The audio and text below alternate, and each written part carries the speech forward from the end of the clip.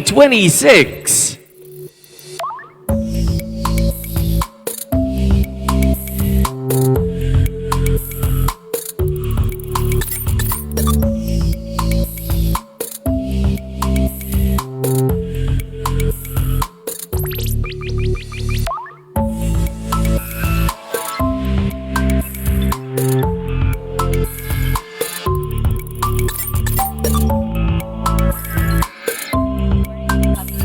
The future.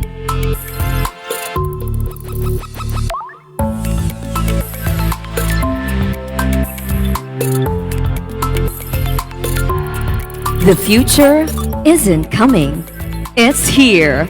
Welcome to AI Fest, where the boldest minds gather to shape what's next. This is your invitation to imagine bigger.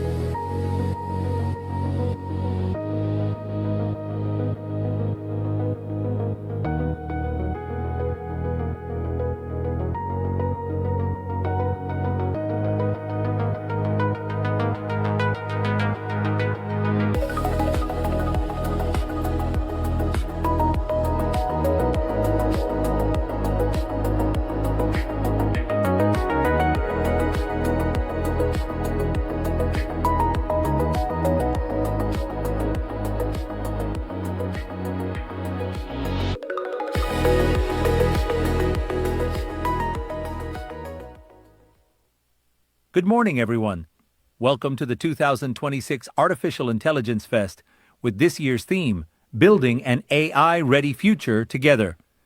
As we gather for this exciting celebration of innovation, collaboration, and technological advancement, the organizing committee would first like to share a few important reminders regarding our emergency safety protocols. These guidelines are designed to help ensure the safety, security, and well-being of every participant throughout the event. We kindly ask for your full attention over the next few minutes as we go through the emergency procedures, evacuation routes, and other essential safety information. Your awareness and cooperation are vital in helping us maintain a safe and successful conference for everyone. Thank you, and let us begin our emergency safety briefing. What to do in case of fire. Evacuate immediately. Stay calm. Do not stop to collect belongings. If smoke is present, crawl low to stay below toxic fumes. Trigger alarm. Yell, "Fire! Fire!" Pull fire alarm if seen during evacuation. Next, check doors. Before opening, feel the door with the back of your hand. If it is hot, do not open it. Use an alternative escape route.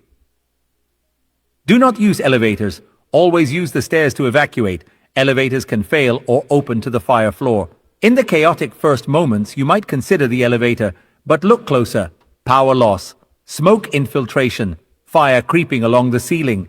These conditions can result in a catastrophic mechanical failure, leaving you trapped with no way out. The elevator is unpredictable, and it is a trap. Head immediately for the staircase. Locate the closest marked exit stairwell. Stay low to avoid smoke and descend calmly. The stairs are your safe path. Close doors behind you to contain the fire. As you exit, firmly close all doors behind you.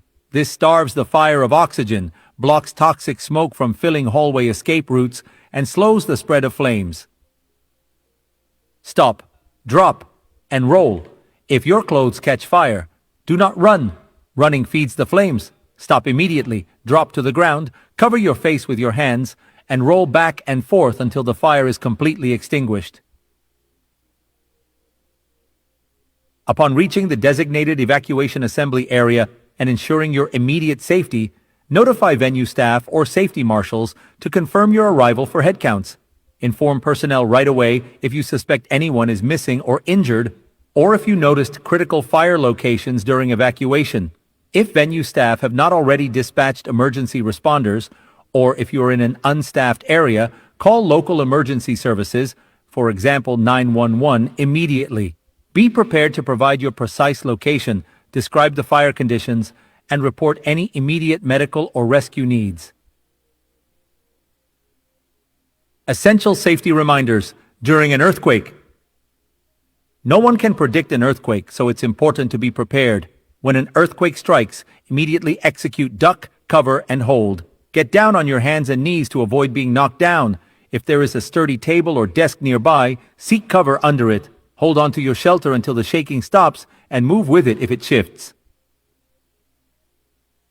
If no sturdy furniture is available, move to a safer area of the building, such as near a structural column or away from objects that could fall or topple over. Drop to the ground, cover your head and nape, and hold your position. After the shaking stops, evacuate immediately. Following these procedures will help ensure your safety and survival during an earthquake. Additional reminders. Emergency evacuation maps are displayed at key locations across the venue.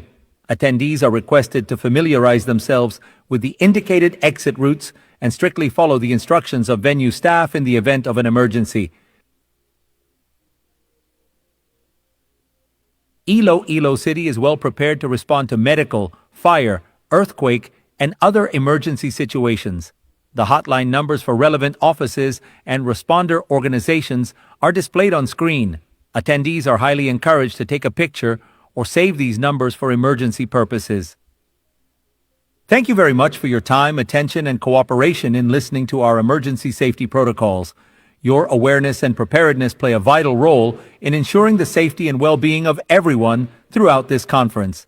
As we gather for this 3-day AI technical conference, a venue where researchers, the academe, government agencies and industry leaders come together to explore the latest developments, innovations, and ethical applications of artificial intelligence, let us also remember that a successful event is not measured solely by the knowledge we gain, but also by our shared commitment to keeping one another safe. We encourage everyone to remain alert, follow the established safety procedures, and cooperate with event personnel should any emergency arise. Preparedness is a shared responsibility, and every participant has an important role in maintaining a safe and secure environment. On behalf of the organizing committee, we wish everyone a productive, inspiring, and successful conference.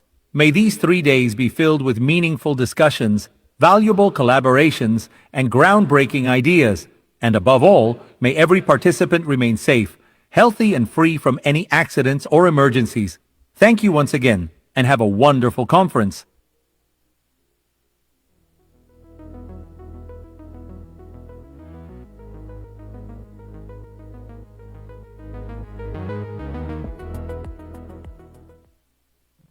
Today is a historic gathering of innovators.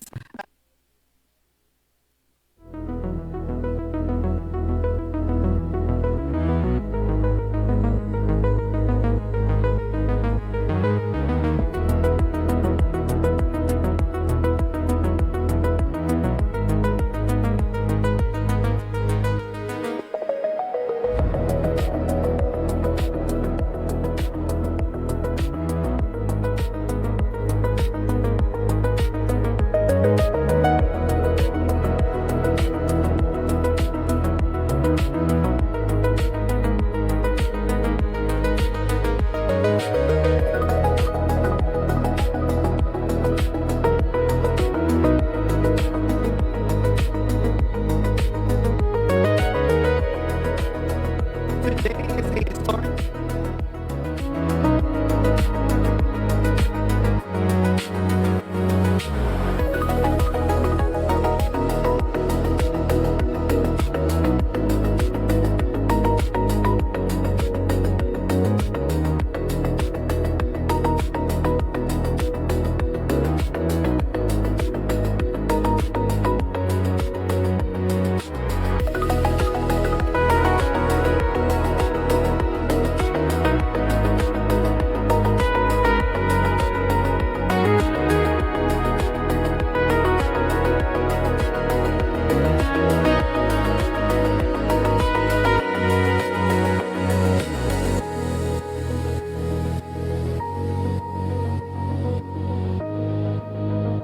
The future isn't coming, it's here.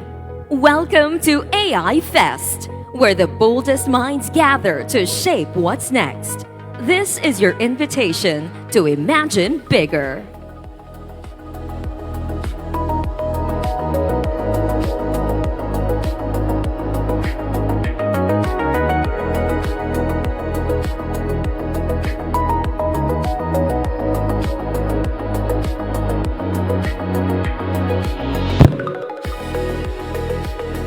Ladies and gentlemen, the AI Technical Conference will begin in a few short moments.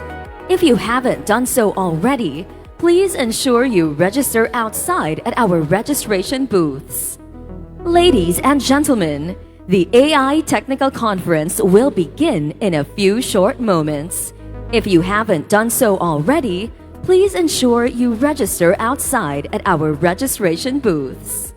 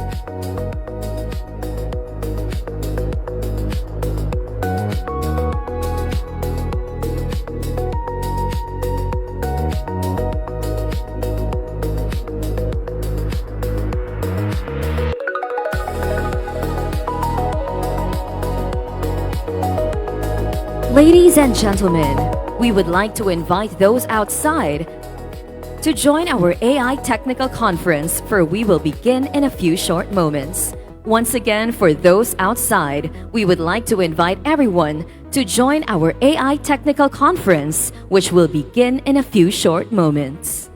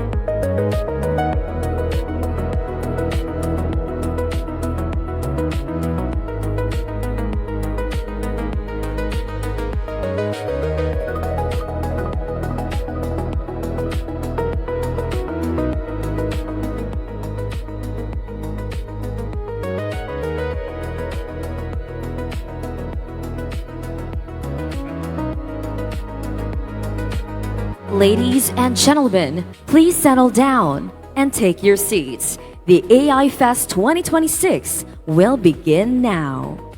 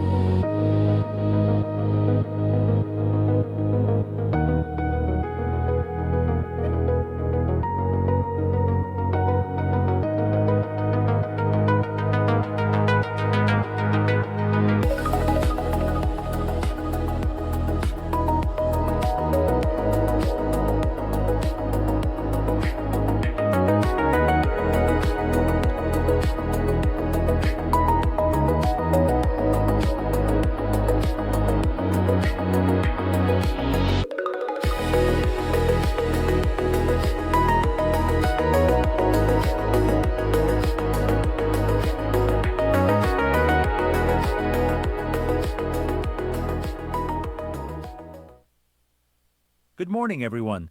Welcome to the 2026 Artificial Intelligence Fest with this year's theme, Building an AI-Ready Future Together. As we gather for this exciting celebration of innovation, collaboration, and technological advancement, the organizing committee would first like to share a few important reminders regarding our emergency safety protocols. These guidelines are designed to help ensure the safety, security, and well-being of every participant throughout the event. We kindly ask for your full attention over the next few minutes as we go through the emergency procedures, evacuation routes, and other essential safety information. Your awareness and cooperation are vital in helping us maintain a safe and successful conference for everyone. Thank you, and let us begin our emergency safety briefing. What to do in case of fire. Evacuate immediately. Stay calm. Do not stop to collect belongings. If smoke is present, crawl low to stay below toxic fumes. Trigger alarm. Yell, fire, fire. Pull fire alarm if seen during evacuation. Next, check doors. Before opening, feel the door with the back of your hand. If it is hot, do not open it. Use an alternative escape route. Do not use elevators. Always use the stairs to evacuate. Elevators can fail or open to the fire floor. In the chaotic first moments, you might consider the elevator, but look closer. Power loss, smoke infiltration, fire creeping along the ceiling. These conditions can result in a catastrophic mechanical failure, leaving you trapped with no way out. The elevator is unpredictable, and it is a trap. Head immediately for the staircase. Locate the closest marked exit stairwell. Stay low to avoid smoke and descend calmly. The stairs are your safe path. Close doors behind you to contain the fire. As you exit, firmly close all doors behind you. This starves the fire of oxygen, blocks toxic smoke from filling hallway escape routes, and slows the spread of flames. Stop, drop, and roll. If your clothes catch fire, do not run. Running feeds the flames. Stop immediately, drop to the ground, cover your face with your hands, and roll back and forth until the fire is completely extinguished. Upon reaching the designated evacuation assembly area and ensuring your immediate safety, notify venue staff or safety marshals to confirm your arrival for headcounts. Inform personnel right away if you suspect anyone is missing or injured, or if you noticed critical fire locations during evacuation. If venue staff have not already dispatched emergency responders, or if you are in an unstaffed area, call local emergency services, for example 911, immediately. Be prepared to provide your precise location, describe the fire conditions, and report any immediate medical or rescue needs. Essential safety reminders during an earthquake. No one can predict an earthquake, so it's important to be prepared. When an earthquake strikes, immediately execute duck, cover, and hold. Get down on your hands and knees to avoid being knocked down. If there is a sturdy table or desk nearby, seek cover under it. Hold on to your shelter until the shaking stops and move with it if it shifts. If no sturdy furniture is available, move to a safer area of the building, such as near a structural column or away from objects that could fall or topple over. Drop to the ground, cover your head and nape, and hold your position. After the shaking stops, evacuate immediately. Following these procedures will help ensure your safety and survival during an earthquake. Additional reminders. Emergency evacuation maps are displayed at key locations across the venue. Attendees are requested to familiarize themselves with the indicated exit routes and strictly follow the instructions of venue staff in the event of an emergency. Iloilo City is well prepared to respond to medical, fire, earthquake, and other emergency situations. The hotline numbers for relevant offices and responder organizations are displayed on screen. Attendees are highly encouraged to take a picture or save these numbers for emergency purposes. Thank you very much for your time, attention, and cooperation in listening to our emergency safety protocols. Your awareness and preparedness play a vital role in ensuring the safety and well-being of everyone throughout this conference.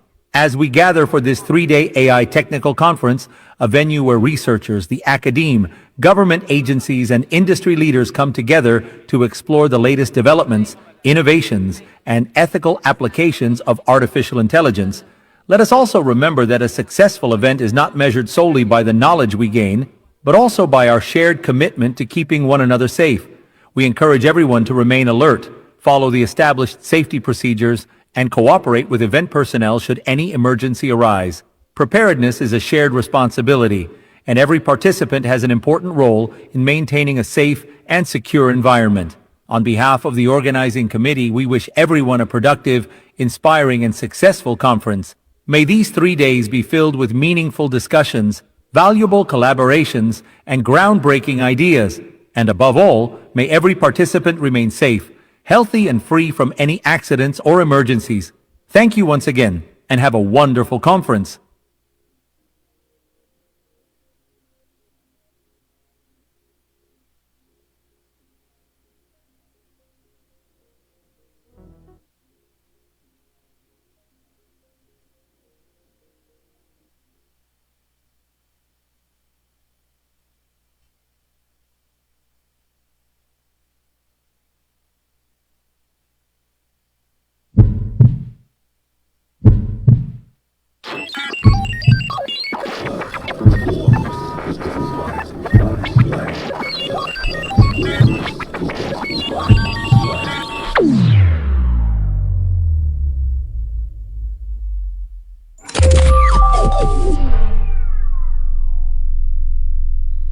Oh, you're here.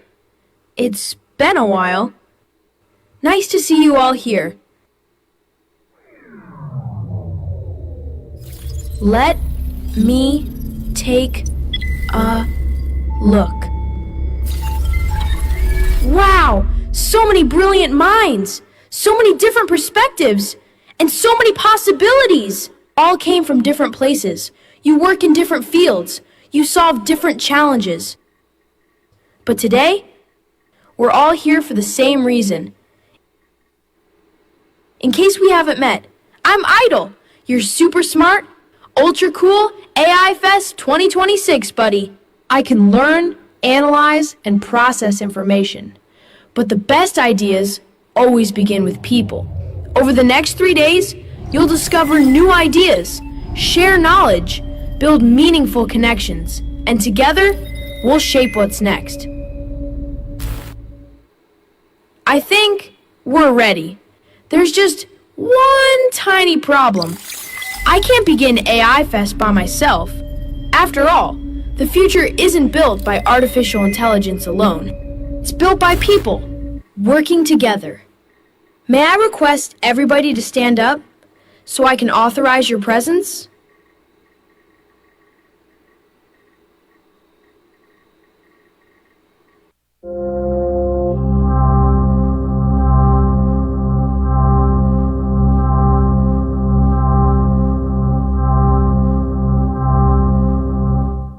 Perfect! Human authorization completed. Welcome to the AI Fest Technical Conference 2026. Let's build an AI-ready future together!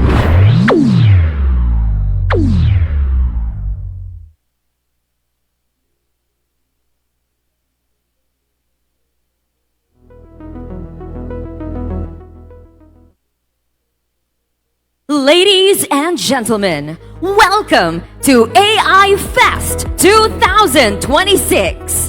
To officially begin our program, please remain standing as we welcome the entrance of colors by the Iloilo Science and Technology University ROTC unit, to be followed by the singing of the Philippine National Anthem and invocation by the Panayana Cultural Group from West Visayas State University.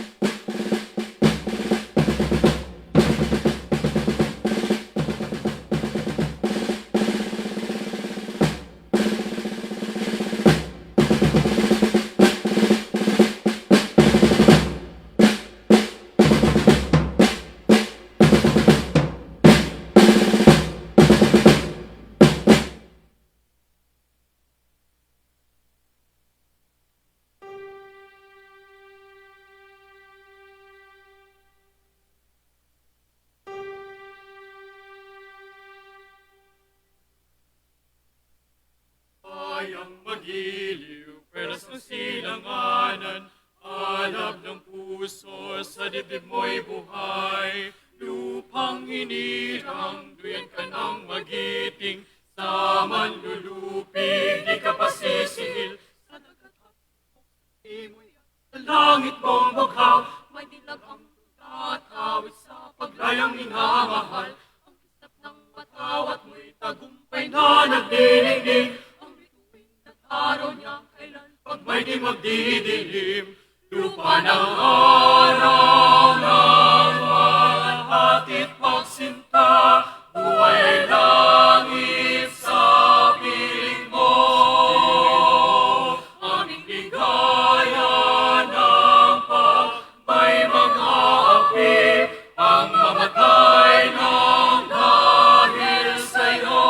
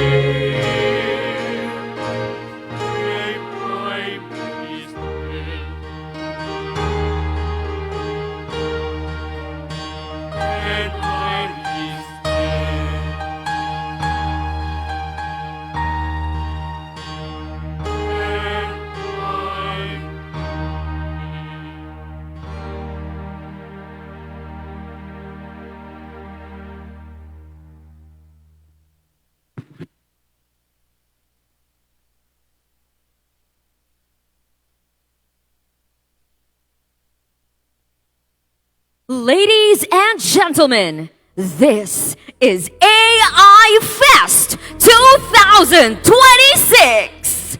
This is the day the future takes the stage, and there is no better voice to guide us through it.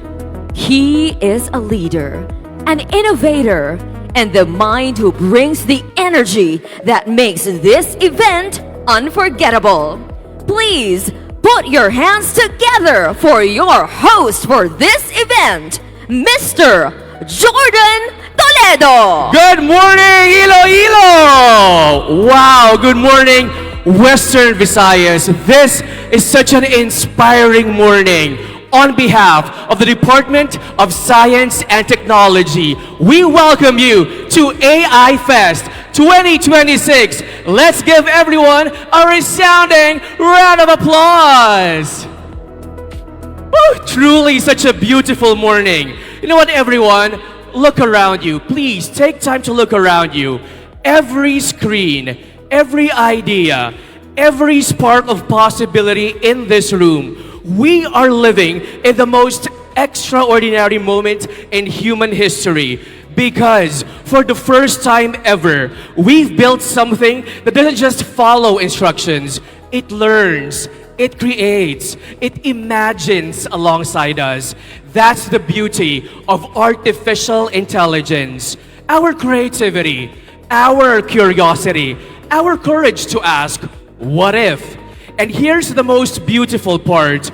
We are the generation that gets to decide what comes next. Not to fear the future, but to build it, to shape it, to make it kinder, smarter, and more intelligent than ever before. So, when people ask, should we be afraid of AI? That's usually the question. I say, I dare you, look at this room. Look at what we're capable of when imagination meets intelligence. This isn't the end of the human story. It's the beginning of the greatest chapter yet. To kick off today's festivities, everyone, we are pleased to welcome a very important figure in the city of Iloilo. The moment has come to officially open AI Fest 2026, and there is no one more fitting to lead us into it than the woman guiding Iloilo City boldly into the future. A leader of vision and heart, she has championed progress, innovation, and a city ready to take its place on the global stage. It is our profound honor to welcome her this morning. So please rise and let us fill this hall with the warmest of applause as we welcome the Honorable Mayor of Iloilo City, Mayor Raisa Treñas. In behalf of her, we welcome the Executive Assistant to the Mayor, former Iloilo City Councilor from 2013 to 2022, former Philippine Councilor League President, a recipient of recognition for Bayanihan sa Daan from the Office of the President of the Philippines, also a recipient of the Normandy Honor for Peace with the Earth for various Iloilo City bike lane ordinances. Help me welcome Mr. Jose Efrain G. Treñas III, known as Mr. J. Treñas. Maayong aga, a pleasant morning to each and every one of you, to our partners from the Department of Science and Technology Region 6, led by our Regional Director, Rowan R. Gelonga. Palapakan natin, let's give a round of applause. Our distinguished Regional Governor for PCCI, Engineer Fulbert Wu. Let's give him a round of applause. Mayong aga, sir. To our guests, especially our Undersecretary for Regional Operations, Department of Science and Technology, Dr. Sancho Maborang. Palapakan natin. to our Secretary, Department of Science and Technology, Dr. Renato Solidum Jr. Palakpakan naton. Welcome, sir.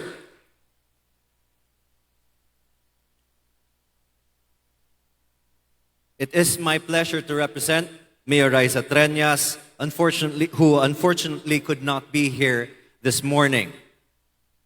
Welcome to each and every one of you to Iloilo City 2026 Artificial Intelligence Festival. Artificial intelligence, or AI, is no longer a vision of the future, no longer a story for science fiction. It is already transforming how we live, learn, work, and serve our communities. That is why this year's theme, Building an AI-ready future together, could not be more relevant. It reminds us that technology advances most meaningfully when people, ideas, and institutions move forward together. Over the next 3 days, AI Fest will bring together innovators, students, researchers, entrepreneurs, and policymakers. Through the AI Technical Conference, AI Talks, AI Hackathon, our PGDX, Iloilo AI Expo, Cine AI, AI Game On, AI in Motion, AI Connect, and the AI Policy Lab. More than just a lineup of activities, these are opportunities to exchange ideas, build partnerships, and discover practical solutions that can improve lives. Here in Iloilo City, we welcome innovation because we believe technology should create real opportunities for our people. Whether it be in education, business, healthcare, or public service, AI should help us become not only more efficient, but also more responsible. We have to be also more responsive, more inclusive, and more connected to the communities that we serve. As we explore what AI can do, let us also remember what only people can do: to lead with integrity, think with purpose, and serve with compassion. Before I end, I hope you take a little time beyond this conference to explore Iloilo City. Experience our heritage, enjoy our local flavors, and most of all, feel the warmth of Ilonggo hospitality. We are truly delighted to have you here. Welcome to AI Fest 2026, and I wish each and every one of you a productive, meaningful, and inspiring conference. Enjoy your stay in Iloilo City. Madamo ging nga salamat, kag mayong aga sa inyong atanan. Thank you, Mr. J. Treñas, for those inspiring, forward-thinking words to open AI Fest 2026.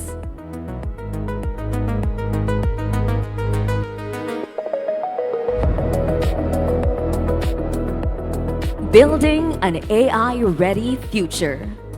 It sounds big, doesn't it? Almost like something that happens in boardrooms far away, or in cities we only see on screens.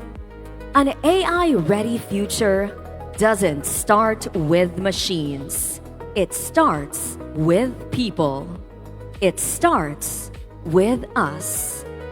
It starts with a student choosing to learn a new skill, a business owner brave enough to try something different, a community that says, we won't be left behind, we will lead.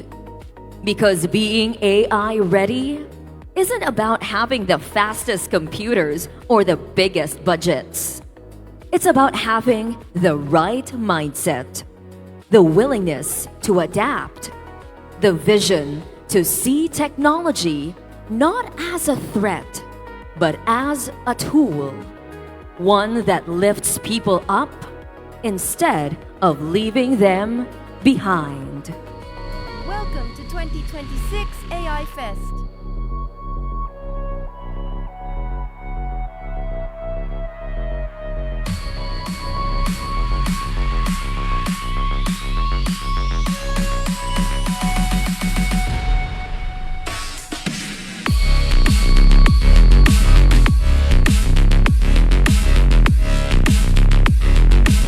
AI Technical Conference.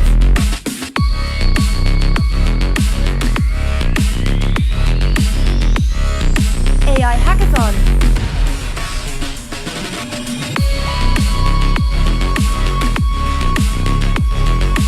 AI Hackathon finalists.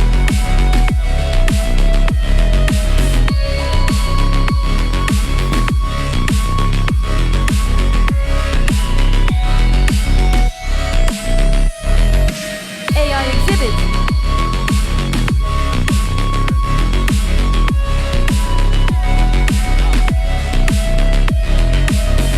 AI Game On.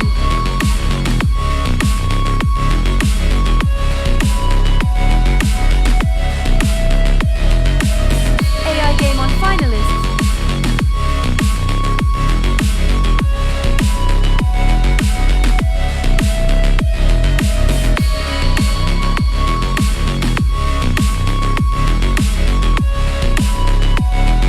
AI in Motion.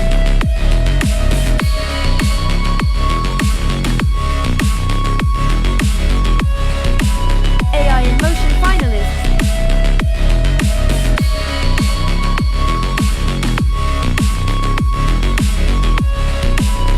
Cena AI.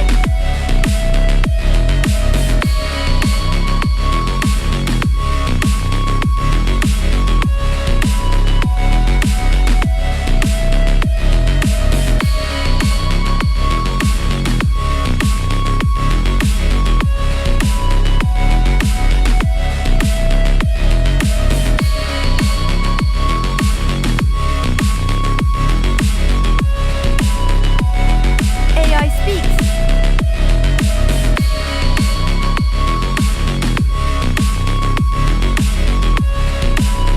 AI Connect.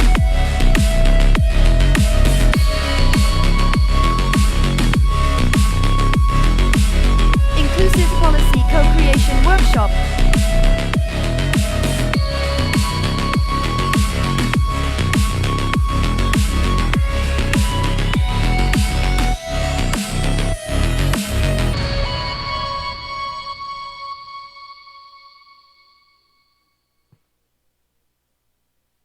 Now, that is what being AI ready looks like.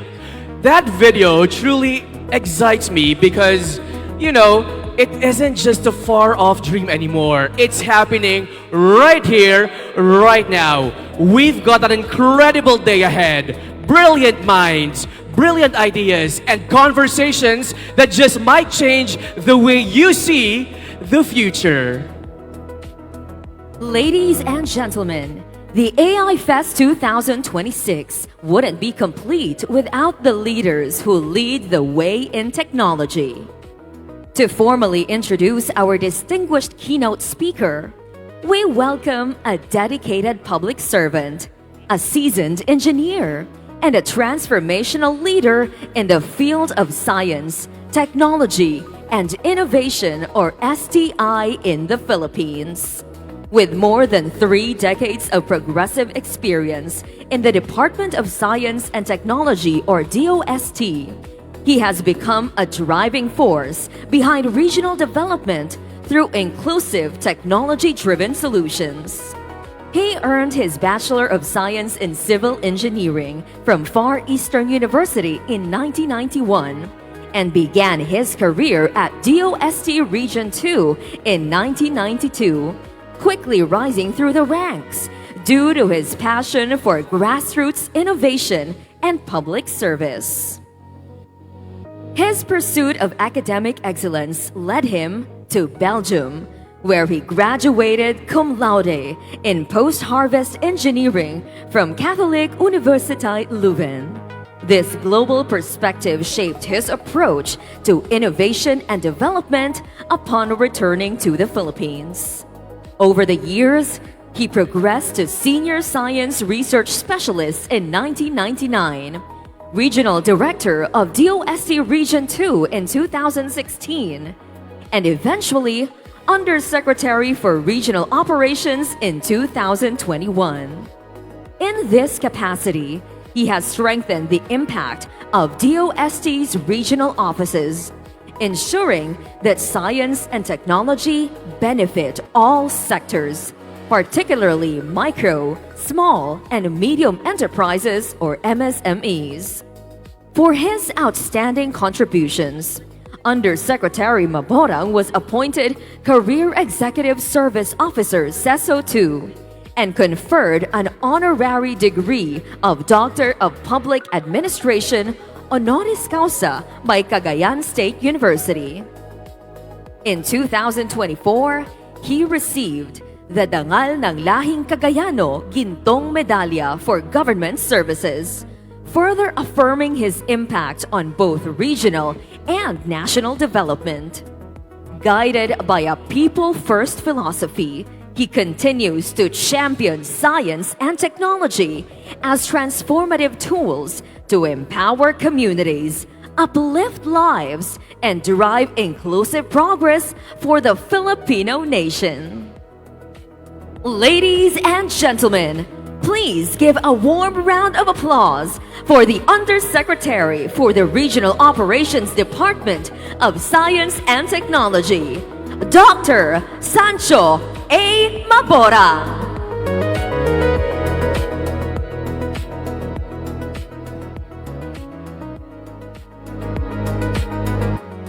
Thank you. Magandang umaga po sa ating lahat. It is with distinct honor to introduce our keynote speaker for today's event. Pwede ko siyang tawaging my travel buddy.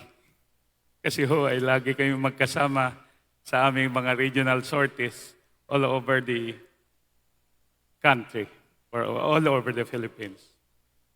Our keynote speaker for today is a distinguished geologist, respected scientist, and a dedicated public servant. And he has devoted more than 4 decades to advancing scientific excellence, strengthening disaster resilience, and promoting evidence-based governance for the Filipino people. Under his stewardship, the Department of Science and Technology has become one of the country's most trusted government institutions.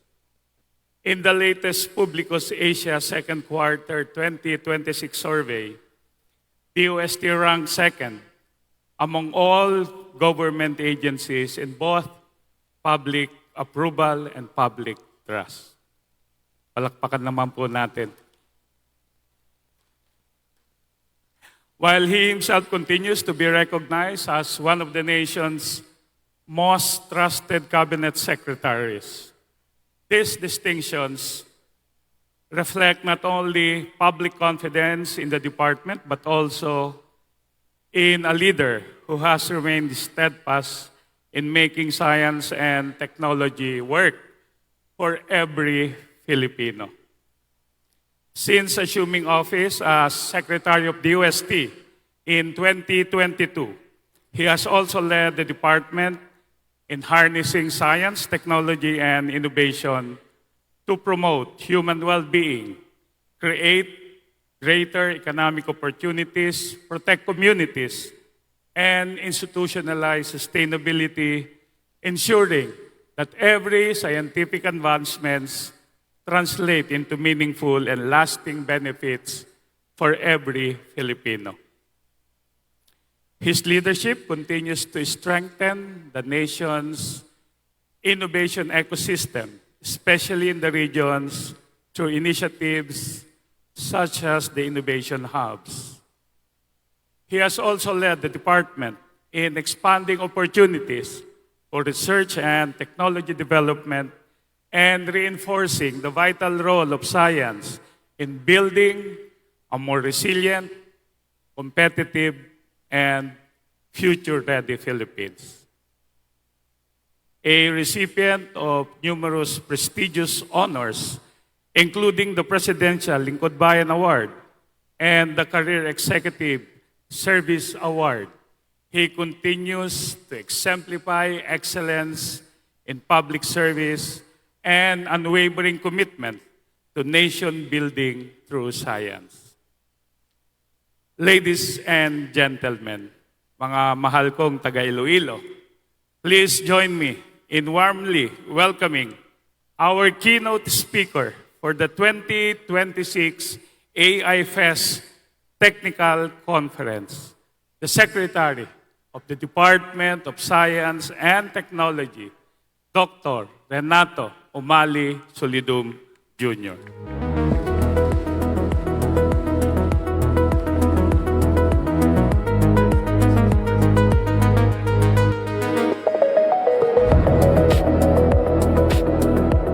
Sit down. Thank you very much.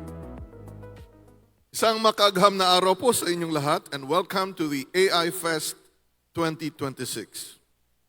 Just last year, we held our very first AI festival. Today, only 12 months later, that single event has expanded into major activities: a technical conference, a hackathon, a policy lab, an expo, and even an AI film showcase.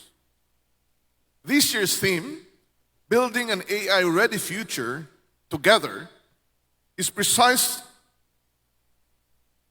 description of what we in the Department of Science and Technology have been working on at the national level. Today, I want to share with you where the Philippines stands in the journey, what we at DOST have built over the past year. Artificial intelligence is no longer just a trend. It is a general purpose technology. Its impact on how we live and work will be as profound as electricity or the internet. It is reshaping industries, public services, and global competitiveness. The fundamental question for us is simple. Will Filipinos shape this change or merely absorb whatever version arrives from abroad? Let me be candid about where we stand. The Philippines is not far behind. We sit comfortably above the halfway mark in global AI readiness rankings, and we are steadily climbing. However, we are not trying to outbuild Silicon Valley. We are not competing head-to-head in developing massive frontier language models. That is not our race to win, and frankly, it does not need to be. Our advantage lies elsewhere, in our people, our data, and our deep understanding of local problems that foreign models were never trained to solve. A traffic model built for European highways does not recognize a jeepney or a tricycle. A weather model built for temperate regions does not understand a tropical cyclone belt facing over 20 typhoons a year. That is where we compete and where we can lead. Progress is not about creating technologies that are nice to have. It is about building technologies we need to have. We are here to deliver real-world solutions to real-world Filipino problems. We are equally honest about our gaps. Limited high-performance computing, a shortage of specialized talent, regional gaps in adoption, and governance frameworks catching up to technology. Left unaddressed, these gaps hold us back. But addressed strategically, these very gaps become the foundation of our next phase of national development. For years, artificial intelligence projects across government were energetic but scattered. Good initiatives isolated in silos, often starting from scratch. That changed under the direction of the President Ferdinand Marcos Jr. DOST led the formulation of the National AI Strategy of the Philippines, or NICE-PH, a whole-of-government roadmap guiding how we develop, deploy, and govern AI through 2028. It rests on pillars you know well: computing infrastructure, workforce development, a thriving innovation ecosystem, ethical governance, and strategic development in crucial sectors like agriculture, healthcare, disaster resilience, education, fintech, creative industries, and many others. But a strategy on paper needs an institution to drive it. This past February, DOST formally launched the National Artificial Intelligence Center for Research and Innovation, or NICRI, as the country's permanent anchor for AI. As I said at the launch, I will repeat here in Iloilo, NICRI is not the finish line, it is the starting line.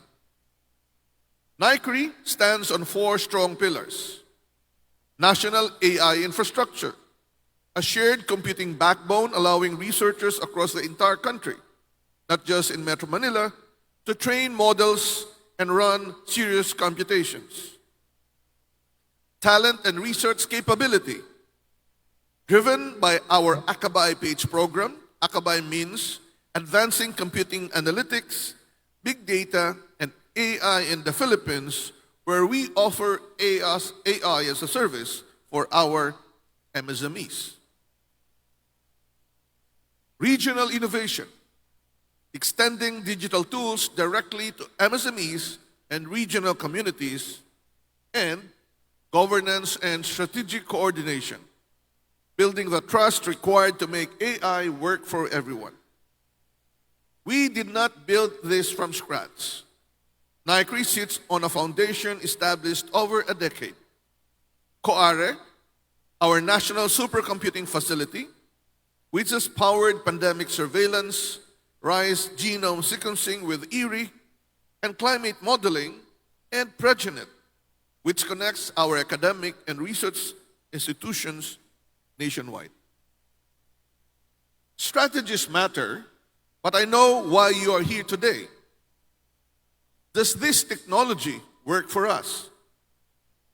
Look at what our scientists at DOST Advanced Science and Technology Institute have already deployed.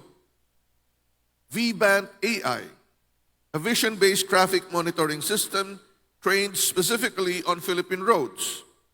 Unlike imported systems that mistake jeepneys for trucks, V-Band AI gives planners real, actionable traffic data. The MMDA is already looking to integrate it. MUS 3.0 or O, an AI-enabled platform digitizing our cultural and natural heritage, ensuring that moving into an AI-ready future does not mean leaving our history behind. This is just a start. We recently approved funding for many AI-related projects related to making sure that AI will understand different Filipino dialects. Itanong or Itanong was developed, a system enabling everyday Filipinos to ask questions in natural language and receive direct answers from government databases. AI is a bridge, not a barrier. Project Gabay, our AI-powered weather forecasting system that delivers neighborhood-level resolution, updates every 15 minutes, and offers lead times up to 14 days. This is a model trained by Filipinos for Philippine typhoons to save Filipino lives. ASTI is working with Pagasa for this.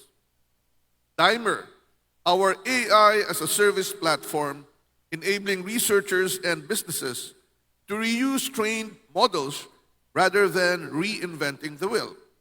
If you're familiar with App Store or Google Play Store, Dimer would actually show the different AI models developed by DOST, ASTI, and many others.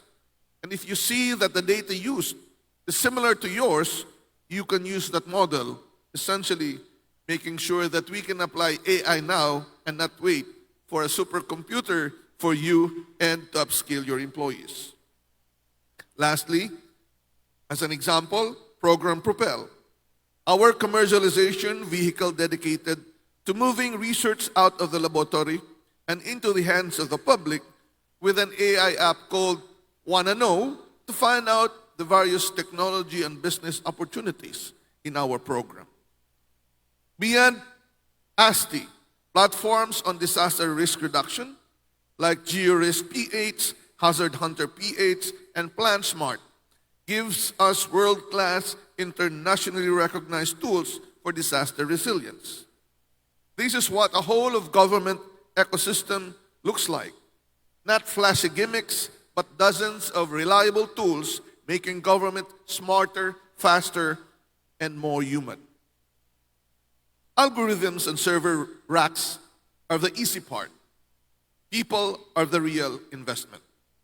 Through Akabay PH, we have trained over 400 researchers, public servants, and MSME practitioners in year one alone. Through the Balik Scientist Program, we are bringing world-class Filipino talent back home to help solve local challenges. Through Ignite, or AI Ignite, we are guiding our MSMEs, the backbone of our economy, from AI awareness to prototype development. To our students and young researchers here in Iloilo, there is a place for you in this ecosystem right now. Western Visayas is leading by example. You were the first region in the country whose Regional Development Council launched a dedicated AI action plan from 2025 to 2030. You adopted a pioneering AI governance and ethics policy, establishing safeguards for high-risk applications in hiring, lending, and public safety. And you backed that policy with action, establishing 5 high-performance computing facilities across ISA-2, Aklan State University, Northern Iloilo State University, West Visayas State University, and DOST, Western Visayas. High-level computing is no longer something you have to go to Manila to find. Moving forward, capability means nothing without trust. AI is a tool. Left ungoverned, it can widen gaps just as easily as it can close them. That is why our national strategy and Western Visayas regional policy insist on 4 uncompromising standards: transparency, explainability, human oversight, and accountability. We are actively working with Congress to turn these regional lessons into national law. Ladies and gentlemen, the Philippines has chosen a clear, deliberate path, a human-centered approach to artificial intelligence. Not AI for its own sake, but AI in true service of the Filipino. Albert Einstein said that imagination is more important than knowledge. But knowledge is limited, but imagination can conquer the world. So ladies and gentlemen, let's look at the technology, innovate so that we can help solve real-world problems, not only here in the Western Visayas, but the whole country, and perhaps this can be applied as well in other parts of the globe. Maraming pong salamat sa inyo. Congratulations for this event. Mabuhay po ang Agham na Ramdam para sa bayan. We thank Dr. Renato Solidum Jr., Secretary of the Department of Science and Technology, for his outstanding keynote speech during this year's AI Fest 2026. To show our appreciation, we would like to award a special certificate to Dr. Renato.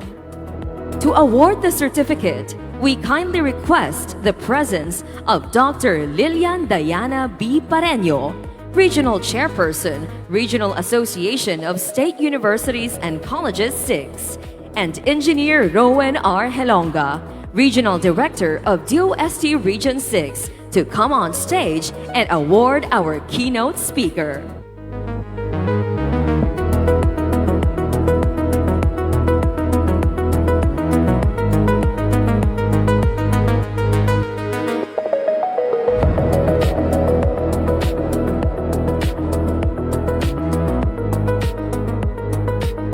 Thank you very much once again, Dr.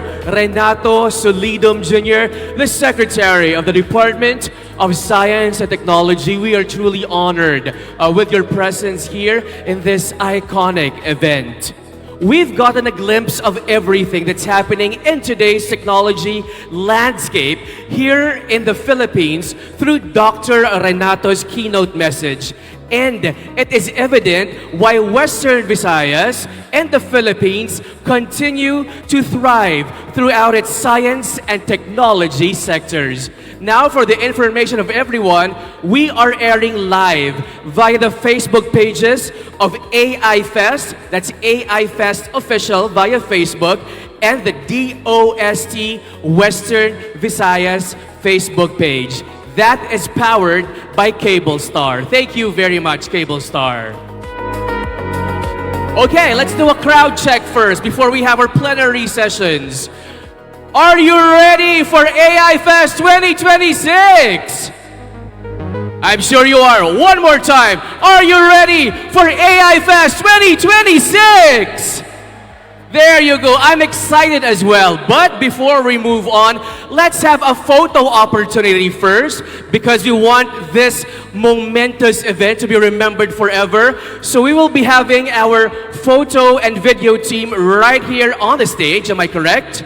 And then we will be taking photos of everyone in the hall. That will be a photo and video shoot. So flash your best smiles, everyone. All right, I'll be waiting for the cue of our photo and video team. Shall we ask them to stand?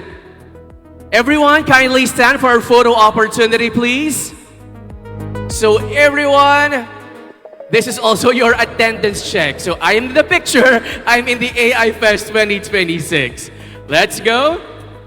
Again, we'll have our photo and video opportunities. Thank you very much to our photo and video teams.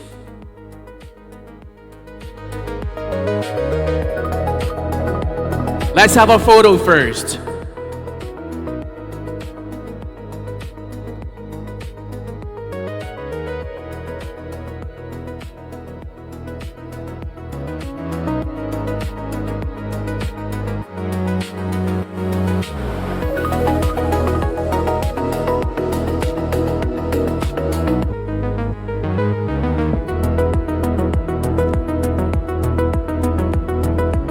You can see your smiles on the screen right there.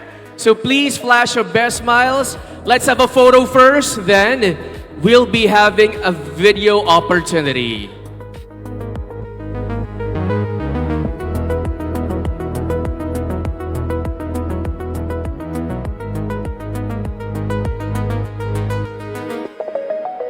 All right, thank you for the photos. We'll have a video.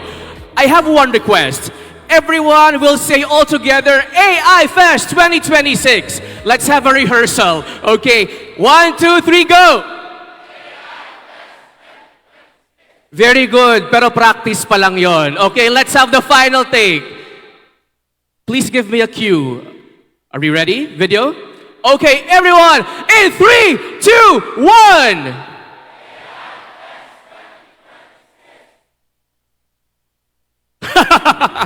Thank you very much, everyone. You may take your seats. Wow. Thank you as well to our photo and video teams. Madamo gid. Nga salamat.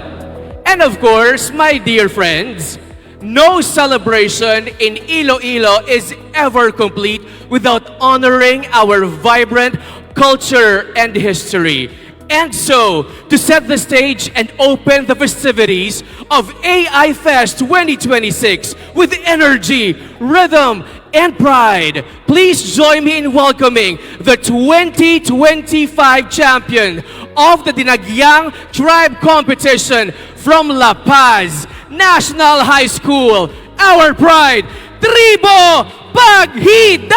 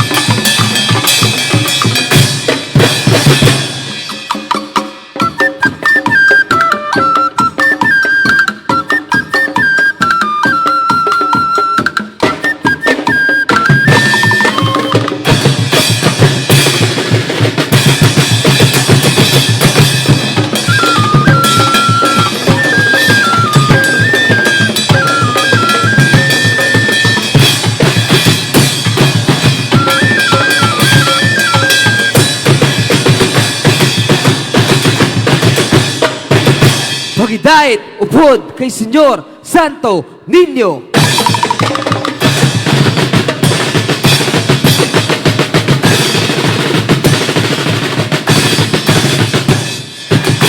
Salamat sa bugay mo, Senyor Santo Niño. Viva! Viva! Viva! Dinagyang Festival! Once again, Tribo Paghidaet! What a way to open our AI Fest 2026! Madaming salamat, our Dinagyang 2025 champions. Thank you very much. So all our visitors, Iloilo Dinagyang Festival is celebrated every 4th weekend of January in honor of Señor Santo Niño. So we hope to see you next year because we take pride in our Iloilo Dinagyang Festival, having won and performed in competitions here and abroad. Thank you very much, Tribo Paghidaet. Now, ladies and gentlemen, I'm sure you are enjoying AI Fest 2026. That's more than enough energy to wake us up for a full day of learnings, of innovation, and of brilliant ideas. And we're really just getting started. Our first plenary session turns to a big question. Now, here's the question. What opportunities does AI hold for the Philippines and for the ASEAN? And there's no way to better open this conversation than with experts who put AI to work every single day.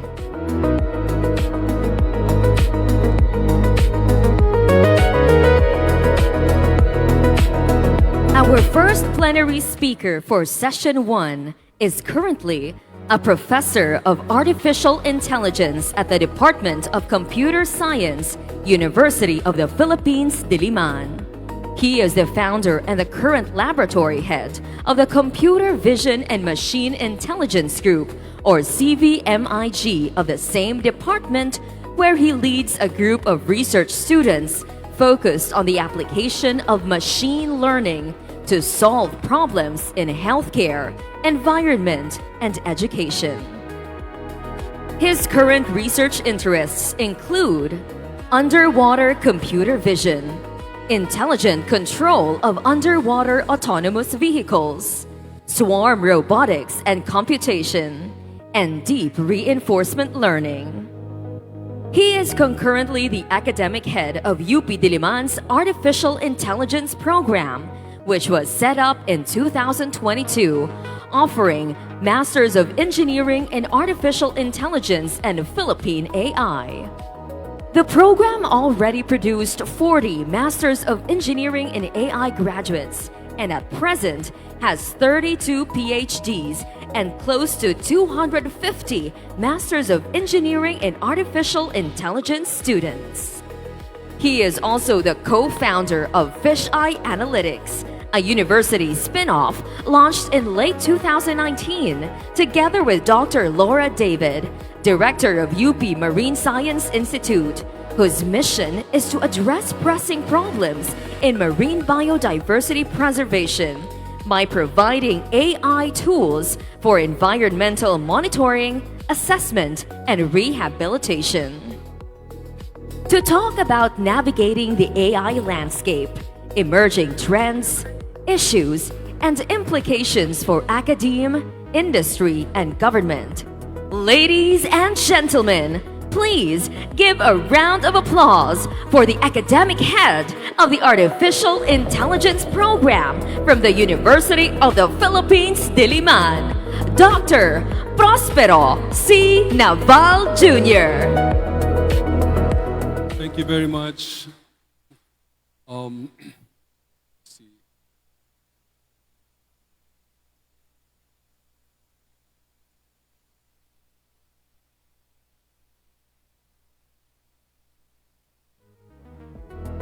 Okay, so good morning, DOST officials, colleagues, fellow educators, researchers, developers, and leaders in technology.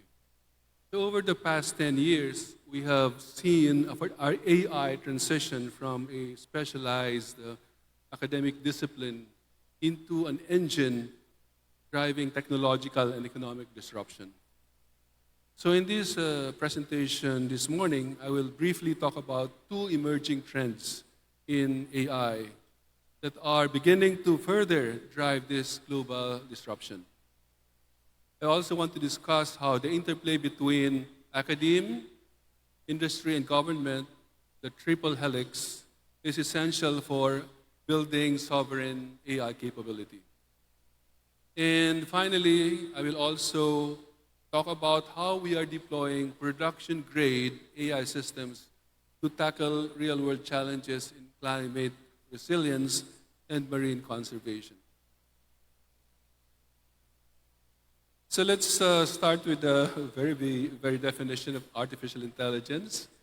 So AI is the discipline concerned with designing computational systems that perceive environmental state, reason over structured or unstructured representations, formulate decisions, and execute actions to achieve quantifiable goal-directed metrics. In the lower panel, I give two examples of AI application. First one, on the left, is a real-time perception, deliberation, action loop in autonomous vehicles navigating dynamic physical space. And the second one is a multimodal biomedical imaging system where model predictions, directly inform clinical interventions. Both of these examples, what happened? So both of these examples rely on computational structures that bridge symbolic knowledge representations with non-symbolic deep neural representations. Have the slide, please. So I'm going a little bit more technical than usual because I understand that many of the people here are AI savvy, so you will understand what I'm going to talk about. Have the slides, please.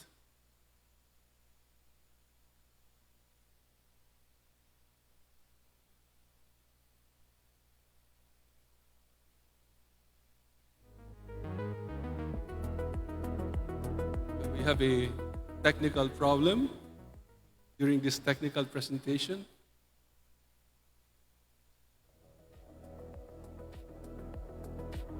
Let's wait. Let's see how our technical guys can fix, or how fast can they fix this. Anyway, while the general public equates AI almost exclusively with Gen AI, large language models, ChatGPT, and the like, we practitioners, all of us here, most of us here, understand what LLMs are. They're just a component of the entire structure.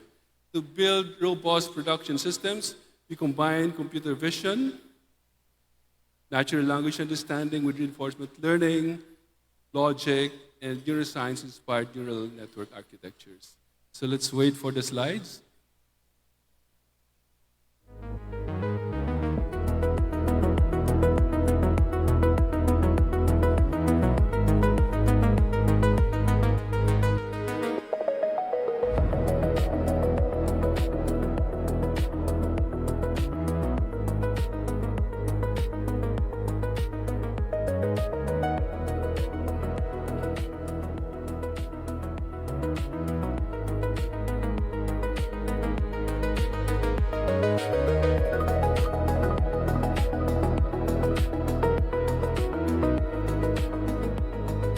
I want to talk about two emerging trends. Okay. So the first one is what we call agentic AI. So there are two things, two emerging trends. Agentic AI. The second one is physical AI. So in the next few years, expect a lot of exciting developments in these two areas. So let's examine the architectural paradigm shift towards agentic AI. So unlike the standard model inference call, which we are all familiar with when we use ChatGPT, where you supply a prompt and receive a static response.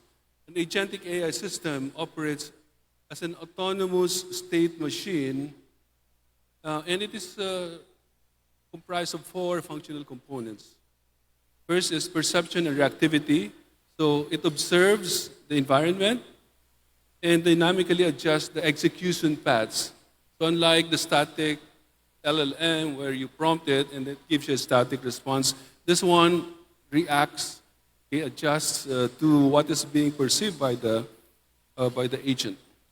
Then you have memory architectures. You utilize short-term context windows alongside long-term vector graphs, databases, these vector databases that we make to maintain state across multi-step workflows. Third is reasoning and planning.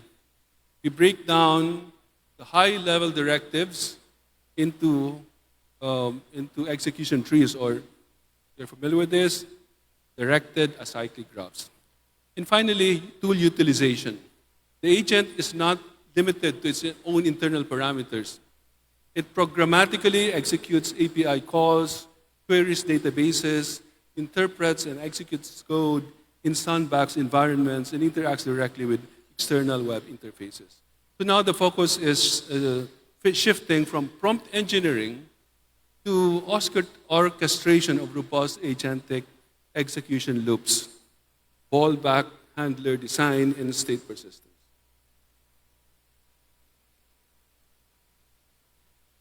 So,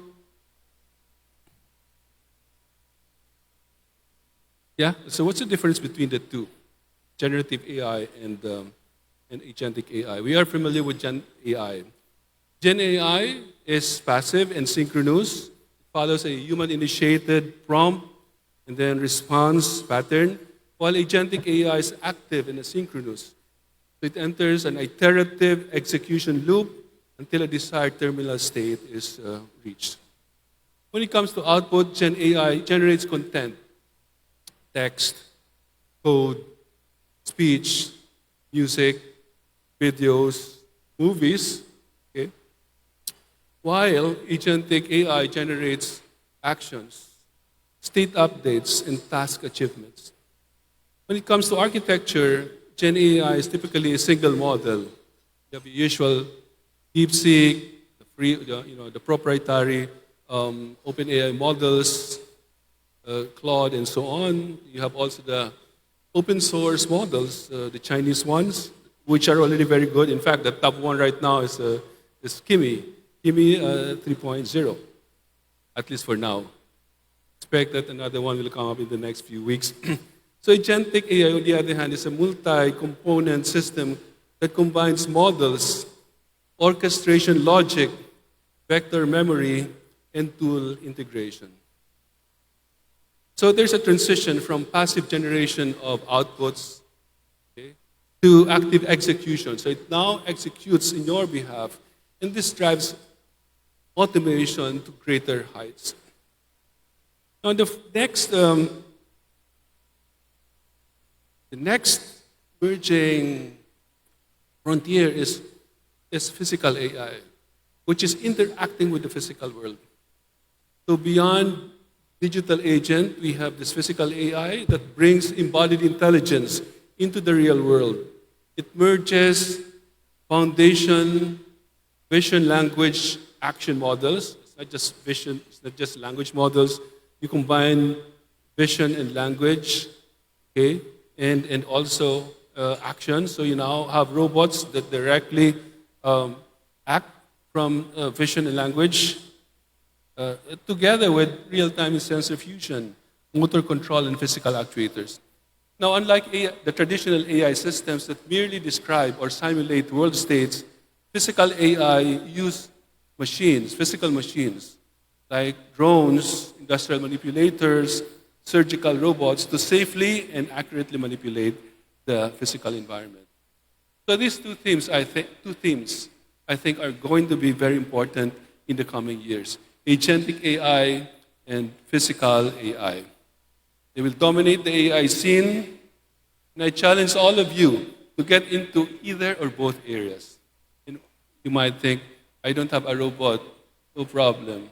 Just download OpenClaw or Hermes, and in the coming months we'll have more competitors from this, and you just need a modest computer to be able to run this agentic AI frameworks. Now let's talk about the triple helix model for innovation. How do we as a nation harness these advanced technologies without becoming perpetually dependent on imported IP, as mentioned by our keynote speaker, on proprietary black box APIs? The answer lies in this triple helix model of innovation, adopted here to reflect our ecosystem in the country. So we have here the different players. DICT, DOST, DTI, alphabetical order. Okay? Higher education institutions, companies, MSMEs. These systems, these ecosystems will have to collaborate for us to have a sustainable tech sovereignty. This requires synchronization among these three different sectors.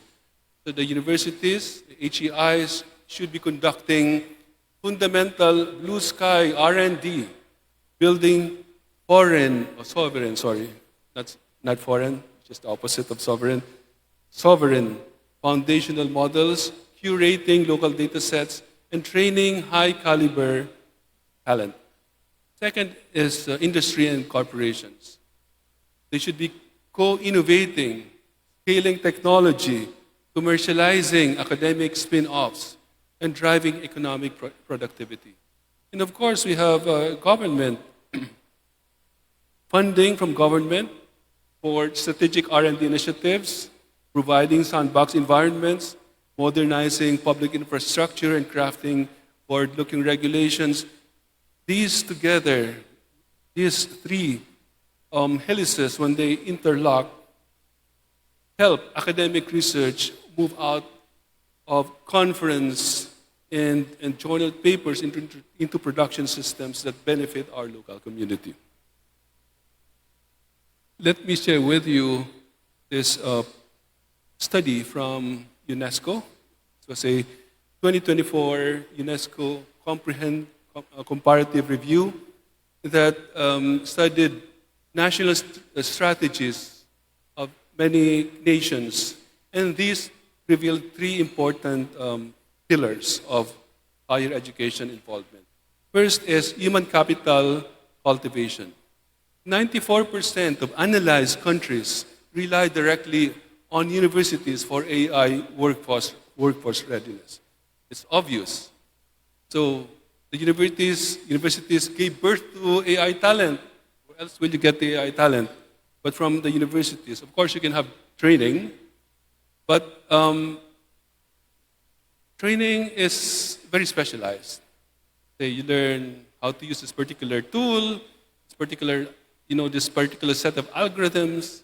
But when you are presented with another problem, you have only a hammer, and everything looks like a hammer. So you need all the different methodologies in AI, and it takes effort. And not just effort, but you need the fundamentals, you need the mathematics, you need the programming, you need knowledge of algorithms to be able to read academic papers so that you don't get obsolete.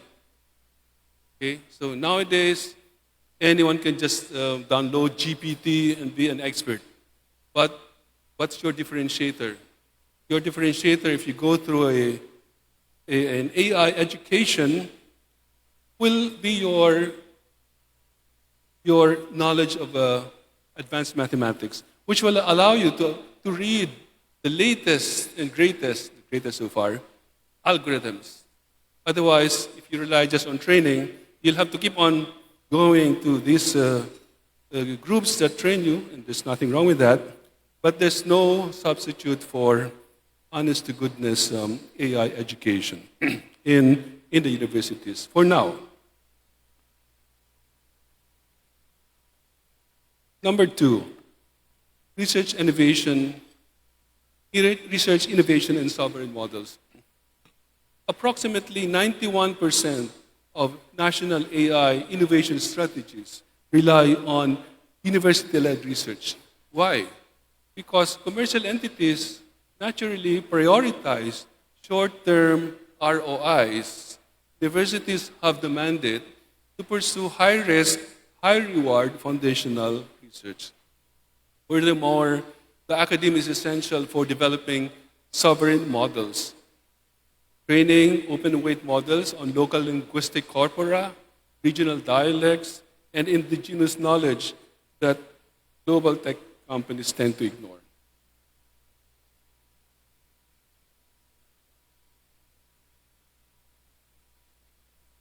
Next slide, please. Number 3 is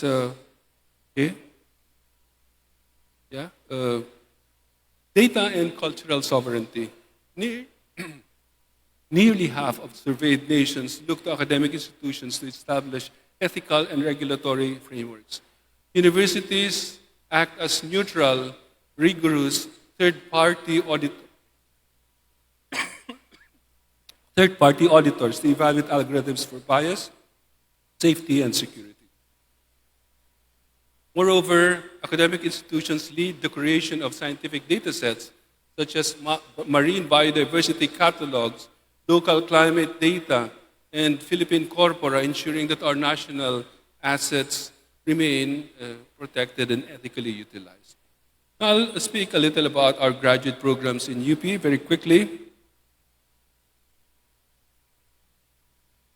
So at UP Diliman, we have operationalized this mission of ours. We established dedicated graduate degree programs designed specifically to address the acute shortage of advanced AI engineering talent in our country.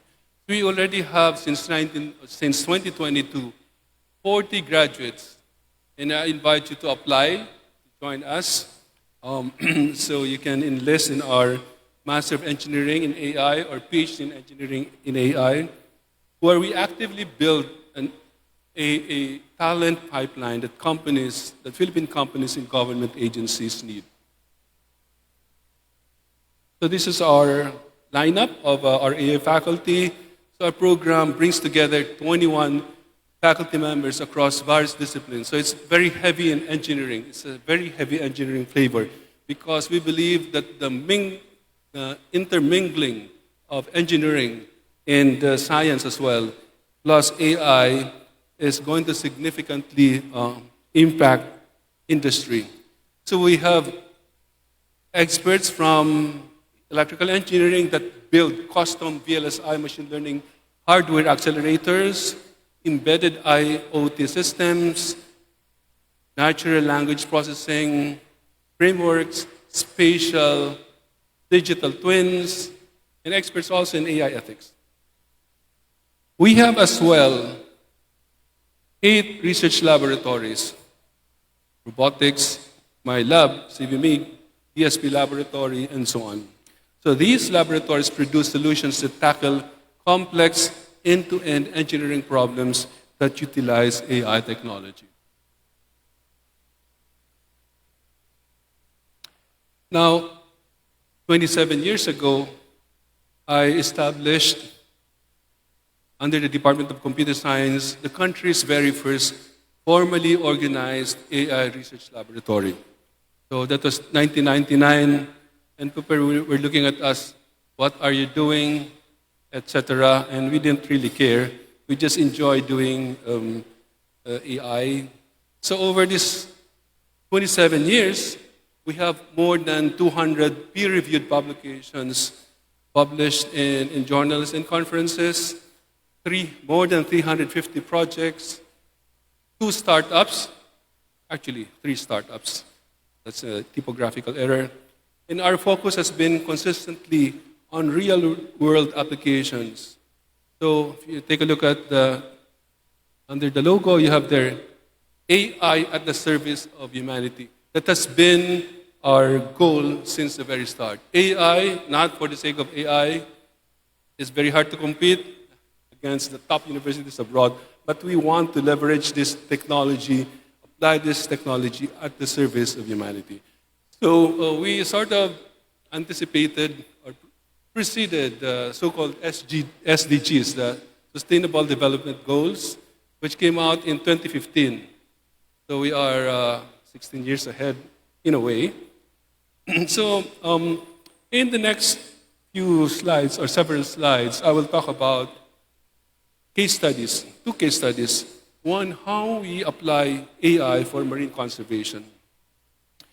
So the first is AI for marine health monitoring. The Philippines sits at the epicenter of the Coral Triangle, the global center of marine biodiversity. Marine ecosystems directly sustain our food security and coastal economics. To enforce sustainable fishing, that is SDG number 12, and conserve marine life, that's SDG number 14, marine biologists must accurately assess fish populations, species diversity, and biomass density, which they measure in metric tons per square kilometer. Now, there is a challenge here. Okay? Traditionally, marine monitoring relies on manual underwater fish visual census. Fish experts swim, dive, swim along a transect line with a slate, counting and sizing fishes. Imagine, there are 3,000 species of fish in the country. You need to memorize all these names. You have to identify them on site. They're all swimming, moving inside an imaginary area, 5 by 5 meter area. So that is very challenging.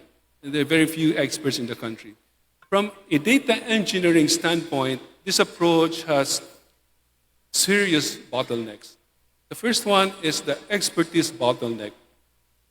The Coral Triangle holds more than 2,000 or 3,000 species of fish. Identifying, counting fast-moving fish in real time requires many years of specialized training. That's your expertise bottleneck. Then you have the problem of subjectivity and variance. Two divers together, expert divers, side by side, serving the same section of the reef, frequently give significantly different estimates because there's a lot of subjectivity there. Third, physical constraints. You dive, I dive. I've done about 150 or so dives. The diver bottom time is strictly limited by depth and compression safety. So roughly about an hour per dive, depending on the depth, of course. And then finally, observer bias, which is very important.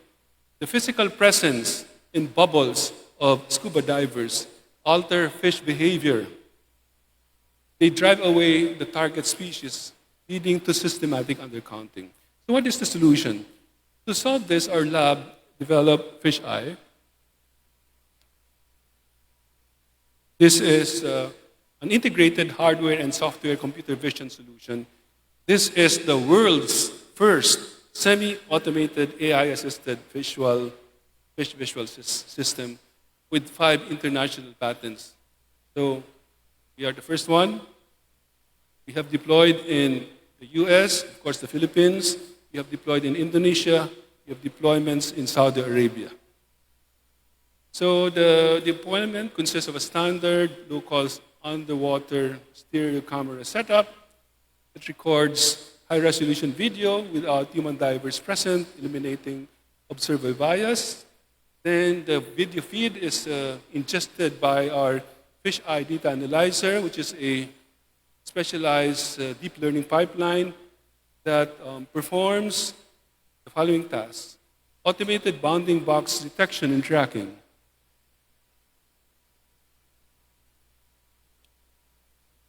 species identification, 3D stereogeometry sizing,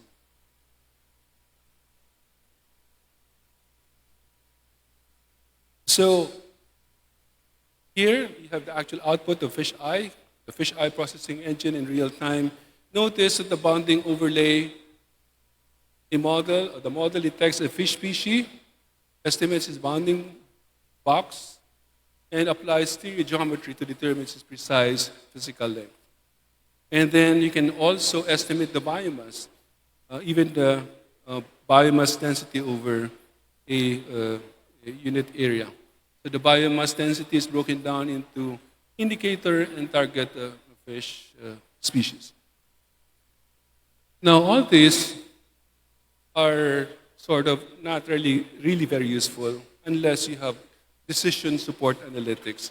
Here we have plotted detected fish length distributions against known maturity thresholds. If an area shows that the target commercial species, like for example your favorite groupers or snappers, are predominantly below mature length thresholds, then the LGUs should know that fishing must remain closed to prevent stock collapse. And in the following slide,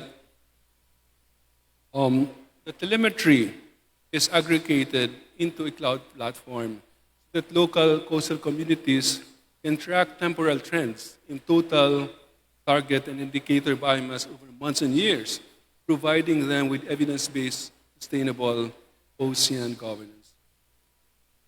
Our second case study is AI-assisted thunderstorm early warning system.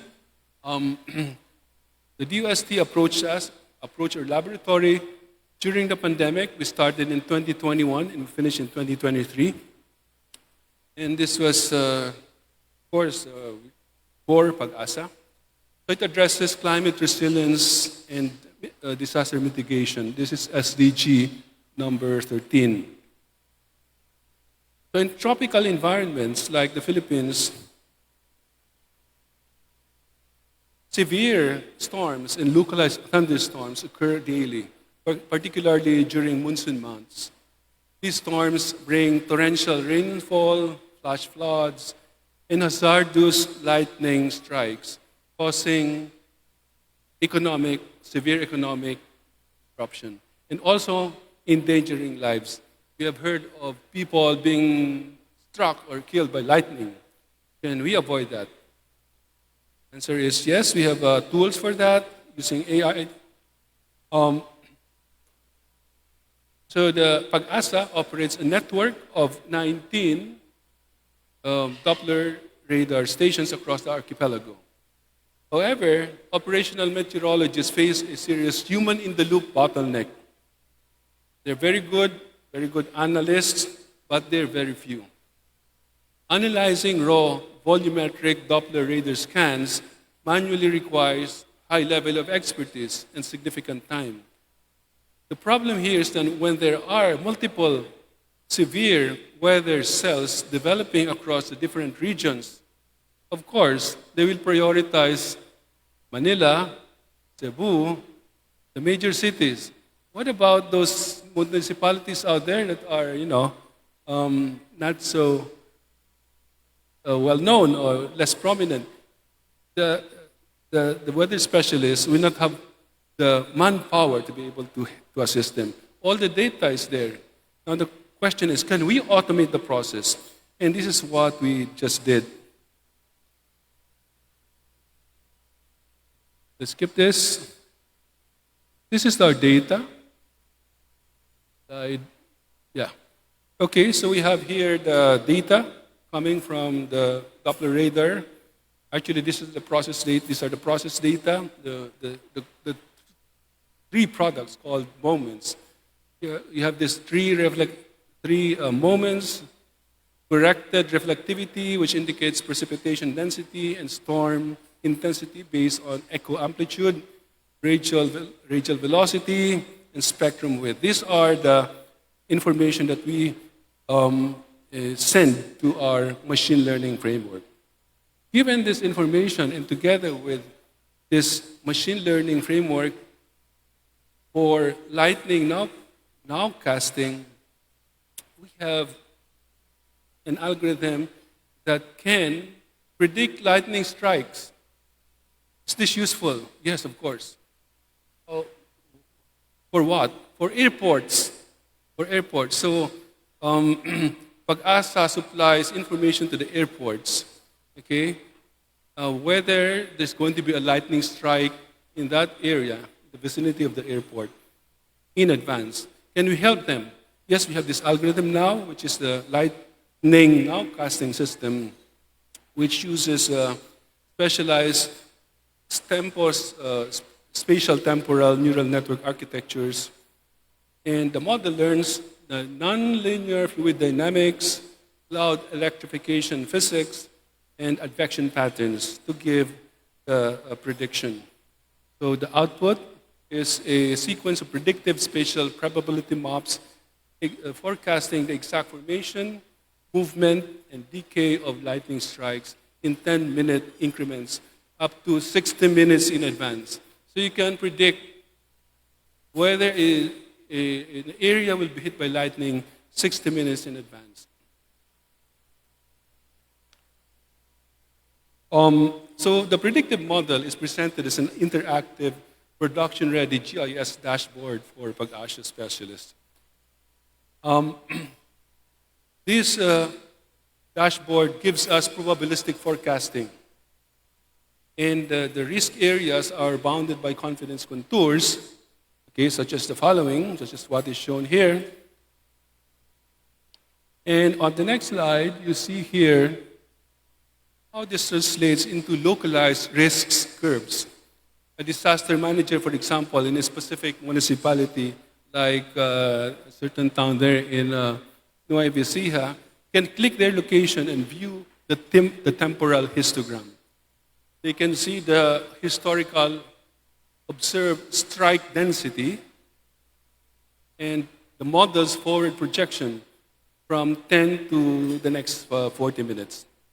And when the forward probability exceeds a certain threshold, such as 80% for 15 minutes in advance, automated SMS can be triggered immediately. Well, this part has not been implemented yet, but it's, I think, very easy.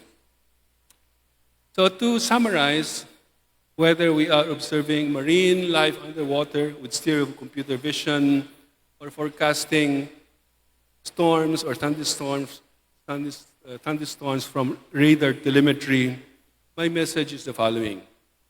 AI is powerful when it is applied, grounded, and sovereign.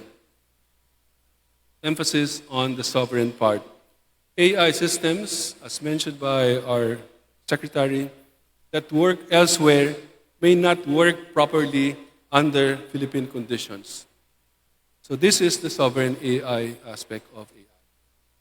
Now, as AI engineers, developers, and AI practitioners, we hold the technical expertise required to transform raw models into life-saving, economic boosting infrastructure. No need to build the models. They are there. Just use them. And we have the infrastructure. We need to monetize, to use these models to create new businesses. I encourage everyone here to collaborate across the triple helix, reach out to our universities, partner with industries, and build systems with government agencies. Let's build intelligent systems that don't just generate text or images or videos, but actively support our communities. Thank you very much. Thank you very much, Dr. Prospero C. Naval Jr., for sharing your noteworthy insights on navigating the AI landscape through emerging trends, issues, implications for academe, industry, and government. At this point, we welcome our second plenary speaker for Session 1 here on stage. He is a serial technology entrepreneur, venture builder, and enterprise transformation leader with decades of experience across Silicon Valley and the Philippines. Over the course of his career, he has founded and scaled multiple technology companies, including 3 successful startup exits, and held an early leadership role in emerging technology investments at Intel. He is also the founder and CEO of NMBLR, an enterprise AI company that helps organizations build, own, and scale AI across their business. with the foundation, capabilities, and systems needed to create measurable outcomes and maintain control of their AI advantage. Paying it forward to the local technology ecosystem, he also serves as the founder and president of DevCon Philippines.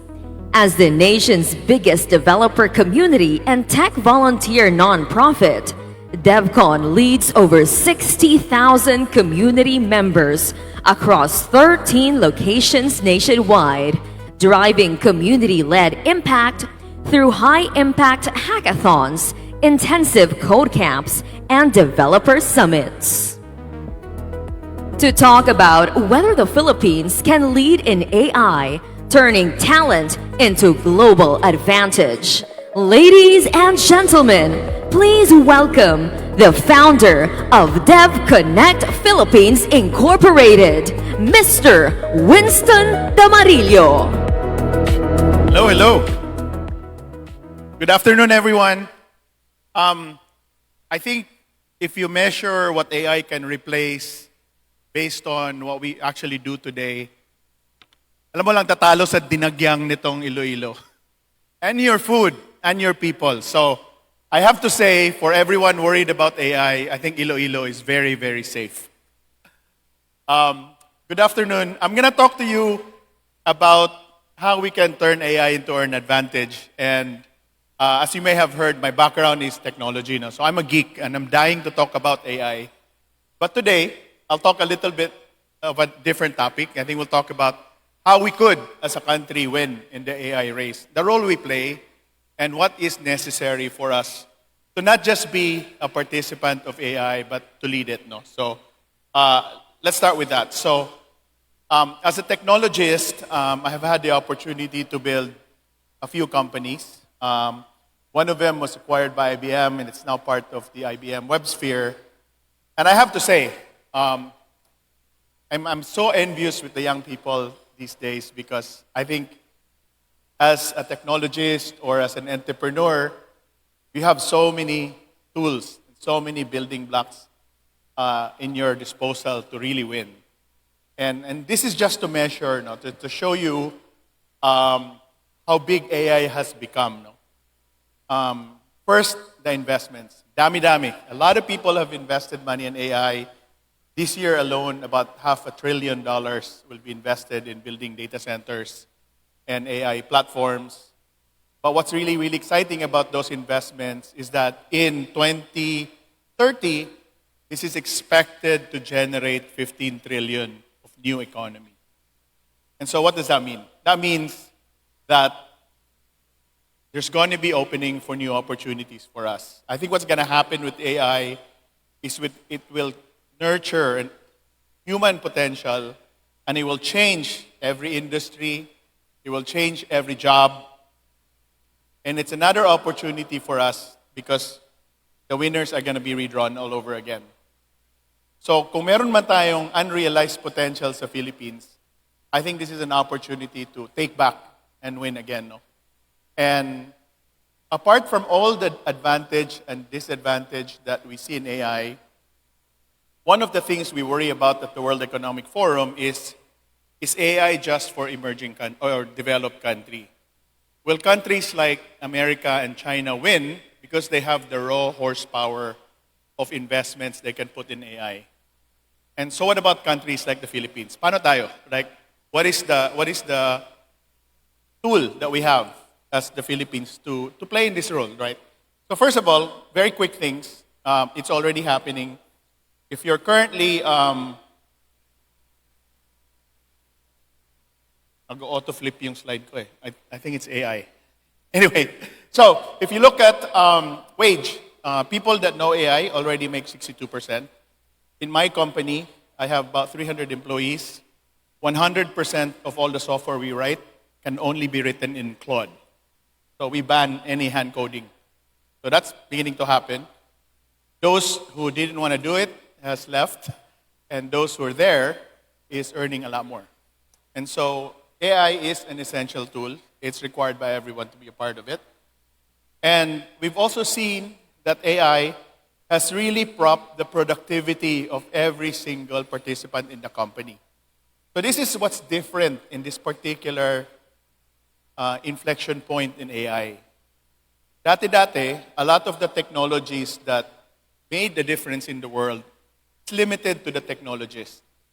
But in AI, everyone gets to participate. Everyone gets boosted.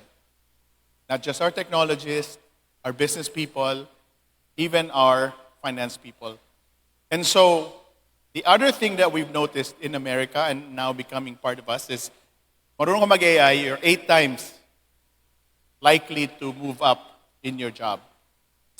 So these are just statistics and it's just the beginning, right? So where do we play? What is the uniquely Filipino in this game of AI? Where can we win, right? I believe AI is a lot more about attitude than aptitude. And we'll talk about everything we have to learn, all the research labs, all the algorithms, context, memory, parameters, things to worry about AI. But what's amazing about AI is its availability. AI is available in open source. And AI has redefined the rules in that if you have the attitude, you will learn AI. If you have the attitude, you will excel in AI. You don't need to go to any universities to learn AI. Just learn it directly. But what underpins that, that's uniquely Filipino, right? Is the human part of AI. The premium is no longer going to be on the LLMs or the models or not even the harness, right? Those can all be built. The premium, just like our amazing, energetic Dinagyang dancers, is the human interface of AI. And this is where Filipinos can excel. First of all, the language of AI is English. We all speak English quite well. Second, the one thing that AI is still struggling to learn is things like empathy, things like taste and design. And more importantly, AI always needs a human interface, and humans that interface with AI requires adaptability. There is no person in the world, and I'm an OFW, there's no person in the world that's more adaptive than the Filipino worker. So kaya natin to. I think we can be taking our spot in the world of AI. I think it's a little bit different than what America and China is doing. It's a lot more about what we can do on the human part of the human in the loop and AI. And so, as a country,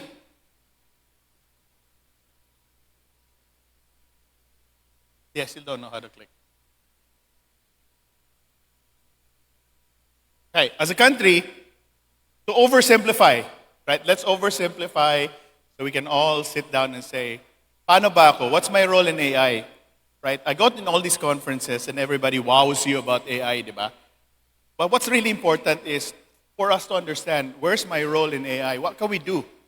How can we be a part of it, right? So, 3 things. I think that's really simple. First, I think the Philippines has the opportunity and should take the role of becoming one of the capital countries for, I think it's called forward deployed engineers for now, but really just AI practitioners or AI professionals. We need to evolve very quickly to become a country where we have the most number of practitioners that has the aptitude and the attitude and the cultural advantage to help people catch up with AI. When you talk about businesses, when you talk about enterprises, everybody's struggling with one thing. They're having a hard time catching up with AI.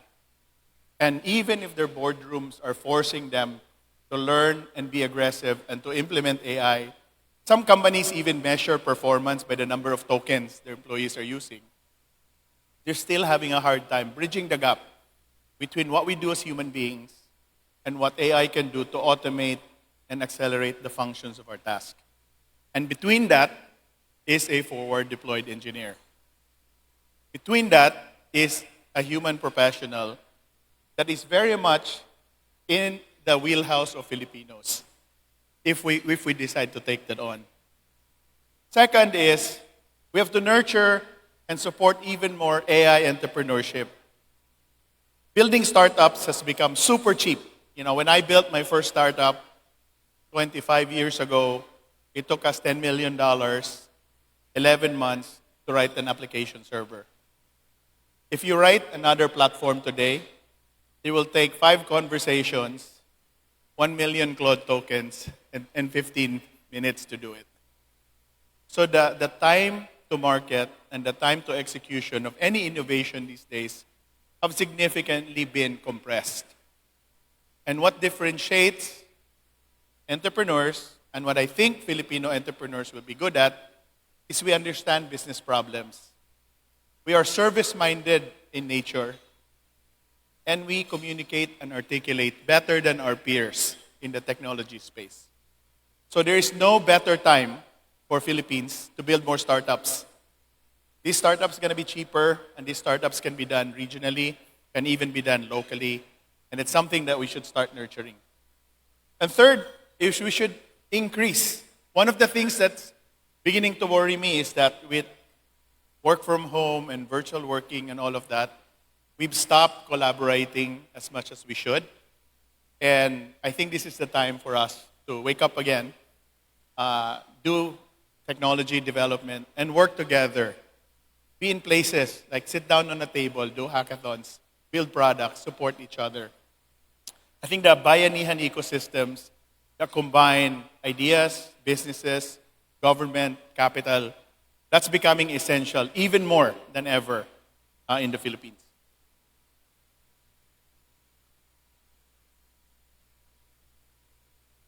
Someday I'll figure out how to use this. So, a couple of things, just writing down the formulas. I think we have an opportunity to convert about 800,000 BPO workers to be the best FDE capital of the world. We have the service DNA, yun yung premium ng AI, right? We have STEM engineering graduates every year. I think we have to upskill quite dramatically. Again, for me, what's great about AI is that it continuously evolves. What's challenging about AI is we all have to continue to learn. What you know today about the infrastructure and the architecture of AI will very rapidly be replaced. So we need to continue to increase our velocity of upskilling.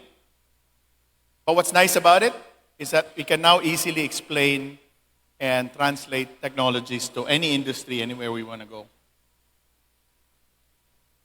The other thing that's becoming more and more interesting is this idea of a solo entrepreneur. Now, the Philippines actually, we're a capital of freelancers, and daming freelancers in the Philippines. We create automation, we create content, and we do work on a task basis. I think it's time to move a little bit beyond tasks and build solutions so that we're billing by the solution, not by the hour. And AI really enables that for you. And there are just 5 examples I can show here. A lot of people in the US, when they do marketing, they need an agency. A lot of people now can create content and automate the creation of that content, posting on Facebook, optimizing that post, and generating revenue for the world. We're good in that, actually, in the Philippines. I think things like creating MSME books, we're exploring right now, as an example, to take the K-12 curriculum of the Philippines, distill that into open-weight AIs, and then deliver tutors from around the world, right? It's not hard to do anymore. It's cheap, easy. There's a lot of opportunities in that space. I think e-commerce, people are becoming more and more eager about micro e-commerce. I think agri and other vertical solutions can now be available for us. So go build startups. It's a lot easier now. I've talked to a group last night in Iloilo, the Chamber of Commerce, and shared with them this idea of microfinancing, the idea of crowdfunding, right? And building startups right here in Iloilo. And do that in a bayanihan way, right? Have playbooks, share them. Open the doors, get other Filipino startups to work together and have other Filipino startups to ship together. So this is the opportunity in the Philippines alone. Wield an AI tool. Anyone's fine. Use Codex from OpenAI. My favorite's Claude.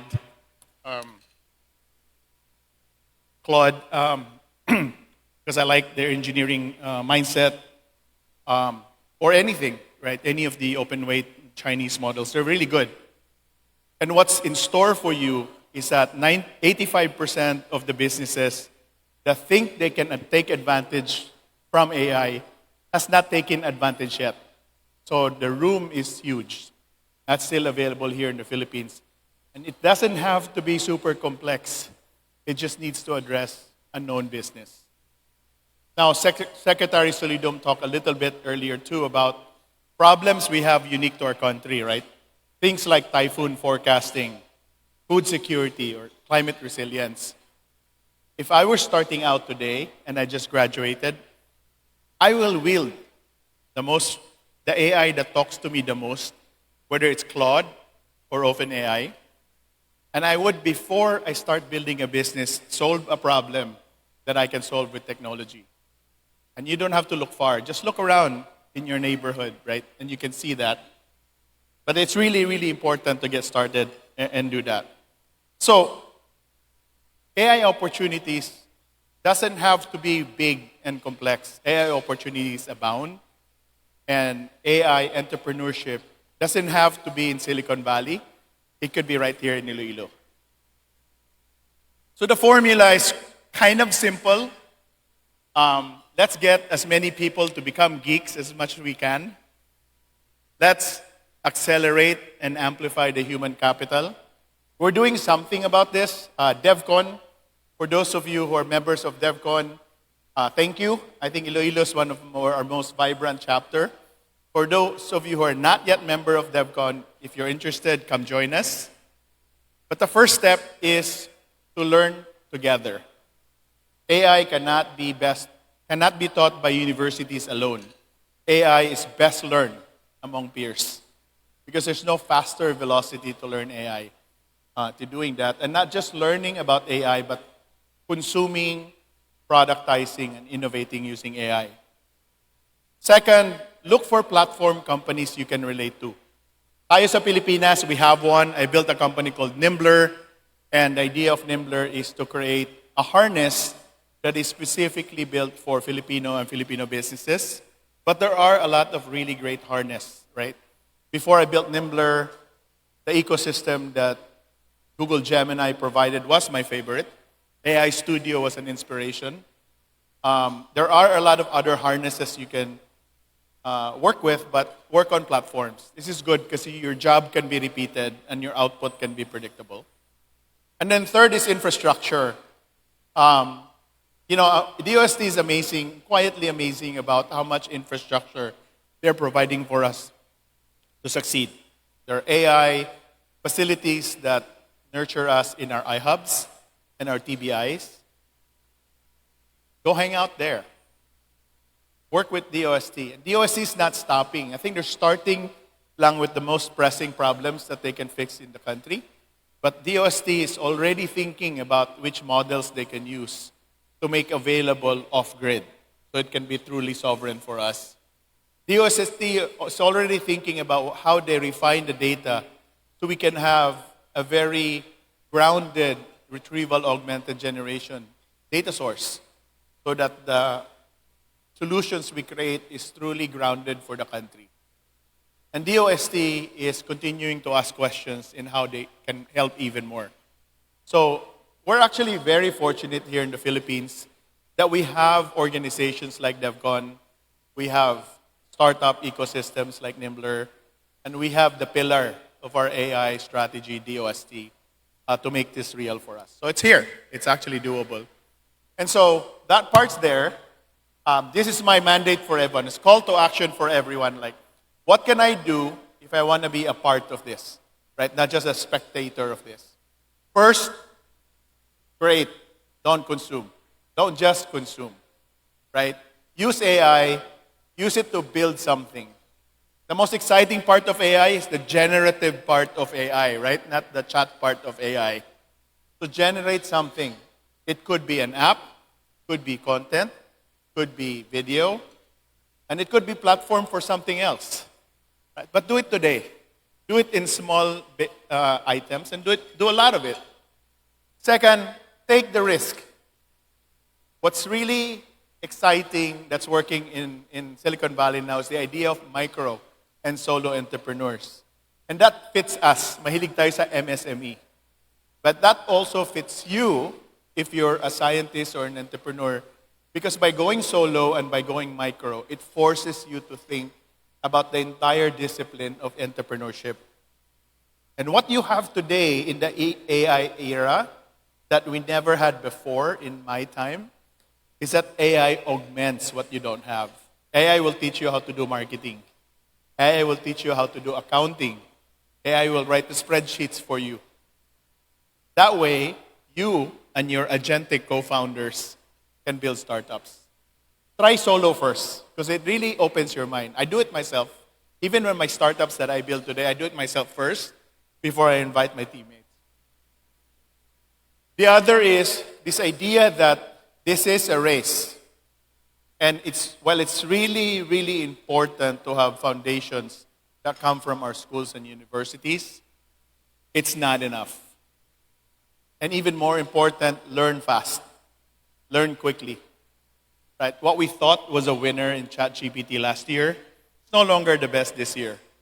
And what we think to be the best in class in Claude today may not be the future tomorrow, in just 1 year. So I think it's a lot less about what you know, it's a lot more about how fast you can learn. And how fast you can learn is actually gated by your ability to learn with your peers. So while we encourage solo entrepreneurship, we highly encourage this bayanihan way of building things. Right? That's the mandate. And if you do that, I think we'll win. And we don't have to win and beat Silicon Valley. I think we just have to win. Right? We need to create an industry larger than our BPO industry today. We need a software industry that's larger than our current software industry today. And when we saw that 150 trillion of new GDP, and if we build that in the Philippines, we will be well on our way to become economically more successful. So this is the thing that I have always go around. I'm itching to talk about technology because I'm a geek, but sometimes it's also more fun to talk about how we can all build technologies together. And this is my strong advice to everyone. Be a part of the AI revolution. Don't just consume it, go create something. So in the spirit of that, DevCon and Nimbler is offering you something. It's a free scholarship to learn Claude. We have built a training module for free that will allow you to learn fundamentals of Claude, and then we'll pay for your exams to learn Claude. So for those who are interested, DevCon in our 17th year, we're offering everyone to apply to learn Claude. In this particular program, we'll offer 3 things. Right? We'll help you become proficient in Claude. We'll get you certified. We'll offer you a job. We'll have a freelance job offer for anyone who passes in Claude. And then we'll tool you up. People that pass the program will get access to pro versions of Claude and Google Gemini. So I really want to thank Iloilo. You know, your energy here is contagious. It's really amazing. Your food is great, and your people is even better with all your smiles and being so hospitable. So, maraming salamat, Iloilo. Thank you. Thank you very much, Mr. Winston L. Damarillo, for providing our audience with insightful knowledge on whether the Philippines can lead in AI, turning talent into global advantage. We move towards our third speaker for the first plenary session of this year's AI Fest 2026.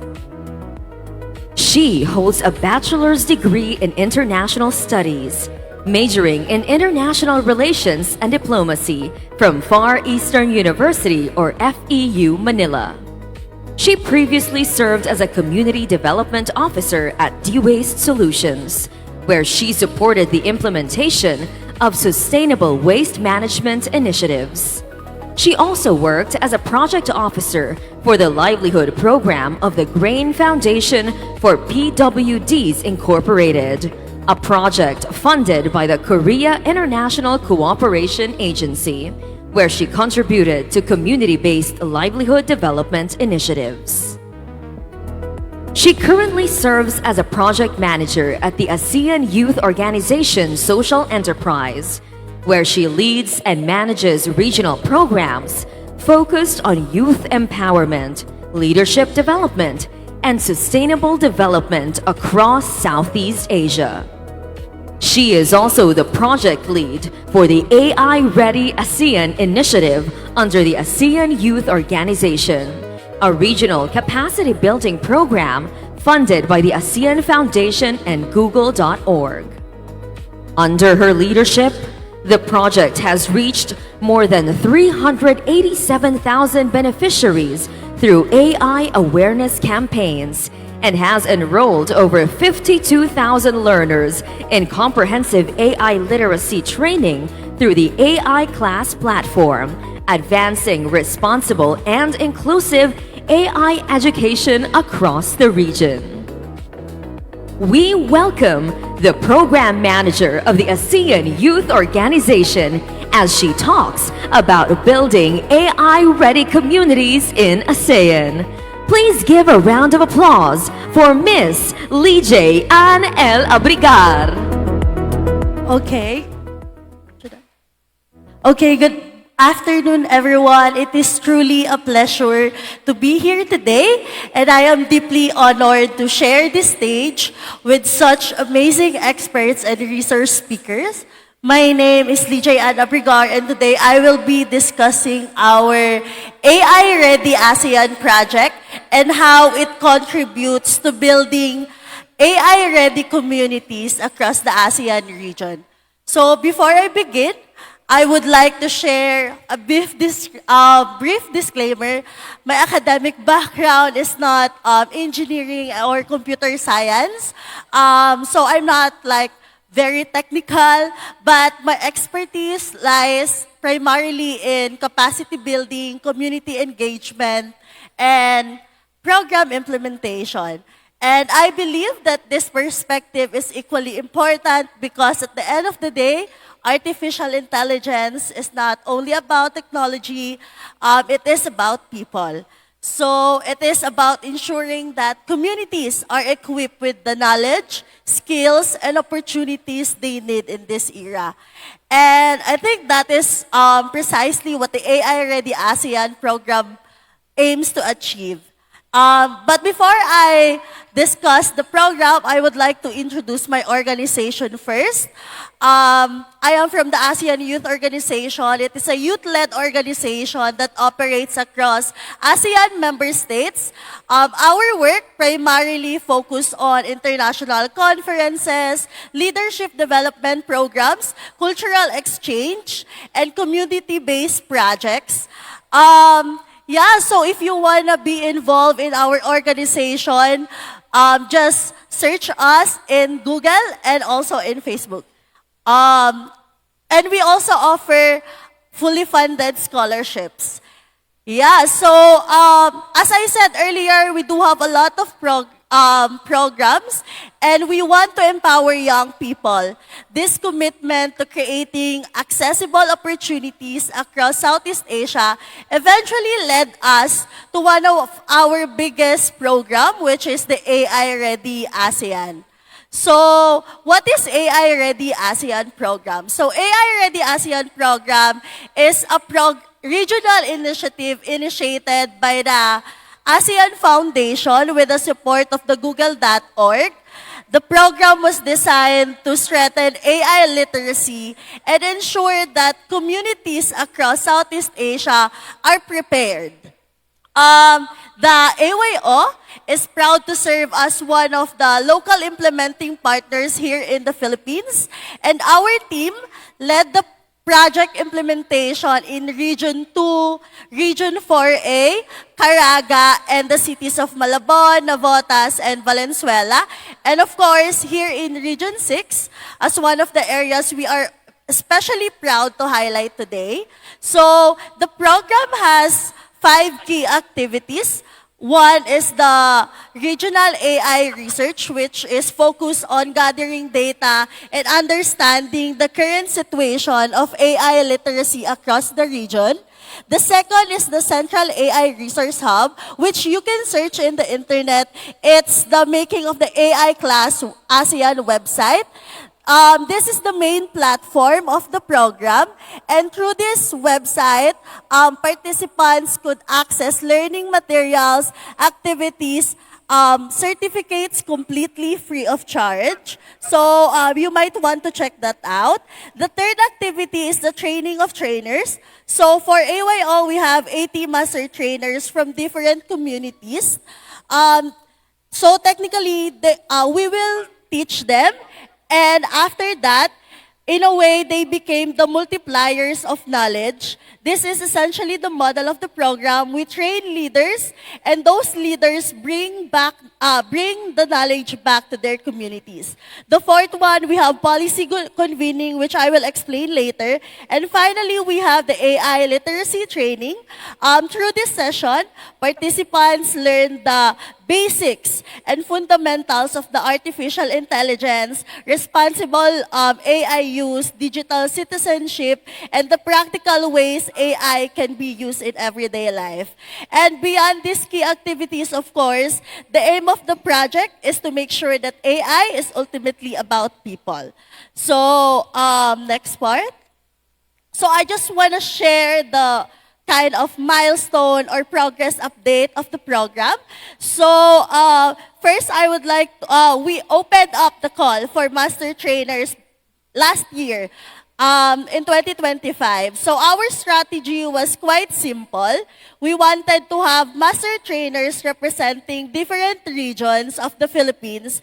And of course, we have also made a conscious efforts to encourage and prioritize the participation of women, reinforcing our, of course, commitment to inclusivity and equal opportunities. So this approach not only made the program more cost efficient, but also made our training sessions more accessible and relatable for learners from different communities. Because as we all know, the Philippines is incredibly diverse. We have different cultures and languages and dialects. So having local trainers allowed us to communicate more effectively. So yeah, the training of trainers was conducted in a hybrid format. We began with the first 22 modules in the AI class website online, so that the master trainers from different provinces can attend. And afterward, the final 3 modules was conducted through face-to-face session back in October 2025 in Quezon City University, one of our biggest partner here in the program. So, yeah, the training of trainers also, we wanted them to feel that they were part of something bigger, that they were not only simply participants in the training program, but contributors to a regional movement that aims to make artificial intelligence more accessible and beneficial to everyone. Next slide, please. And yeah, another component of this program is also the policy convening. So we have regional policy convenings. It was already held in Indonesia, the first one. The second is in Malaysia last year. And the third one is here in the Philippines last February. And yeah, we're still looking for the next one. And I say that this key activity is one of the most important parts of the project because it serves as a bridge between what is happening on the ground and what is being discussed at the national, regional, and global level. So yeah, I think I just want to tell this story.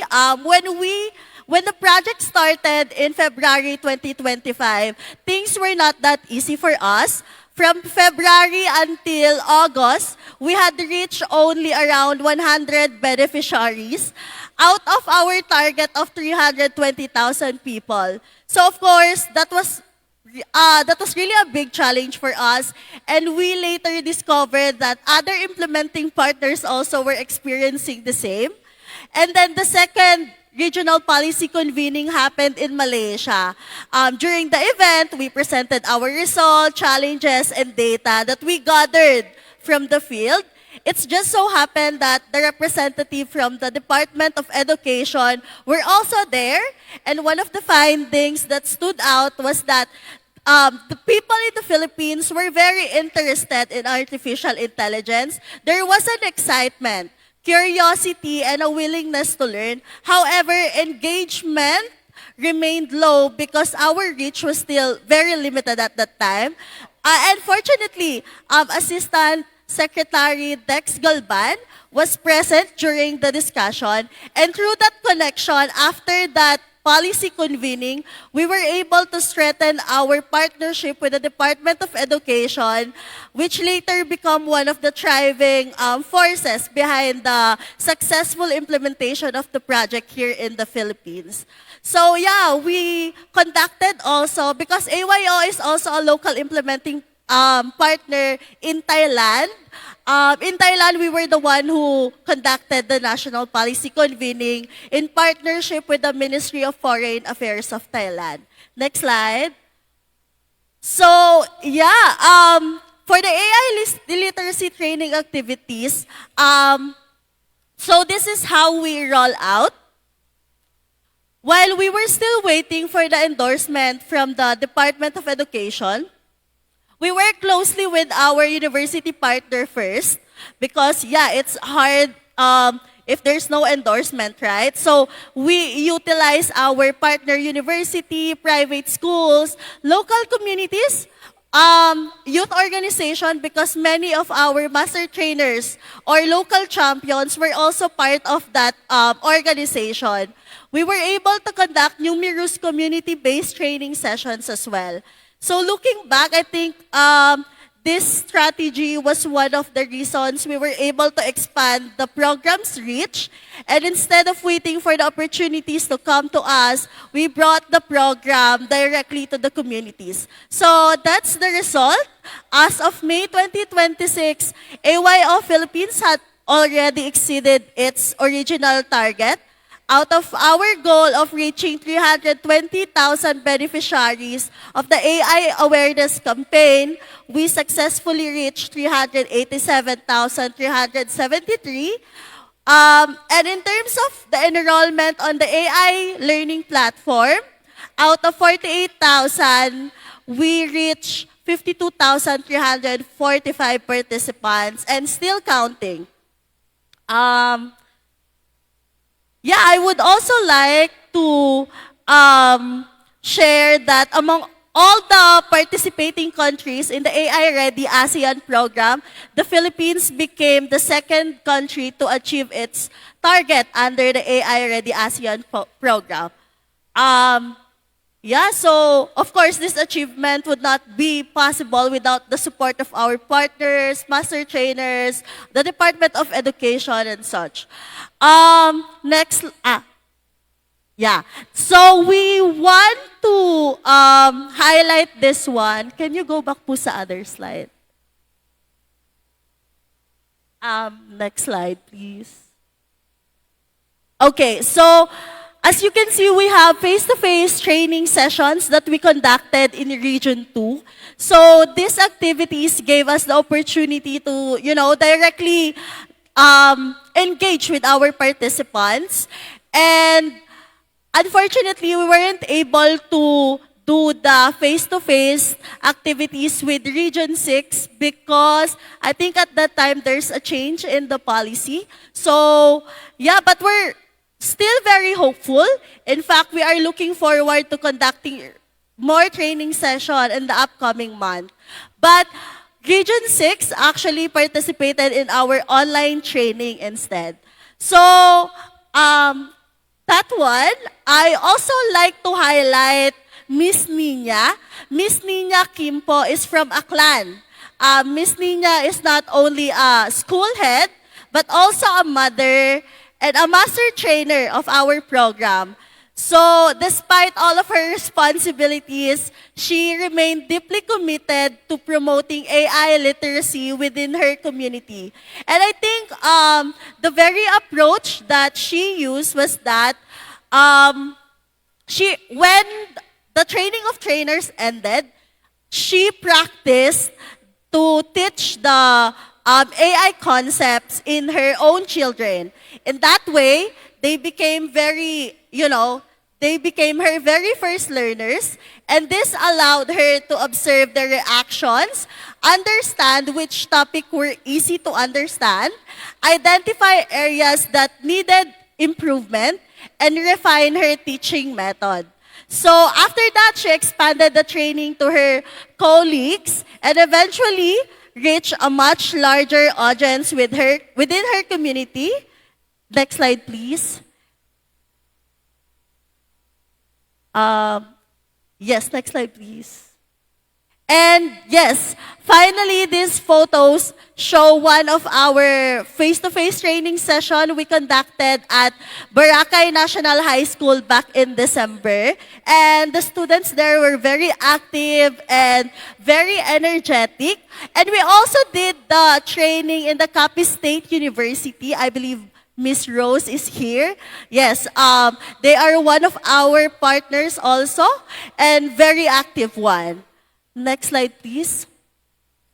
While we certainly proud of these achievements, we also believe that it is equally important also to highlight some of the challenges we encountered. And to begin with, our biggest challenges involve infrastructures.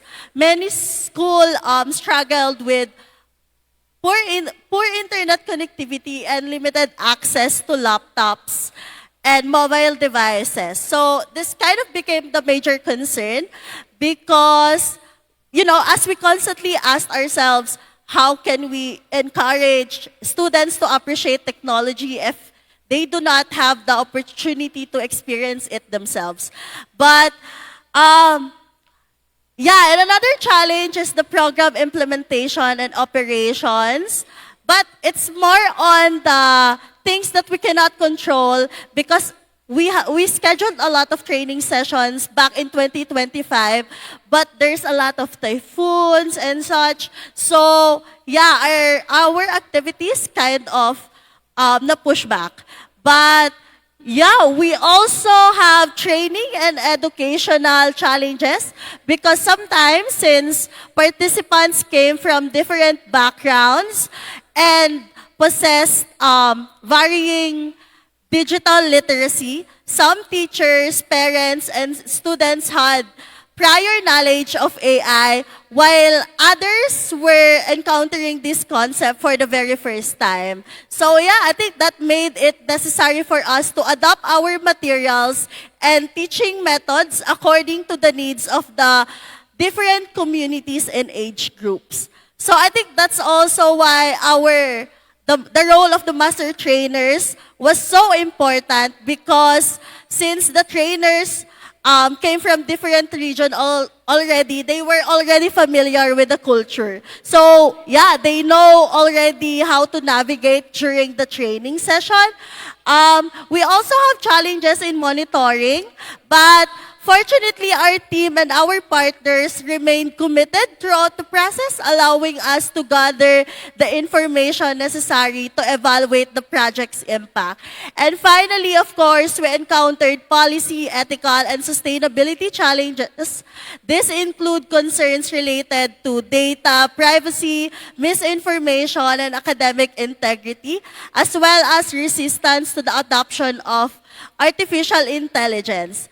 So I think the resistance was particularly noticeable among individuals who were less familiar with emerging technologies.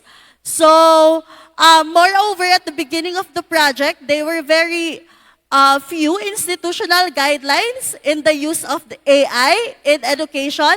And fortunately, the Department of Education has already introduced guidelines related to this. And we are proud to say that AYO was also involved in the focus group discussions that contributed to these efforts.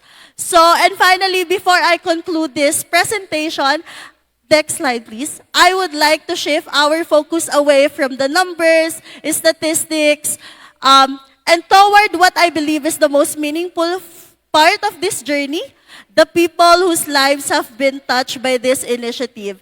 And although there are many stories that we could share, two of them stand out in particular.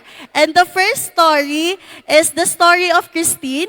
She is a 33-year-old person with disability, especially orthopedic and visual disabilities. And we are incredibly proud to have worked alongside her as one of our master trainers. So we conducted several community-based training in partnership with the local youth development office in Puerto Princesa. And she was really an exceptional trainer. And more importantly, this program empowered her to become an advocate for AI literacy within her community. And in addition to that, we also have the story of Miss Evelyn Orapa, one of our learners from Bohol.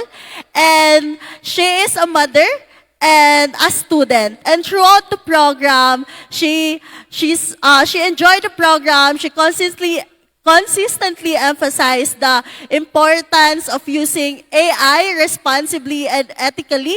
And I think what I admire most about Miss Evelyn is her belief that learning has no age limit. And even as a mother, she can continue to learn and improve herself. So these stories reminds us that the true impact of technology cannot be measured slowly by, statistics. Those are important, but its impact it's reflected in the lives that we touch, and the opportunities we create, and the communities we empower. And with that, I would like to end my presentation with one final thought: that as we continue building AI-ready communities, we must ensure that people remain at the center of everything we do. After all, the most advanced technologies and the most innovative ideas mean very little if the people they are intended to serve are left behind. And progress becomes truly meaningful only when every community has the opportunity to move forward together. Thank you very much. Thank you very much, Ms. Lijay Ann Abrigar, Program Manager for the ASEAN Youth Organization, for speaking on building AI-ready communities for the Association of Southeast Asian Nations. And there you have it, ladies and gentlemen, our first plenary session of this year's AI Fest. Okay, I'm pretty sure that a lot of you, or most of you, actually all of you, have learned a lot from our first three speakers. That is why, at this point, we are opening the floor to your questions. So whoever would have questions perhaps in their mind, this is the opportunity for you to ask your questions to our panel experts or our plenary speakers. So we have provided a microphone here. So if ever you have a question, please don't be shy. Approach the microphone and address your question or questions to our plenary speakers. All right? Who is the first brave soul to actually ask a question for our plenary speakers? Anyone from the room? Anyone would like to ask his or her question? All right. I'll be the first brave soul to ask the question. So while waiting for your questions, we have a question? All right. So here's a question just to open our floor. For Dr. Naval Jr., what key opportunities can emerging AI technologies offer to the Philippine government, academe, industry, and communities, and how can these sectors prepare for their potential implications? Sir. Yeah, thank you very much for that extremely interesting question. So I was speaking about agentic AI. So you have generative AI. We can more or less simplify that, agentic AI as generative AI in the loop, because this agentic AI uses at its core the generative AI frameworks or models. So you have lots of them. So the idea is the following. Okay, suppose you are a sari store owner. Okay, so what are your concerns? Simple accounting, simple purchasing, everything simple, right? Simple. So you can actually set up a company, a one-man company using an agentic AI system. So you are the CEO, and then you define the roles. Ano bang kailangan mo? You need somebody in charge of finance, right? Somebody in charge of inventory. Somebody in charge of maybe HR. Not in a sari store, no? Okay, it's a small company. So you can define these roles, and these are agents. Okay? Let me tell you a story. One of the first applications of agentic AI systems was by it's a framework, an existing framework right now is OpenClaw. Who's heard of OpenClaw? Raise your hand. Wala? Okay. OpenClaw. So ito, anecdotal story, no? So, there was a guy, okay, what is OpenClaw? OpenClaw is an agentic AI system which is for free. You can download it. It was released in February of this year. No? So I actually downloaded it just out of curiosity. I challenge all of you to just download it, play around with it, and enjoy. So what happened? This agentic AI, OpenClaw, allows you to interact with it, not through your computer, through WhatsApp, through Telegram, so any of these messaging apps. So what was this guy doing? The guy was in a meeting and he said, I want to buy a car and my budget is the following. So that's what he told the agent. You know what the agent did? The agentic AI agent, contacted on its own, browsed the internet, of course. It's a tool, diba? It's a tool. Yeah? Open the internet, open the browser, browse the distributors, okay, and then negotiated through email with the salespeople. And at the end of the day, the guy said, as the agent said, okay, I got this excellent deal for you from this dealer. So what happened there? Nakipagtawaran pa si agent, ano? The agent on its own, it's the agent, not the human being, it's an artificial agent negotiated, nakipagtawaran, okay, dun sa mga salespeople. And maybe the salespeople didn't even know that they were talking to or emailing an agent an agent. So in the end, the guy saved $4,000 US because of that. So you can define roles. Okay? Ano ba yung nasa company? HR, finance, and so on. Then you have a supervisor that basically sends reminds people, okay, so you have to do this and that and, work on the accounts and so on. So at the end of the month, meron ka ng financial report, automatic. Okay? Meron ka ng HR plan, HR training plan, and so on and so forth. Everything automatic. Okay?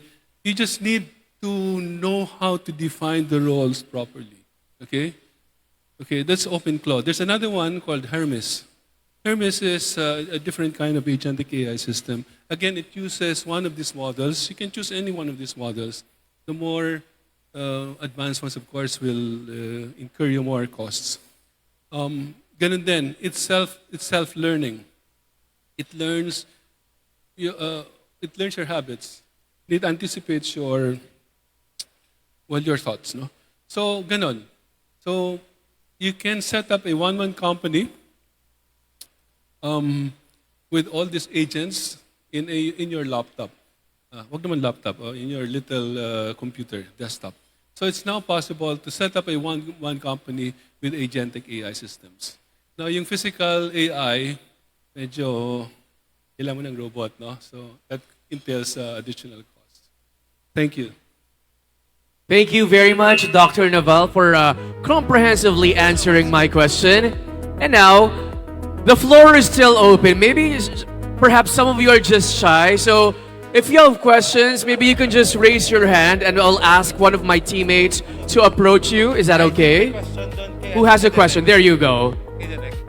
Sir, please. The microphone, please.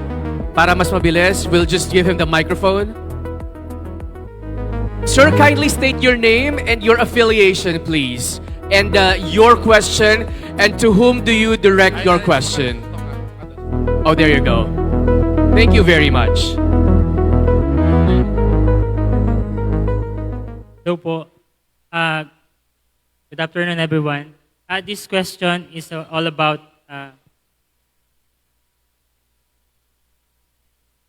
okay, my name is Ash from the LGU Mulanay, Quezon Province. This question is for all of our speakers here. This question is all about what is your stand in building infrastructure, or what do we call this? This one is the data centers. Building data centers here in the Philippines. What is your stand, and how can we make it a sustainable here in the Philippines?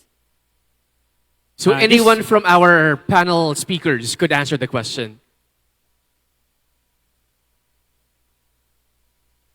Perhaps Mr. Winston Damarillo?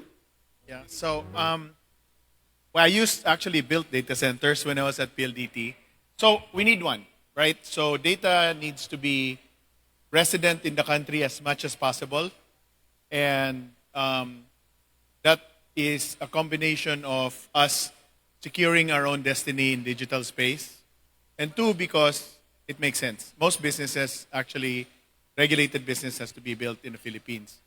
Data centers will ultimately be sustainable. So hindi naman, it's just a matter of time. And so it's not necessarily bad. It's just important for us to be conscious of how we designed it. I think the other thing is data centers need to ultimately be power neutral. So we have a shortage of electricity in the country. So if you're conscious enough to build data center and a power plant right next to it or alongside it, I think it's important. Pero I know there's another topic about data center. Ang masasabi ko lang doon, we need to be a part of the conversation and we need to listen before we complain. Thank you. Thank you very much, Mr. Winston, for answering the question. How about Ma'am Lee J? Do you have insights regarding Sir's question? Yeah. Okay, so from a community point of view, I think I just want to say that maybe community consultation is really very, very important and very integral part in building the data center. And yeah, I think that's all. Because Sir Winston already said it, I just want to emphasize the importance of the community consultation and really taking the time for the people, to explain to the people, to the community. They should know what's the implications about the if we build a data center, so that at least we are all on the same page and everyone can adjust and understand how important it is for us. Yeah. Thank you very much, Ms. Lee J, and I hope that satisfies your question. Thank you very much. We would love to have more questions, but unfortunately, our time does not permit us. But once again, let's give our experts, our plenary speakers, a warm round of applause, everyone. At this point, we would like to award the certificates of appreciation to our valued speakers, starting with Dr. Prospero C. Naval Jr., awarded by... To be awarded by Dr. May Rose O. Suerte, Assistant Regional Director for Finance and Administrative Services, Department of Science and Technology, Western Visayas. Also to be awarded by Dr. Lilian Diana B. Pareño, Regional Chairperson, Regional Association of State Universities and Colleges. We kindly request Dr. May Rose O. Suerte, and Dr. Lilian Diana B. Pareño to remain on stage for the awarding of our speakers. The citation reads, Certificate of Appreciation is presented to Dr. Prospero C. Naval Jr. for sharing his time and expertise as a plenary speaker and for delivering the presentation entitled Navigating the AI Landscape, Emerging Trends, Issues, and Implications for Academe, Industry, and Government during the 2026 AI Fest Technical Conference held as part of 2026 AI Fest with a theme Building an AI-Ready Future Together, held on August the 3rd, 2026 at the Iloilo Convention Center, Iloilo City. Signed by Regional Director Rowan R. Helonga, CHE SESO2, and SUC President 3 of Guimaras State University and Regional Chairperson of RASOC 6. We have Dr. Lilian Diana B. Pareño.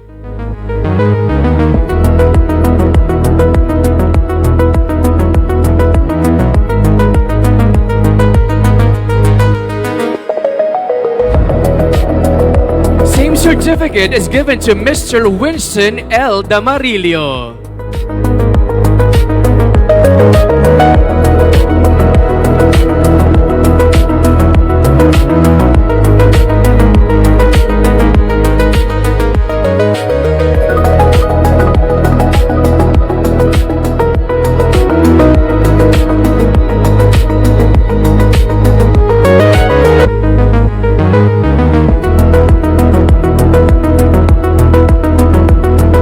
The same certificate is given to Ms. Lee J. Ann Abrigar.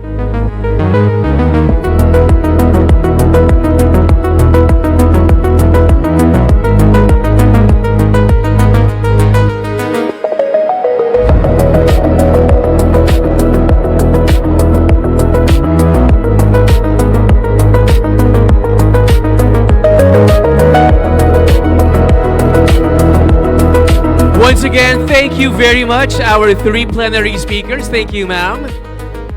Wow, we are halfway to our whole day of actually discussing about AI trends here in the Philippines and of course specifically in Western Visayas. And thank you very much for your cooperation. And I'm sure, and I hope actually, that you're enjoying your lunch. We'll just have a working lunch and we will be giving everyone a 10-minute break before we proceed with the afternoon plenary session. And don't go away because we will be having more exciting discussions in the afternoon as we dive into learning what it is going to take to build a competitive AI ecosystem in the Philippines and the ASEAN region.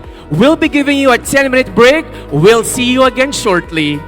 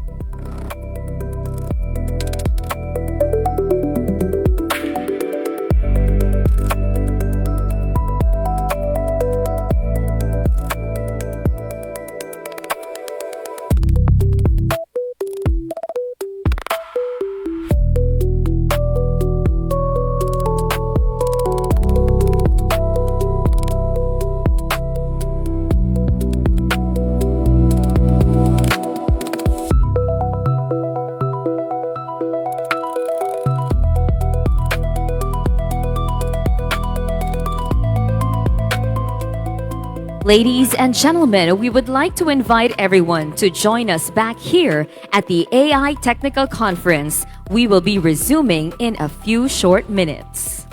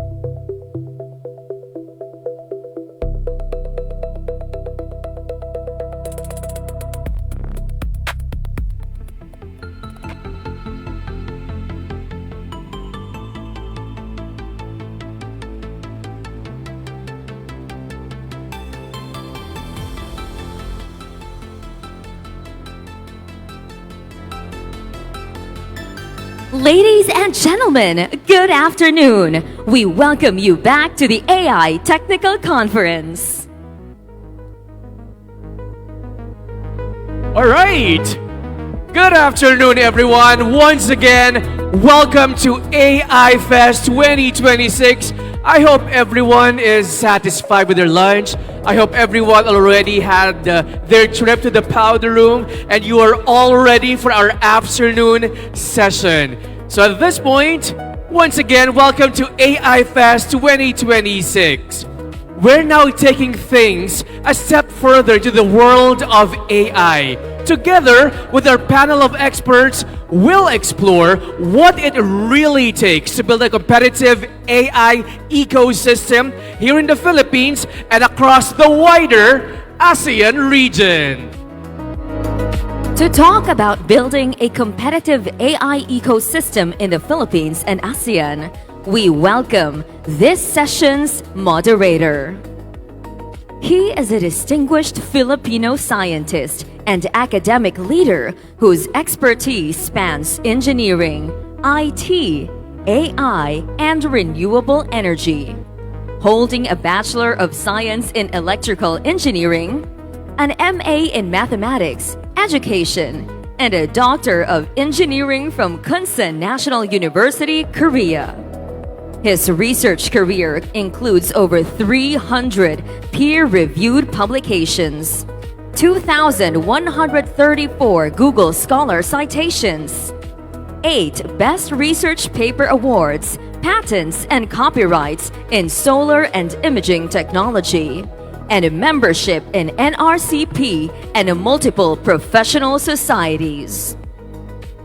As University Professor and Vice President for Research and Extension at Northern Iloilo State University, following his presidency there through 2026, he has driven the institution's first ever the World University Rankings Inclusion Top Regional AD Scientific Index standing and QS Stars rating, while also chairing RASUK and RRDCC Region 6.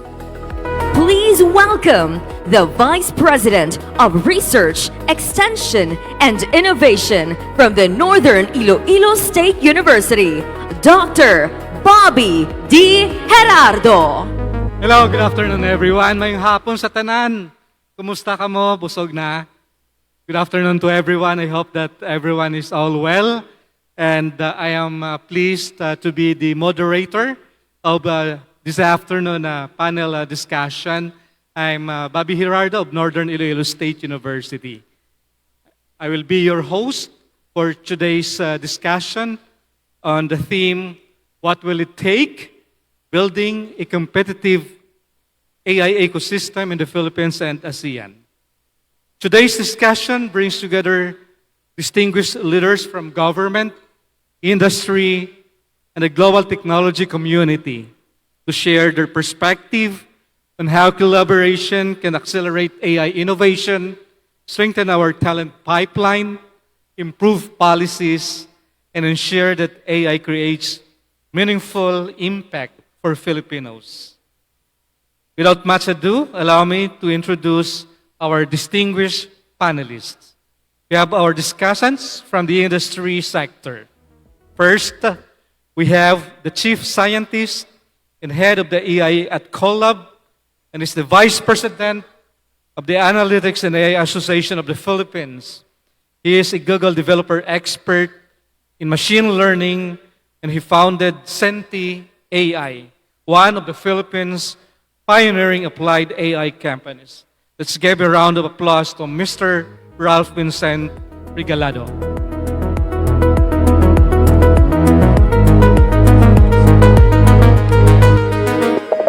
Our next discussant is the APEC Developer Ecosystem Strategy led at Google. Through his work at Google, he supports initiatives that expand access to AI technologies, build digital capabilities, and foster partnerships that empower developers and organizations to create solutions with global impact. Let's warmly welcome Mr. Marcos Fun.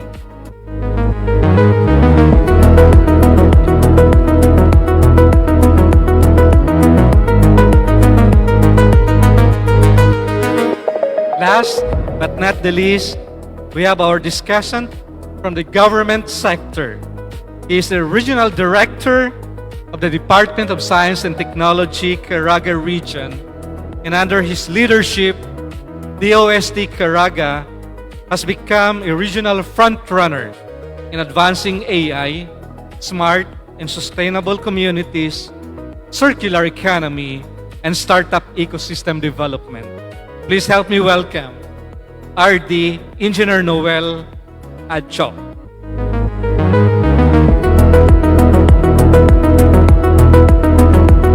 On behalf of the AI Fest organizers, we're very honored to have you here.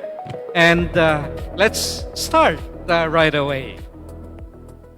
To each one of you, to all the panelists, as you know, AI is advancing rapidly across the globe. From your perspective, what do you see as the greatest opportunity and the biggest challenge for building a competitive AI ecosystem in the Philippines over the next 5 years?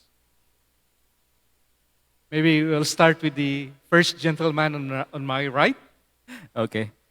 So, good afternoon, everyone. So, I'm Ralph. I'm the Vice President for Analytics and AI Association of the Philippines. So we represent different industries in the Philippines. We also work with the academe, with all of our efforts in terms of upskilling our resources, our engineers, in terms of like artificial intelligence.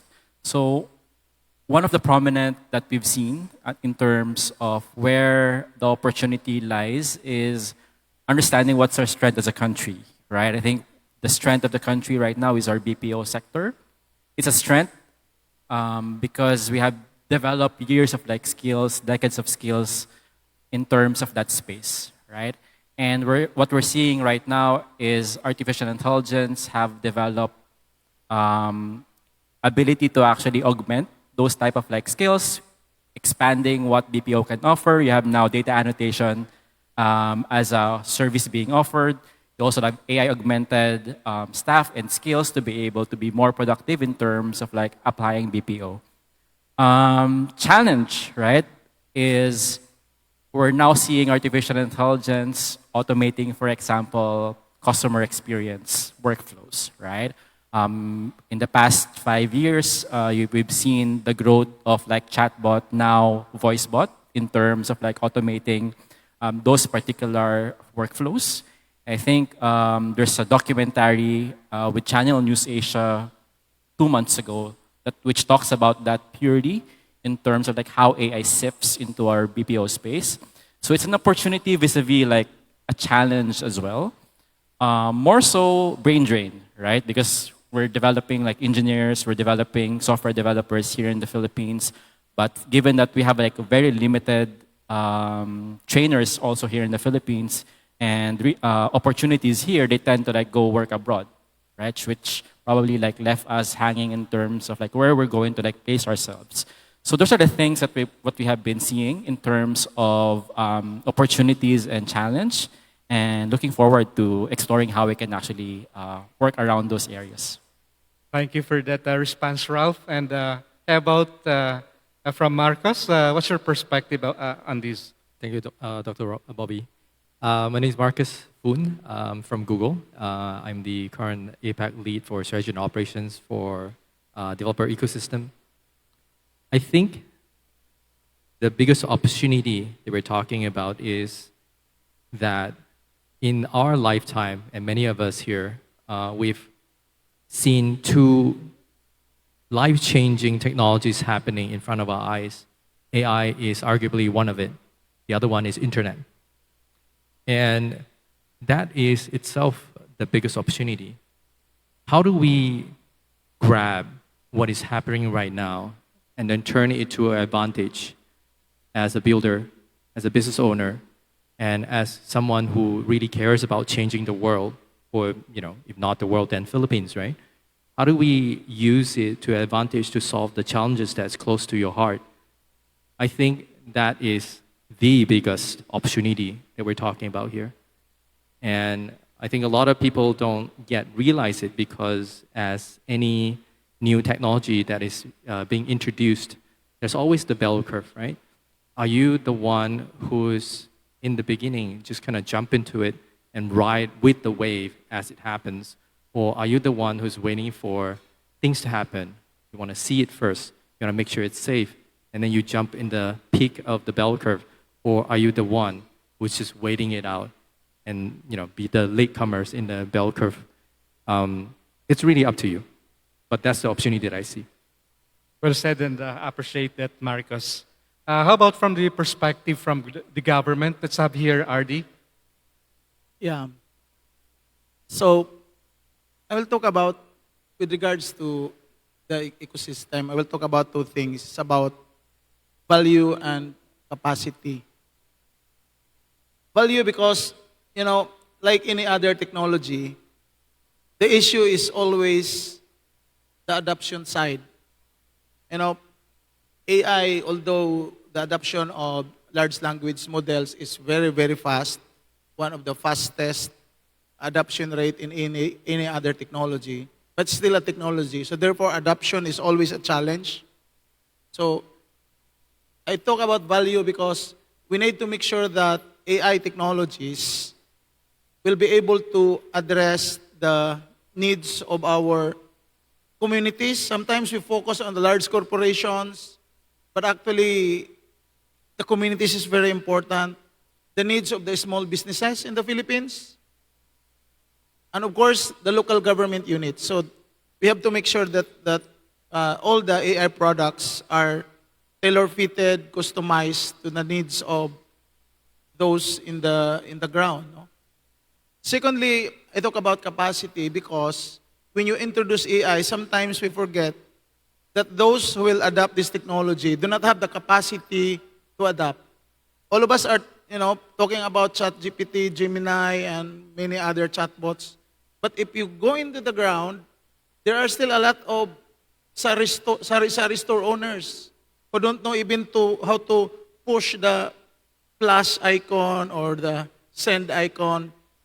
And there are local government units who don't have the capacity to use the large language model for their chatbots. That's why tomorrow I'm be presenting an app to make it easy for them to adapt. And the capacity, even the innovators themselves, the non-IT people, to use AI in their kind of work. That's why tomorrow we'll be presenting also a technology to make it easier for food innovators to use large language model in doing research with regards to food innovation. So that's on top of the most basic needs like the compute side. I'm happy that Google is here because AI is a different kind of technology. Unlike the internet technology, when you have a low-level computing laptop, you can develop an app. But with AI, you cannot develop an app if you cannot prototype an app if you do not have laptops with maybe some kind of a GPU in it.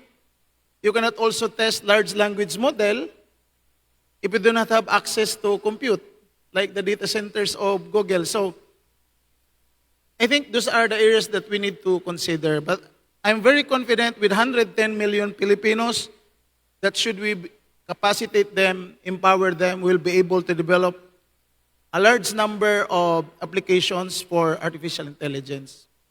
You're right. I remembered 2 decades ago teaching machine learning and AI. Took us time to develop a system, something like that.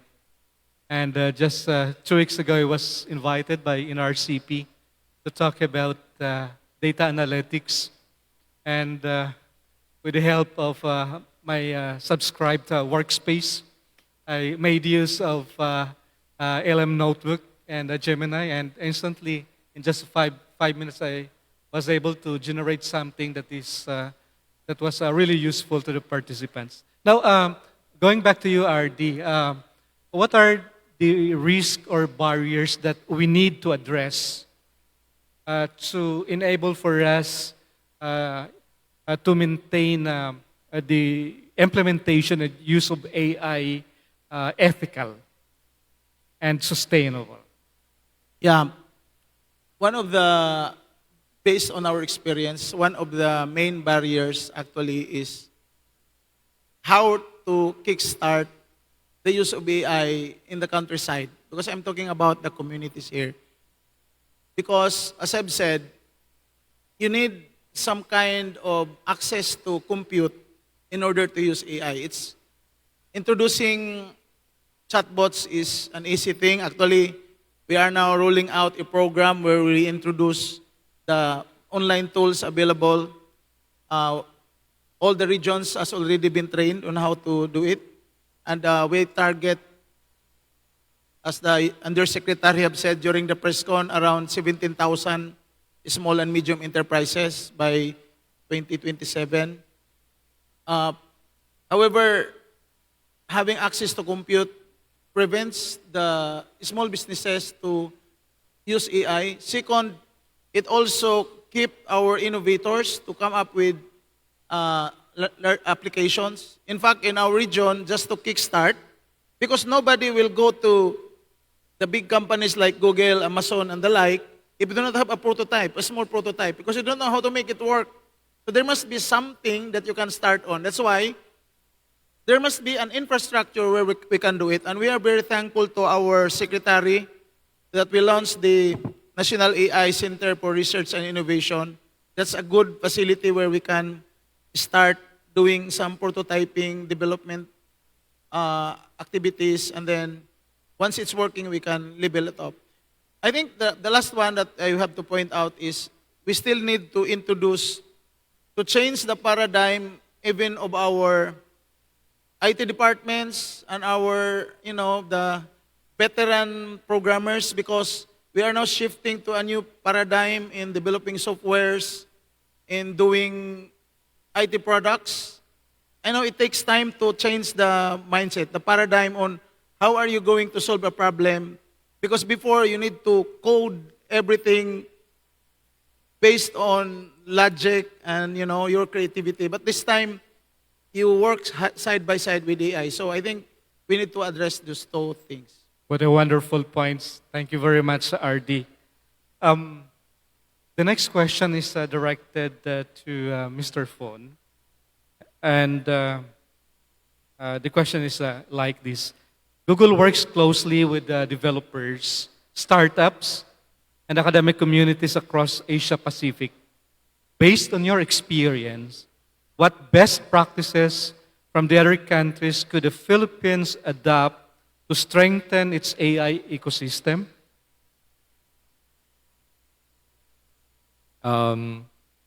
That's a really good question. Google works closely with developers, startups, and academic communities across Asia Pacific. Based on your experience, what best practices from the other countries could the Philippines adopt to strengthen its AI ecosystem? Yeah. Thank you, Dr. Bobby. The reason why I say it's a very interesting question, it's because the LLM is evolving really, really quickly. We're not talking about 1-2 years. We're not talking about 6 months. We're talking about weeks, days, and it's advancing at a really, really fast pace. And I want to draw a parallel, a tangent to that, is that the best practice is up to us. We're setting it. This is the best practice, the best we can get.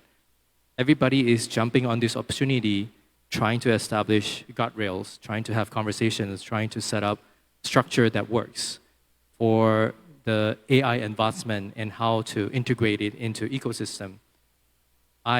If I may be blunt, I don't think any country has actually fully figured out yet.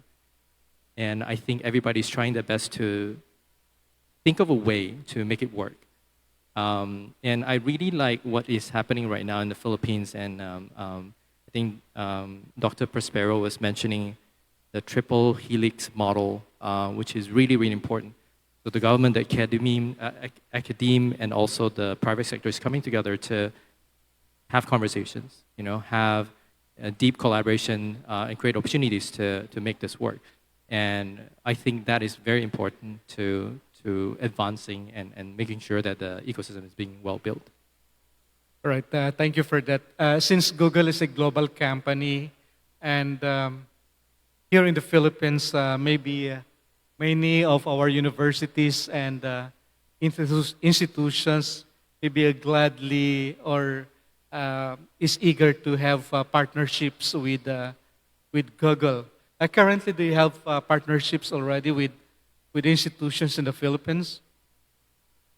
I can't say for sure because I'm not working directly with the research centers or academia specifically. I do think we have something that we are working directly with researchers to advance models or developing better LLMs. So in short, I don't really have the right answer for your question, and that's the best I can answer for now. All right. Thank you very much. Now, this next question is directed towards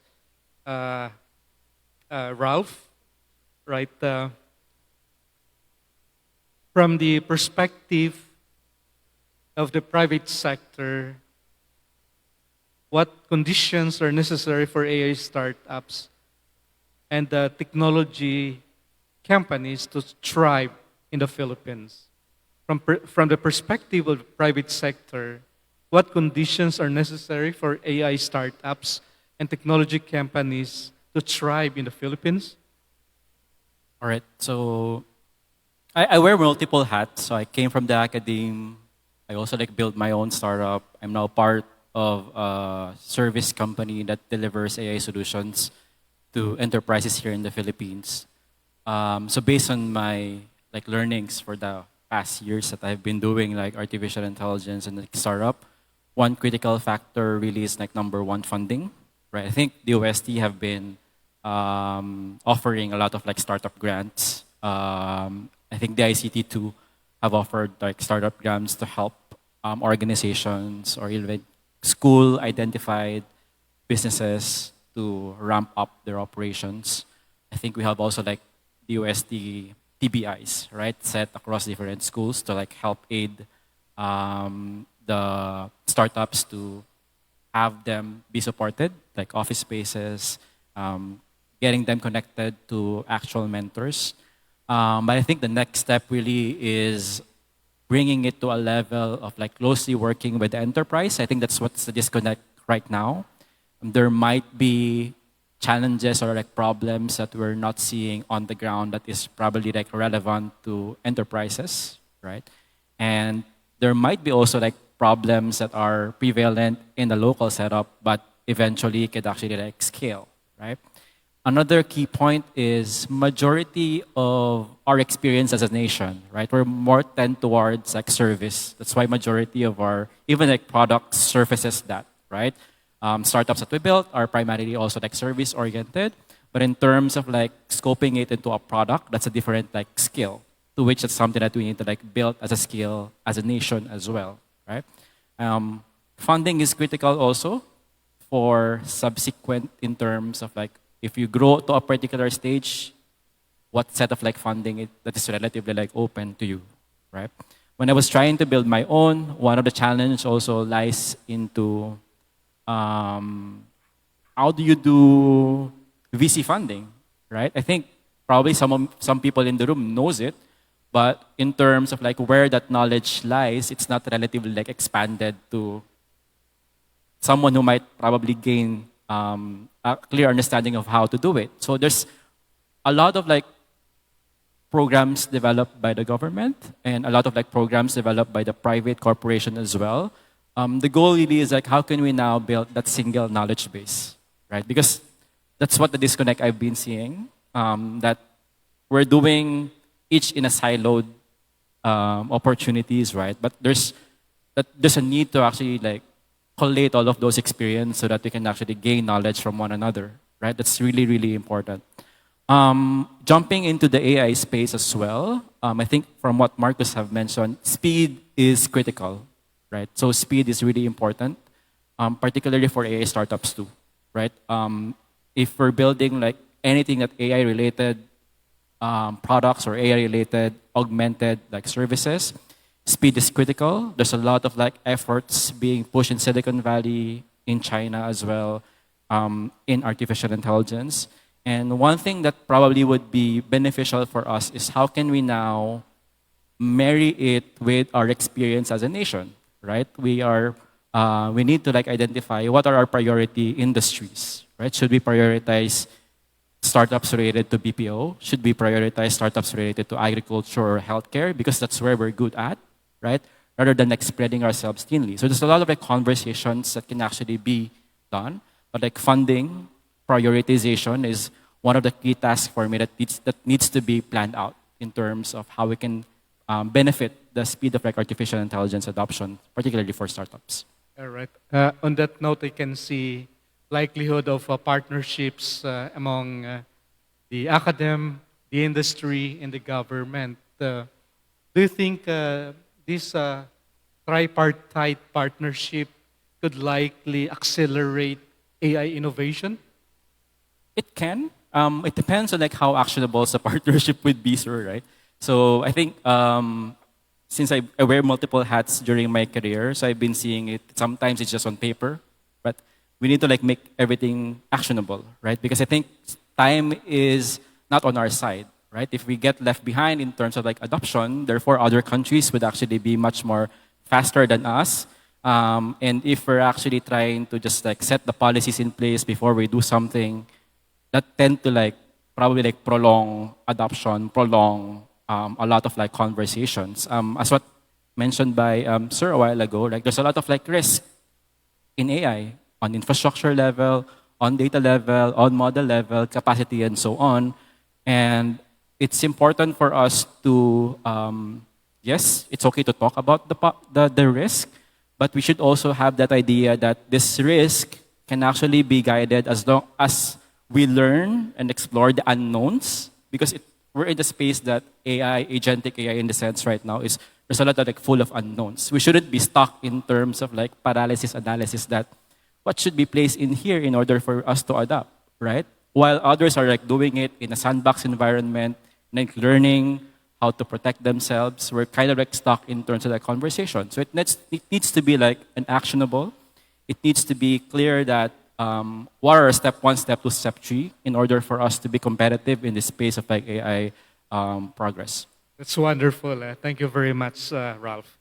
Now, well, direct this question next to RD Adjok of DOST. DOST has been actively promoting AI initiatives across the country. From the government's perspective, what policies, programs, or investments are most critical to enabling responsible AI adoption while encouraging innovation and collaboration with industry and academia? Yeah, that's a very good question. But the good thing with the Philippines is we already have the National AI Strategic Framework. We call it NAISPH. And it's already been approved by the President. So we already have the mandate. And out of that mandate, we identified already 5 strategies or pillars. We identified the need for the infrastructure. We identified the need for the development of our people. We also identified the need for innovation, meaning research and development and innovation. Also the need to be able to deploy the technology in partnership with the business sector. But there's another one component that we are talking about, which is the AI policy and governance side. Actually, under the NAISPH framework, that part is actually under the leadership of the DepDev. So I think as far as I know, we are now on the process of coming up with a national AI governance framework. However, very proactive regions like Region 6 has already crafted their own AI governance framework. I think it's already been approved by the RDC. In Caraga, we are actually thinking of also coming up with similar framework, pero we feel that the national framework is soon to be implemented, so we wait for it. So there must be a AI governance framework, or else development, there will be some limitations with regards to development if the rule of the game is not very clear. But so there are many other very important policies on top of the AI ethics, like the policy with regards to supporting our startups. Because AI is a new product, there must be some sort of a sandboxes in LGUs, in some areas, because it's a new technology, it's an evolving technology. So I think the development of applications, AI applications, will be accelerated if we have sandboxes within the regions and the provinces. And I think that's one of the policy that we hope we will have one. And finally, we also hope that there will be a policy with regards to supporting our innovators with regards to access to infrastructures, as I've said. All right. That's a really nice. Thank you very much, RD, for that response. As we conclude this discussion, to all our panelists, if you could recommend one policy or strategic initiative that the Philippines should prioritize to accelerate responsible AI development and adoption, what would it be and why? If you could recommend one policy or strategic initiative that the Philippines should prioritize to accelerate responsible AI development and adoption, what would it be and why? Maybe we'll start with Marcus, and then followed by Ralph, and then Ardy. Yeah. I really like what Sir Winston was sharing earlier, that there's a blueprint of how you piece all these things together and then you kind of accelerate the process, right? I think when we look at how an ecosystem would be successful is when you have different pieces line up together and it's like a really well-built machine that kind of churns out results. So I would say a blueprint that is building on top of what Mr. Winston shared, but at a larger scale, and have more parties involved and aligned with. I think as a country, if you can rally behind that one thing you want to drive towards, like, or one impact that you want to drive towards, and how do you churn out really tangible impact, as in like the hero stories that you can tell, or successful startups or successful businesses that it's augmenting on top of using AI. I think people would recognize that. People would want to be that. And that's where you start seeing, what do you call that, the impact kind of piling up and then just kind of drive forward. Very well. Thank you, Marcus, for that response. Now let's have Ralph. I think you mentioned one point, but probably have 2 points in my head. The first one, really, in AAP, we have developed together with TESDA, the National Skills Framework for Artificial Intelligence and Data Analytics. So we have worked closely with them to develop this framework that universities can actually adapt so that they'll be able to increase capacity building within their own universities to upskill and identify how they can leverage AI. So really, first part is upskilling. I think there's a national upskilling framework, also efforts from the government to push upskillings. That's critical because we need to understand, speed up adoption by learning artificial intelligence across different ages, right? So even our lolas and lolas should be able to know because of the promulgation of AI fake videos now. Sometimes they tend to accept that it's truth, right? So we need to also have that level of capacity building for our kids, for students, for the workforce, even for our senior citizen, what AI is all about, right? Number 2 for me, as what I mentioned previously, is really identifying what are the key sectors we're good at and prioritize those sectors. Because I think in the noise of our artificial intelligence, right, there's a lot of things we can do, but if we look at it as a nation, right, where should we excel at? That when people around the globe talks about AI, they know Philippines is good at that AI particular sector, right? So you should identify that as what's our that key sector that we need to be good at in the space. There you have it, Ralph. Thank you very much for such a wonderful response on this question. This time, let's have Ardy. Yeah. I begin with the answer of talking about value and capacity. So maybe I will also end with that way of thinking that one of the most important policies is to ensure that we will be able to come up with very valuable AI products. Therefore, we hope that there will be not only on the policy side, but it should relate to support. And so, because I believe in the talent, the Filipino talent, we need to support our innovators by providing more support with regards to funding on research, development, and innovation, having access to compute and sometimes training, so that we can come up with a valuable product.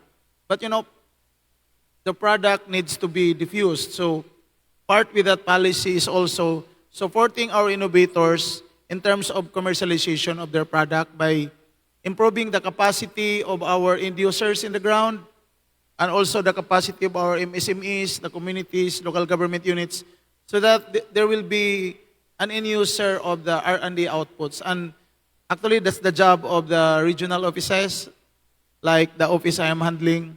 I have my fellow regional directors here, and with the support of the government, I think there are a lot of component parts that are already available. But we're going to just, make it work, make the ecosystem work, and some additional support. I'm very confident that there are more than 110 million Filipinos. So there are more than 110 million problems.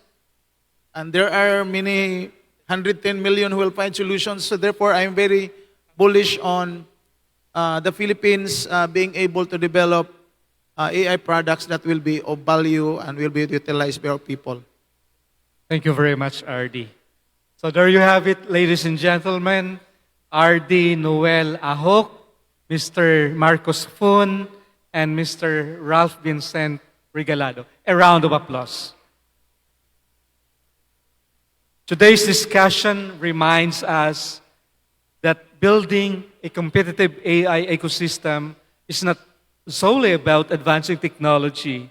It is about strengthening partnerships, investing in people, enabling innovation, and developing policies that foster trust and inclusivity, whether from government, industry, academia, or the broader innovation community. Each of us has a role to play in shaping the future of AI in the Philippines. By working together, we can harness AI not only to drive economic growth, but also to create meaningful and lasting impact for our communities. On behalf of the organizer, thank you to our panelists and to all of you for being part of this important conversation.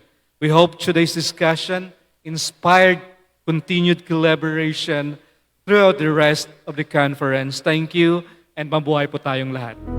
Thank you, Dr. What a fruitful discussion. Thank you very much, dear panelists, and of course, our moderator for taking the time to share about building a competitive AI ecosystem in the Philippines and in the ASEAN region. We would like to take this opportunity to award each of you with a certificate of appreciation. To award the certificates of appreciation, we would like to call on Dr. May Rose O. Suerte, Assistant Regional Director for Finance and Administrative Services, Department of Science and Technology, Western Visayas, and Dr. Marine Neti N. Linan, Co-Chair, AI Technical Conference, Iloilo Science and Technology University.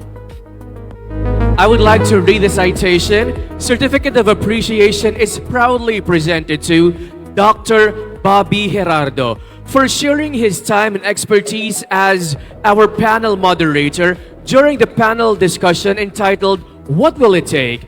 Building a Competitive AI Ecosystem in the Philippines and ASEAN during the 2026 AI Technical Conference held as part of the 2026 AI Fest with the theme Building an AI-Ready Future Together on August the 3rd, 2026 at the Iloilo Convention Center. Signed by Regional Director Rowan R. Hilonga, CHEC CESO 2 and SUC President 3, and the Regional Chairperson of RASUC 6, Dr. Lilian Diana Pareño.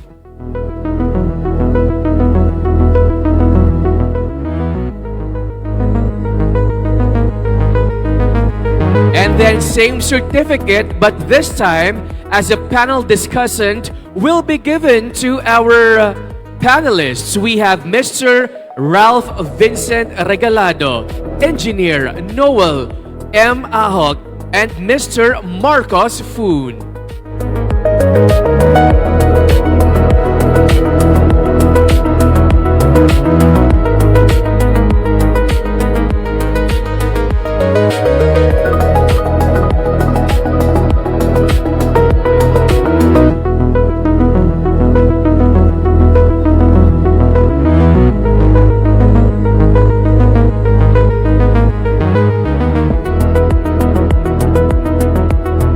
Thank you very much. There you have it, ladies and gentlemen.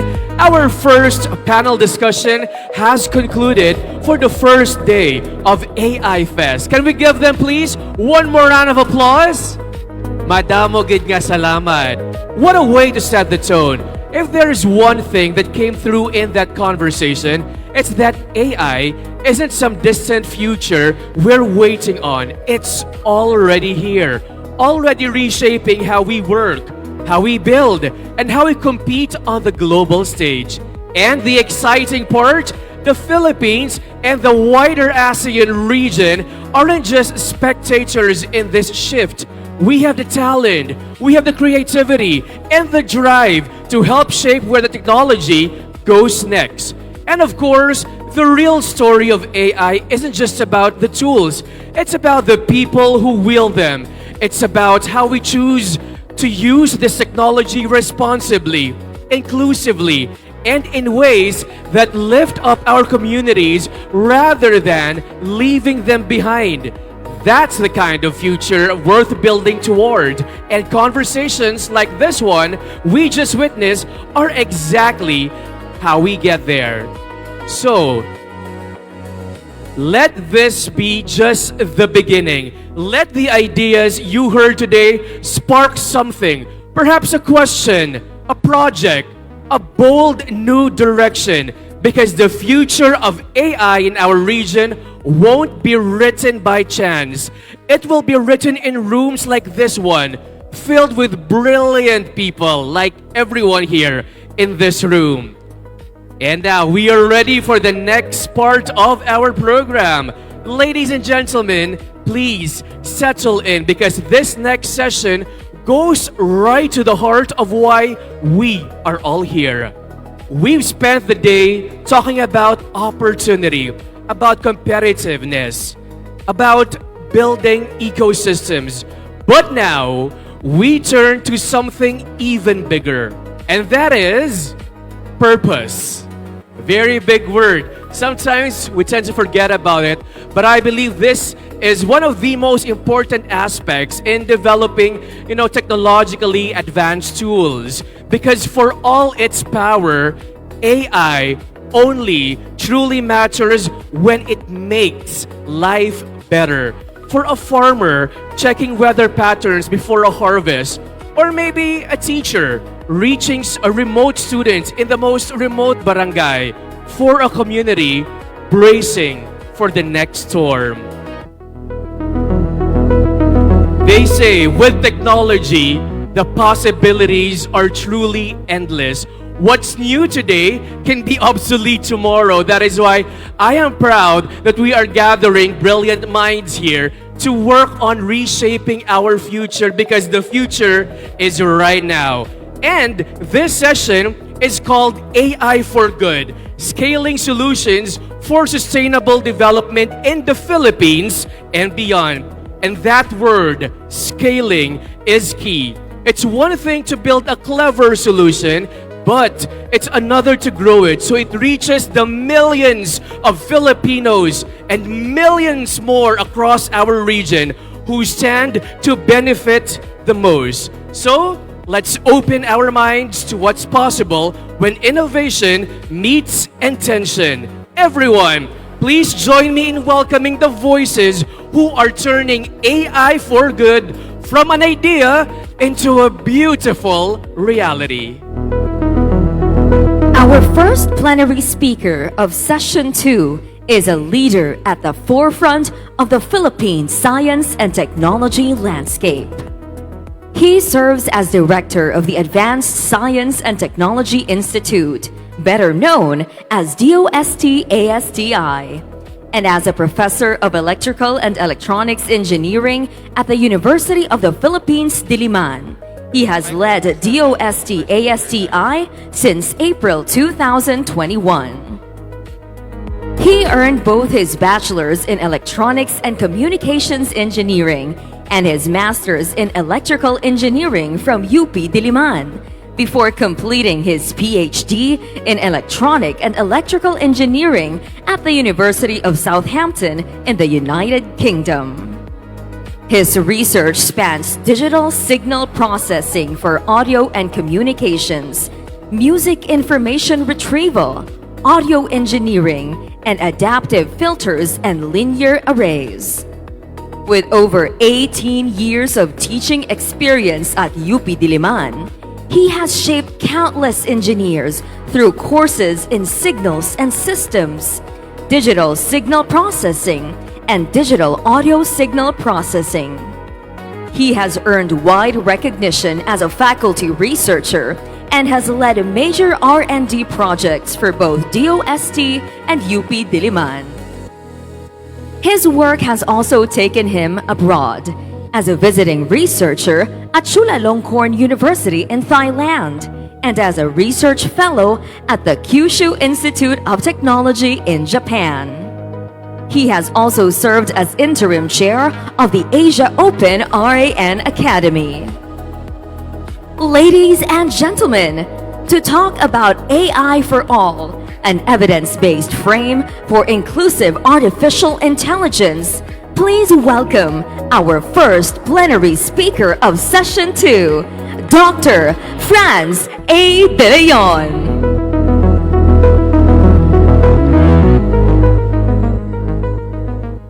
Alright, magandang hapon po sa lahat. Can we have the slide, please?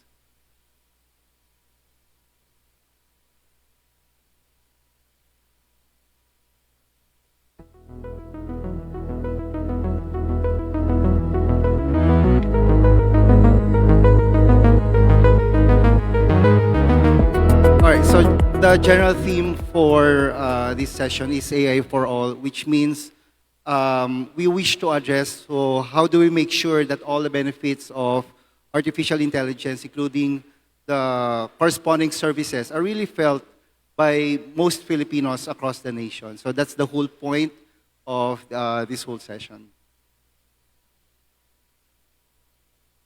Okay. So by the way, I'm again Franz De Leon from DOST ASTI. As you might have guessed, many of the projects that DOST are doing on artificial intelligence are currently being implemented by DOST ASTI. Kasi marami na po nabanggit kanina si Secretary among the different projects and the different initiatives. But probably the biggest change that we wish to do is to really have a lasting institutional capability for DOST in general, because DOST is well known to have a really large footprint for the country, especially in terms of sa regions natin. So we want to ensure that this whole initiative, AI, can really be felt across the nation. All right, so let me start. Electricity changed the world because it became available to everyone, not just scientists. The internet changed the world because it connected everyone, not just governments. Now, AI will only change the world for the better if it becomes a capability that everyone can access, understand, and benefit from. So our theme is AI for all, and I want to make one argument about what the phrase should mean. All right, next slide, please. So let me start with what AI does not mean. It does not mean universal tool access, every Filipino holding the same application. So layer AI on unequal connectivity, unequal skills, and you widen divides, not close them. So owning a tool is not the same as benefiting from it. So the right frame is a capability frame, benefits, capabilities, and protections delivered through the institutions people already trust. So that includes schools, clinics, local governments. What matters is what people can actually do. And it is layered. Connectivity, then skills, then local relevance, then trust, then capable institutions. The World Bank puts it plainly. Inclusive AI depends on foundations, not only on model access alone. So AI for all is about expanding what people can actually do with artificial intelligence, not just about handing everyone the same tool. Next slide, please. So here's the ground we have to design for. In 2024, only 48.8% of Philippine households had a home internet connection. 67.3% of individuals aged 10 and older used the internet. Now, far lower in BARM and Zamboanga, and pretty much cost-driven. So this is the gap our work targets. And the divide has 3 levels: connectivity, then skills and usage, then outcomes, whether people actually benefit. Access alone does not reach the 3rd level. And here's the uncomfortable part. AI over unequal skills can amplify inequality because the best positioned pull further ahead.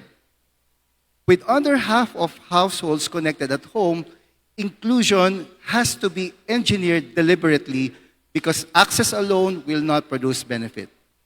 Next slide. So Anchor 1 is talent, and AI for all needs 2 different kinds. First is elite talent, researchers and engineers, but also public sector specialists in data governance, cybersecurity, privacy, and procurement. And then second one is mass AI literacy, knowing when to use AI, how to verify it, how to protect data. And the second tier is still far short of demand. So in the case of the previous activities being done by the DOST, for example, we have Sparta and AI Pinas, they report more than 49,000 people upskilled. Now, a DOST UNESCO pilot-trained public sector staff well beyond the IT department on due diligence when buying AI. So we are also collaborating with the Development Academy of the Philippines on their national capability building program. So inclusion needs elite talent and mass literacy at the same time, and we are supporting both of them. Next. Now, Anchor 2 is utilization. Does AI actually help the people we most want to help? The evidence says conditionally. All right. So a landmark field study found a 14% average productivity gain concentrated among novice and lower skilled workers, with little change for the highly skilled. Now, for a country with a large business process outsourcing workforce, that is a directly equalizing result. Now, Singapore is the institutional version. 70% of public servants using a government-wide assistant, roughly 832,000 hours saved every month. But the same evidence warns that without training and oversight, these tools risk the skilling and over-reliance. So AI can raise frontline productivity and narrow skills gap, but only when it is paired with training, not handed over and left alone. Anchor 3 is inclusion, and it does not happen automatically. It has to be designed. So 3 cautions. Who is at most risk? Weak or expensive connectivity? Let's say non-English speakers, persons with disabilities, low literacy users, small firms. And here, public schools trail private peers. A real design failure. So UNESCO found persons with disabilities were not thoroughly consulted when the national ID was conceived, therefore causing accessibility problems later on. And then a third warning, a warning from Brazil. When services scaled faster than inclusion, the telehealth divide hardened. So that is 53% rural internet against 88% urban. So every one of those was avoidable with consultation up front. So inclusion comes from consultations, design choices, and governance, not just from rollouts.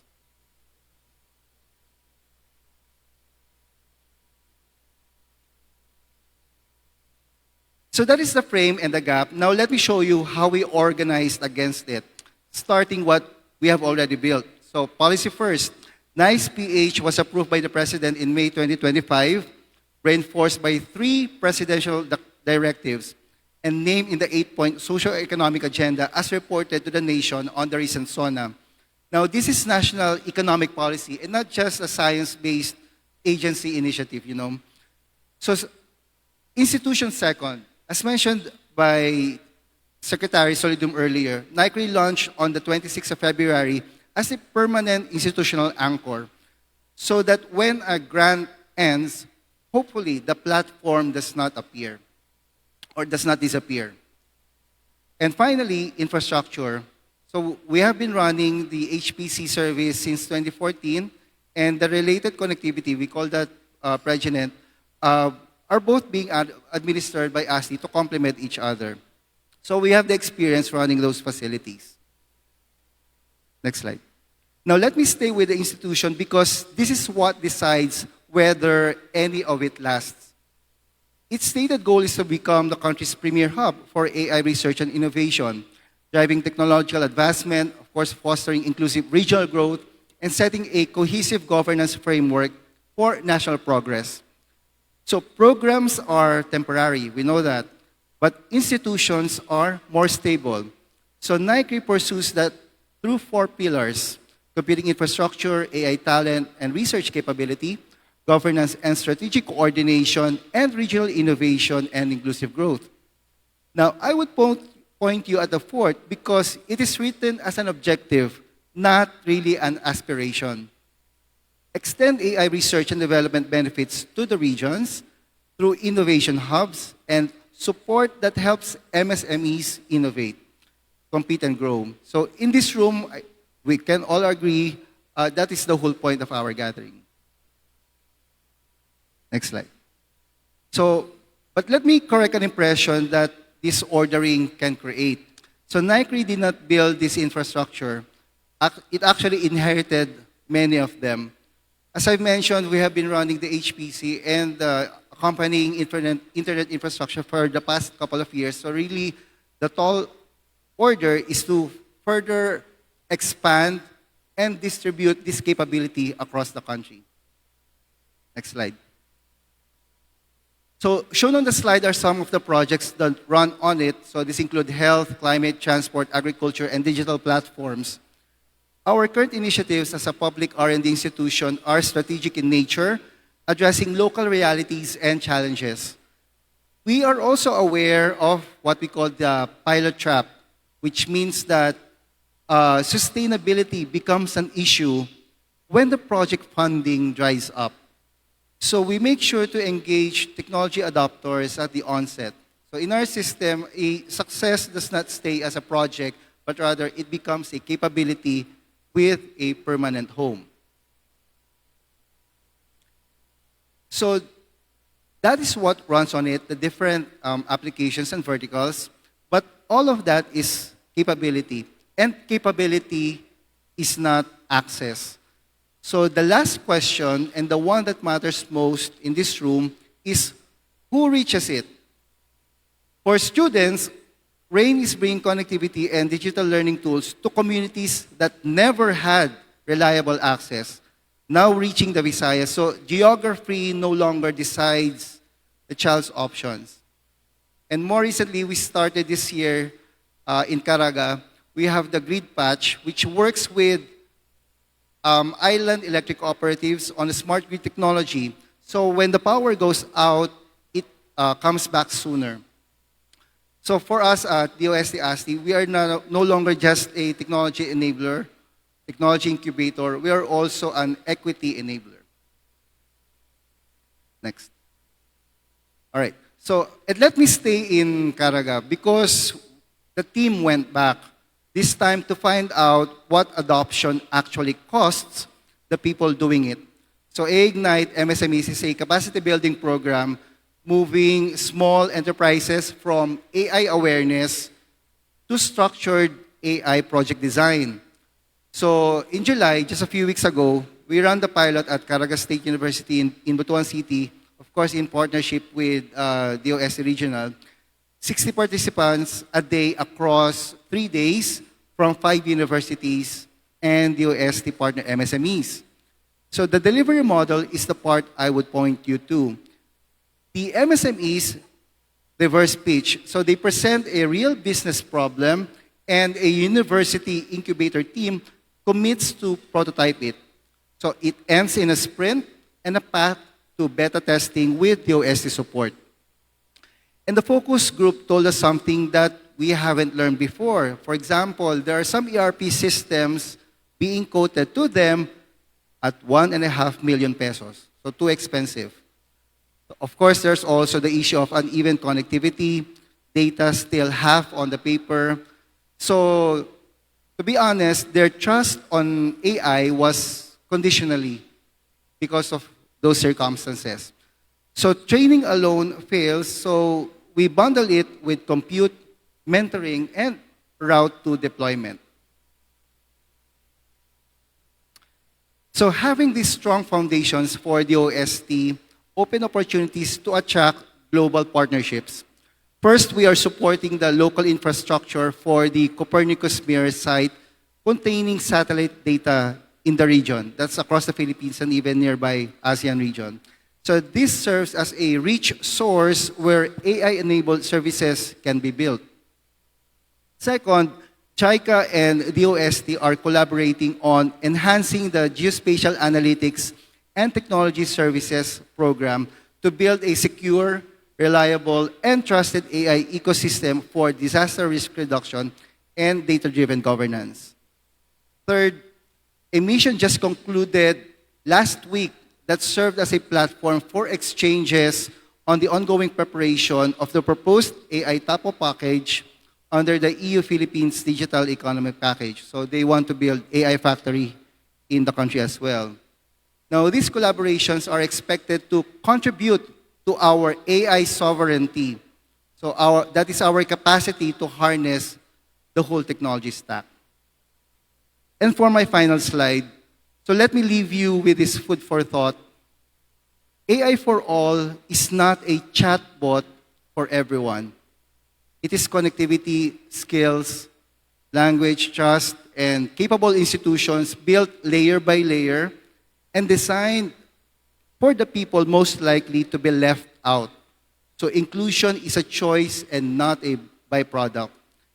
And I will tell you what is not finished. So this is our honest assessment. Our researchers are doing more AI work than we can currently serve. Most of our compute still sits in one place or a few places concentrated in urban places. And a national backbone cannot have a single point of access. And our framework carries the mission of AI hubs across the country as a committed action item. So that is already underway and it is not yet finished. So AI for all is built, not declared, and it is built together. Maraming salamat po. Thank you very much, Dr. Franz De Leon, Director of Advanced Science and Technology Institute from the Department of Science and Technology. Our second plenary speaker of Session 2 is a researcher, educator, and quality assurance leader recognized for advancing responsible artificial intelligence for public health and sustainable development. She serves as program leader of the DOST NICER Center on Natural Language Processing for Health Applications. She also leads AI Kasalig, a flagship DOST-funded initiative developing multilingual, ethical, and trustworthy AI to make healthcare more accessible across the Philippines.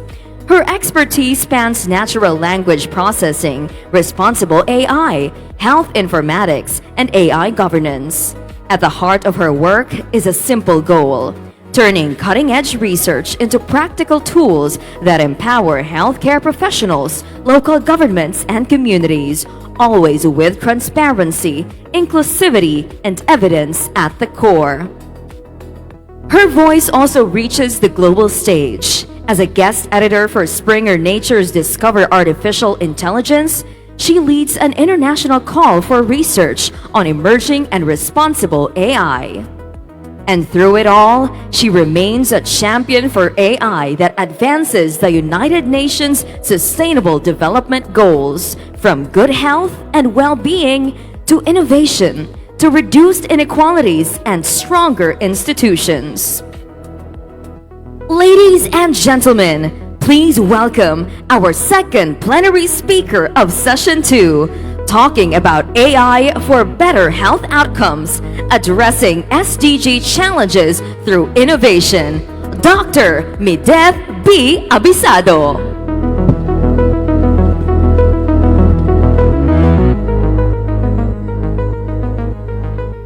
Next slide, please. Next slide, please. In 2019, this country had its worst dengue epidemic on record. So we have the highest in the entire Philippines was not in Metro Manila. It was in Guimaras, 1,350 cases per 100,000 people. Second highest, Iloilo. Aklan was also among the worst in the country. So, previous. Those numbers are from Olana et al., published this in 2025. Nationally, more than 1.9 million cases between 2017 and 2024, and roughly 444,000 a year is projected through 2027. Maayong hapon sa inyong lahat. I'm Mideth Abisado, and I want to talk about what we were not listening to in 2019. Next, please. Let me take you inside that number. So I want you to picture a mother in a coastal barangay in Antique. She does not go to the rural health unit. Maybe it is far. Maybe it is the fair. Maybe she has 3 other children and it is a Tuesday. She posts about what's going on in Hiligaynon, asking a Facebook group what to give him. And here is the detail I want to hold on to. At home, she speaks Kinaraya. She writes in Hiligaynon because she knows that is the language that the Facebook group will read. It surfaces only, right now, that data is a data point. And right now, that data is invisible. It will surface only weeks later if the child gets worse and the child gets recorded in the hospital. So, traditional surveillance waits for people to arrive. And AI lets us hear them when they are already. Next slide, please. So this is her post. Every one of you understood that under a second, yes? Do I hear a yes? So a fever, 3 days, cough, a child who won't eat, which is a sign that worries clinicians in this room, most of the clinicians in this room. So there are 3 clinical signals, but 0 clinical encounters, just from a very simple Facebook post. Posted at 4 a.m. in the morning, days before the child reaches the rural health unit. And there is one deployed surveillance system in this country that can do what you just did. Although there's no ICD English in that code. There's no international coding disease for that code. Maybe that is noise, but that is the earliest warning we are ever going to get. Next slide, please. So I want to frame that as an SDG problem, not a technology problem, SDG 3, the headline goal, in this country, it fails so loudly that it fails quietly for three reasons. The first reason is latency. So the Philippine Integrated Disease Surveillance Response, we have that, and the event-based surveillance response.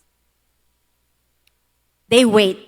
So according to Edillo et al., in American Journal of Tropical Medicine and Hygiene, that less severe dengue is systematically underreported. We underestimate the burden before the single model runs. The next is on language. Surveillance and health AI default to English.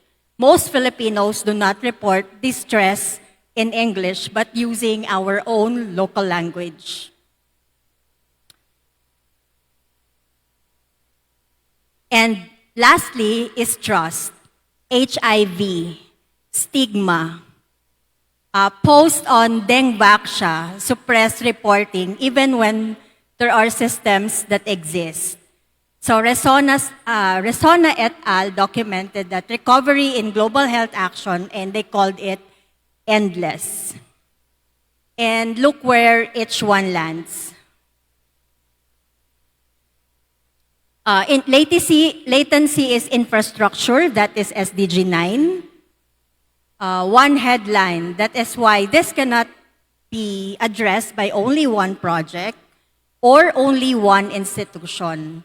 Most of you will not build a model, but many of you in this room is going to approve a research proposal, is going to review, and is going to evaluate. And so I ask you to take these three questions when you do. Is the solution or innovation fast?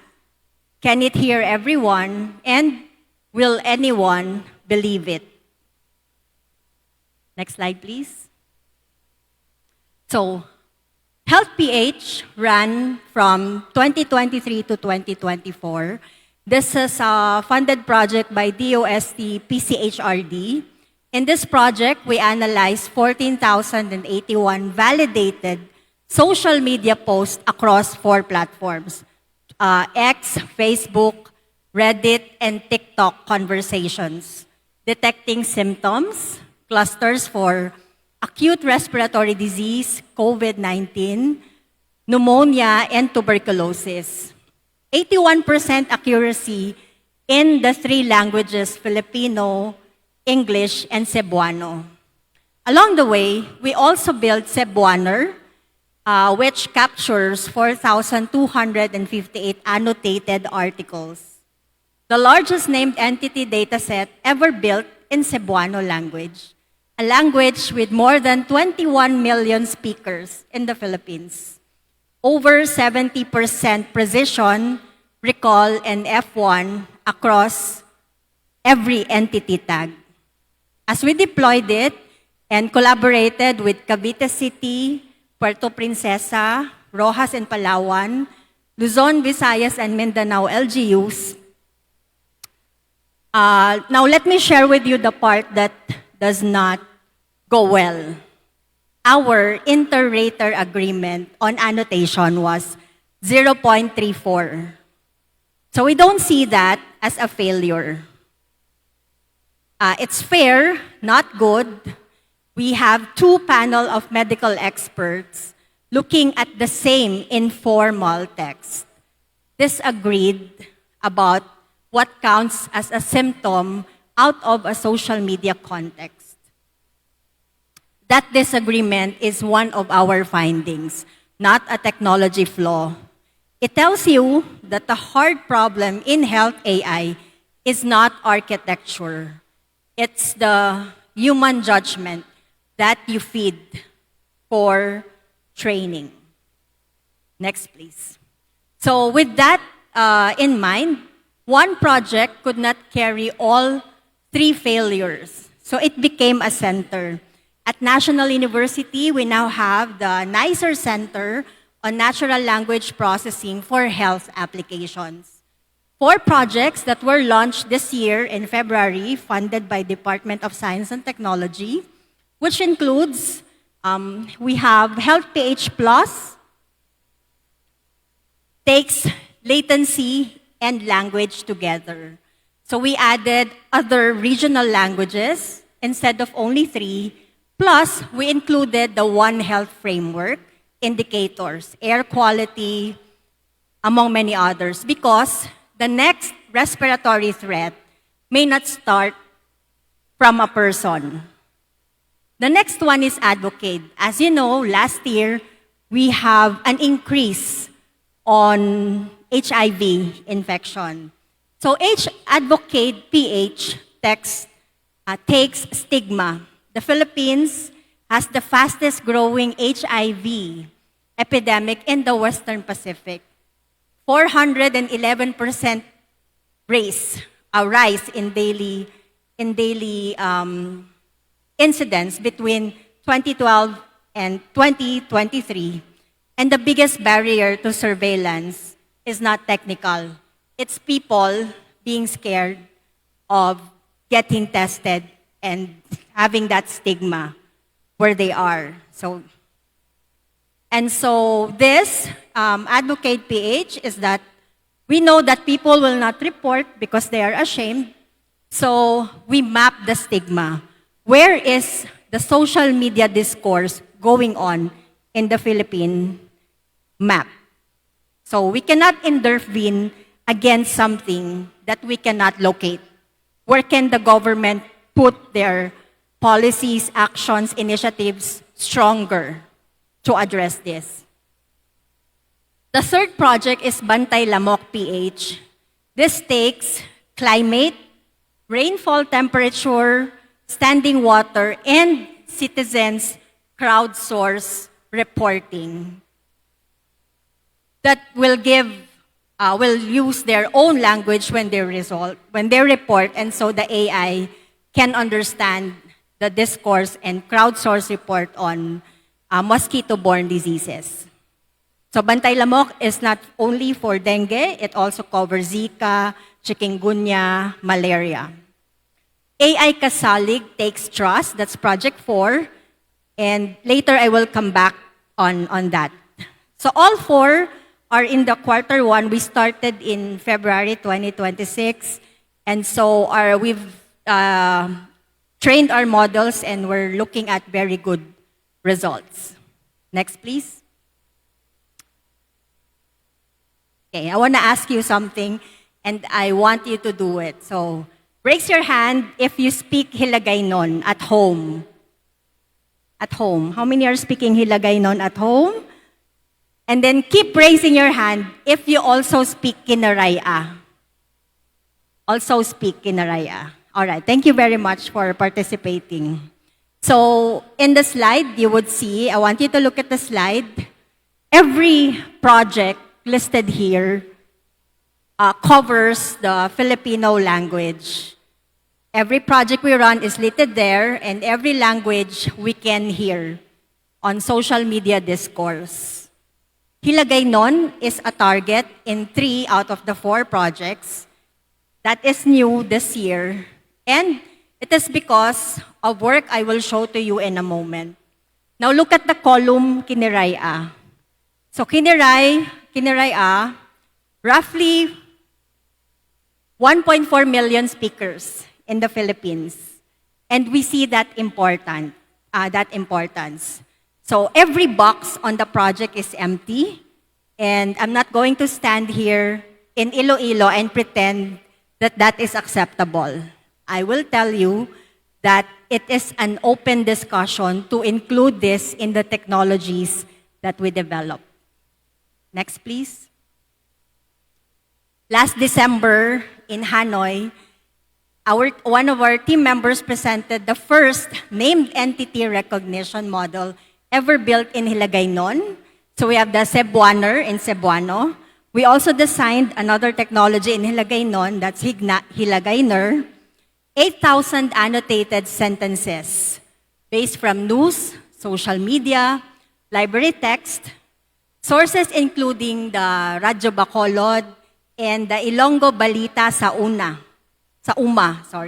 So we used 2 transformer models, fine-tuned on it, and it transfers across lingually from Cebuano and Tagalog. So look at these two bars. In the two bars, 2 years ago, our Cebuano baseline has 70% accuracy. And today, Hilagay-Ner baseline clears to 80%. This was built by 2 undergraduate students, our intern from Seleman University, which shows that the method can transfer. What does not transfer is the corpus. And so somebody has to sit with, and annotate this 8,000 sentences. And that somebody has to be a native speaker. Next, please. So let me make this concrete for the health officers that we have in the room and our respected LGU officers in this room, because this is the part that we usually skip. We develop the technology. A post is detected and classified. It is plotted to the barangay level, not a region. A trend is built with climate inputs. A health officer opens a dashboard and sees it, and then somebody does something, maybe a vector control, preposition supplies, risk communication in the right language, in the language that our grassroots community can understand and uses. So a scoping review published this year by Liscano et al. Found that digital surveillance can buy you days, 2 weeks ahead before traditional reporting. So we know now that digital surveillance, according to studies, supports our initiative of social media listening and crowdsourcing before we report them in the Philippine disease surveillance. I want to be precise because that evidence is not ours. It's a global literature, and it has been validated here. And to be clear, this will not replace our PIDSR and our ESR. It will be an insight for our local government offices, health units. It gives a health officer something to act on while waiting for formal confirmation. While waiting for formal confirmation that is still in transit. Next, please. What we owe the people in data. So everything I have described is surveillance, supported by Sarmiento et al. In digital medicine. This year, the Philippines needs a national strategy for exactly this. So let me be straight about what we owe the people. We owe them privacy, public post only, ethics clearance first before collection, bilingual consent for citizen reporting, aligned with our Data Privacy Act. Bias, a model that cannot read your language is not a coverage gap. It is a bias, and that is why our language matrix goes one slide to into another languages for the different applications. We should also not forget human in the loop. So the system flags, a health officer decides whether this is important, this needs attention. There will be no automated clinical judgment, no automated public alert. The access for the dashboard is for our Department of Health, City Health Office, and the LGU. Accountability. Our center publishes our corpora, so you can audit, you can check our labels, and provide you with the limitations. AI Kasalig is a project that exists because of trust. None of that is a technical feature. Those are institutional commitments, which means they only survive if our institution will hold on to them not the model. Next, please. So we're not going to, this session says in the Philippines and beyond for this session. So let me put this in a regional map. Where we are sa ating mga kapitbahay. No? So government AI readiness, Oxford Insights, Singapore is second in the world. Malaysia, 23rd. Thailand, Indonesia, Vietnam, all ahead of us. The Philippines is 65th. 3 published findings on cards, published in the Journal of Medical Internet Research. What the region needs first is infrastructure and governance. We rank 65th on AI readiness. We rank first when it comes to our linguistic diversity. No ASEAN neighbor will ever build Hiligaynon for us. But the method exports to every low-resource language in the region. That is SDG 17. And it is a leadership position genuinely available to us. Next, please.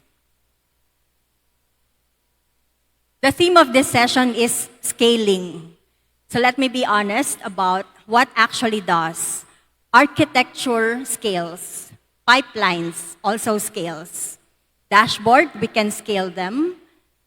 You build them once and then use them in the next applicable solution. Governance frameworks and deployment playbooks can also scale with effort.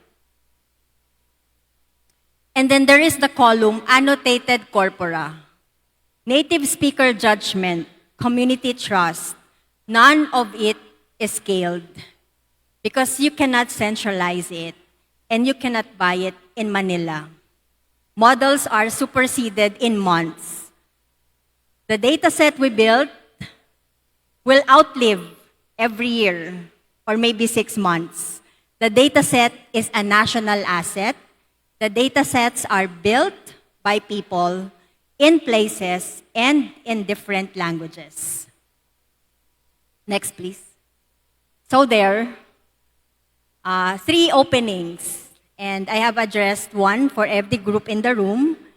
1 to annotate to our universities and researchers, our clinicians, our Hiligaynon and Kinaray health corpora do not exist yet. Hiligaynon covers news and literature.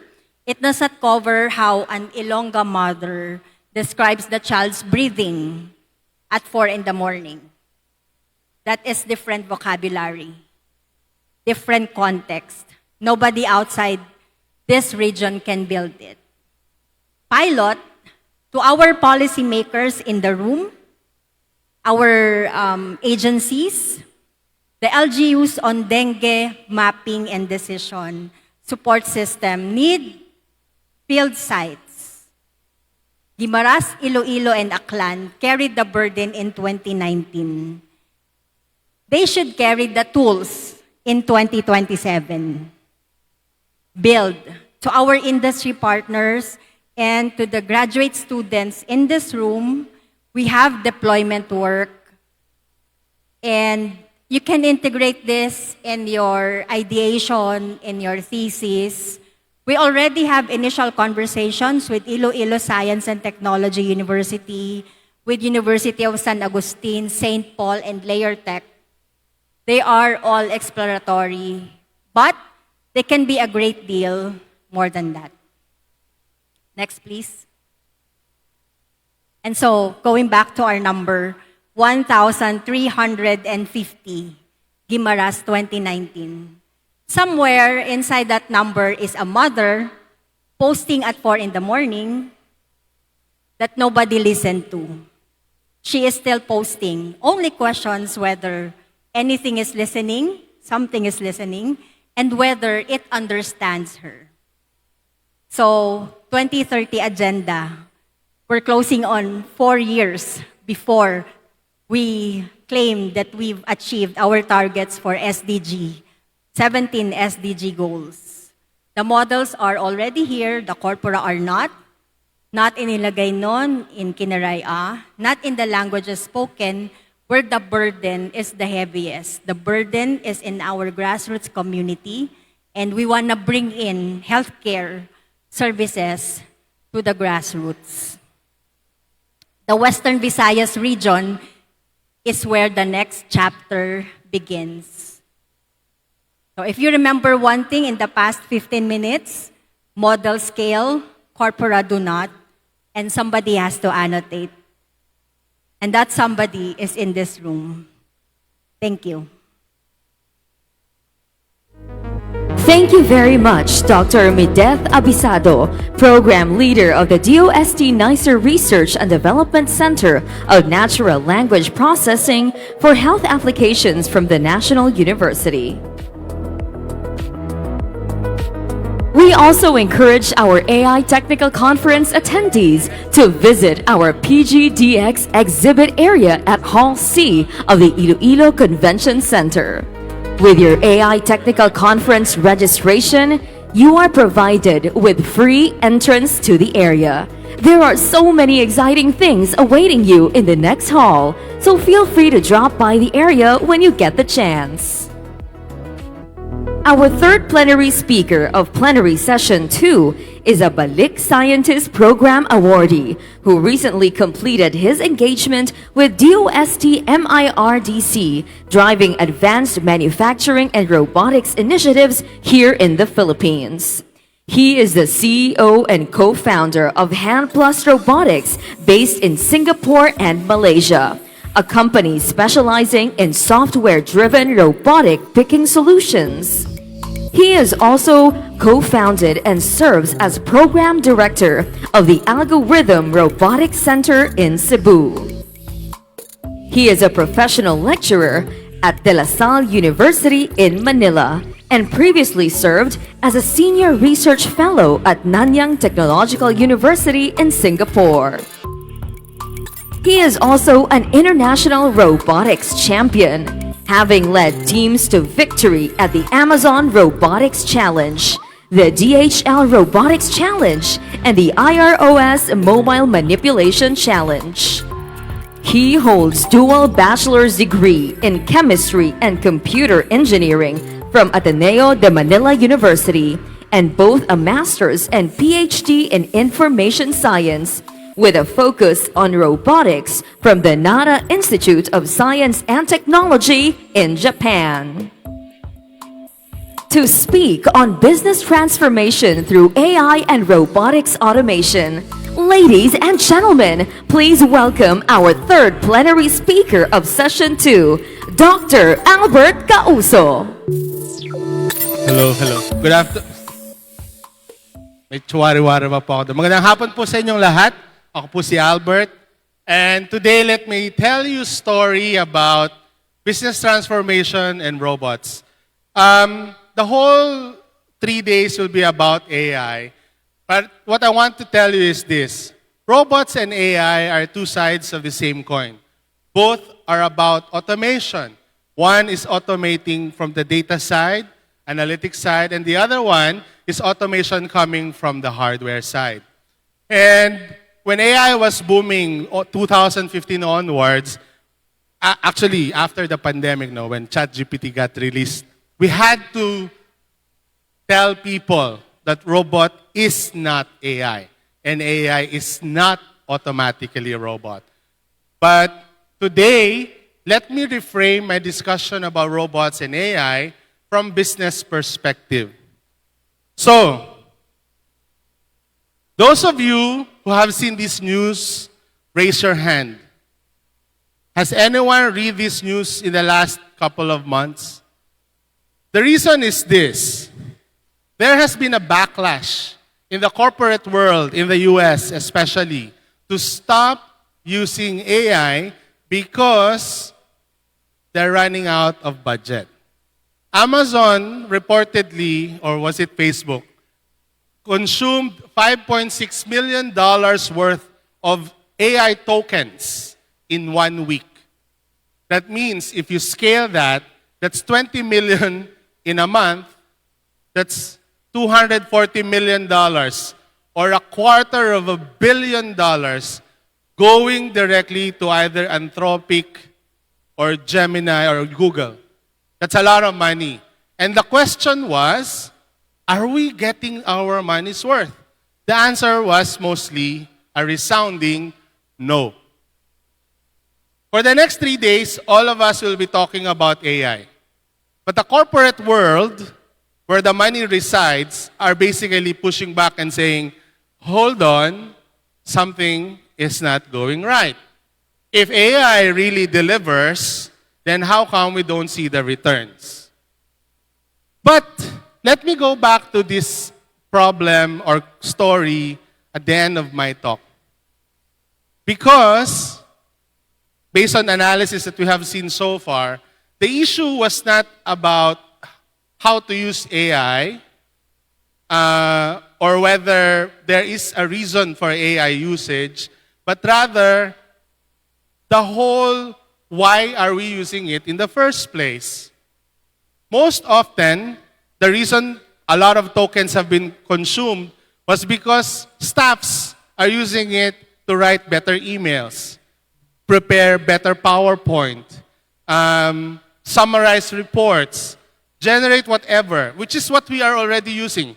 What it amplifies is our individual capacity at a personal level, not at the corporate level. But the question is, who's funding all of this? It's not your own pocket. It's not your own money. It's funded from the top. Therefore, the benefit should come from the corporate level. And that is very difficult to see as of now. It doesn't mean that it will never happen. The question is when and what actually delivers impact to companies.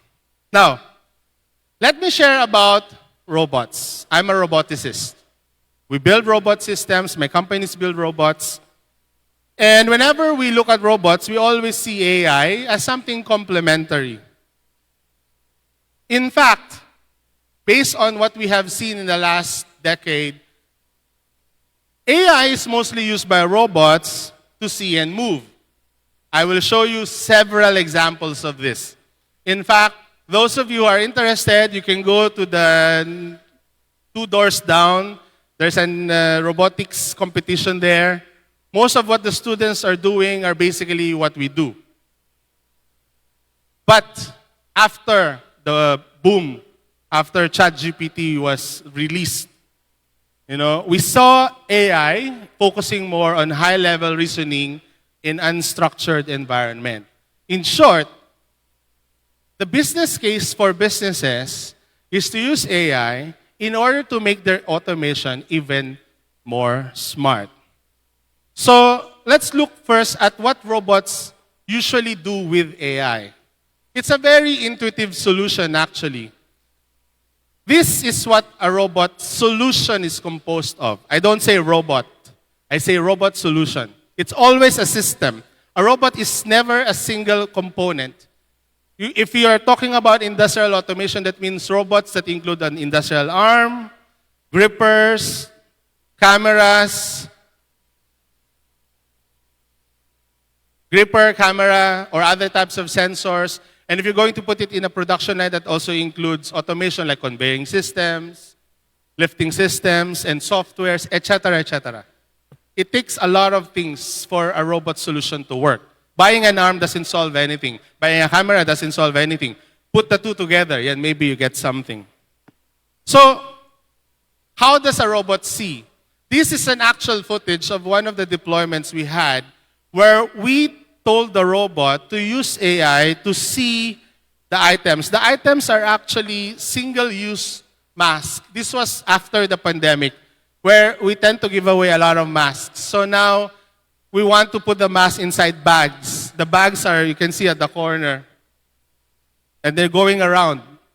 The data that keep changing, that's very digitalized, this is 3D scan of the whole setup. It's a camera. But on the right side, on the inset, where you see the bounding boxes, this is the AI working. Okay? So when the robot will use the AI, the camera captures the image, send the image to the AI and say, where are the items, and the AI will say, look at the bounding boxes, these are the items. Funny story about this actual deployment. If you look at the items with the blue bounding boxes, they are yellowish. During the initial deployment, the client gave set of masks that is brownish. When the item was delivered to us during actual deployment, the AI was blind. It couldn't see anything. The AI keeps saying, there's no item, there's no item. I kept worrying about the algorithm. Look at the YOLO. We're using YOLO 6 around this time. And when I look at the raw data, that's when I realize it is a different product. We have to change, retrain everything, and it worked. Now, we also use AI, C, right? We use the AI to let the robot know what the item is and decide what to do. For example, sorting. You can see this is an ABB arm used for deployment in logistics in a warehouse, where the robot uses the AI to see whether it's a tissue paper or a garbage bag. You change the product, we retrain the AI, the robot works. Very simple.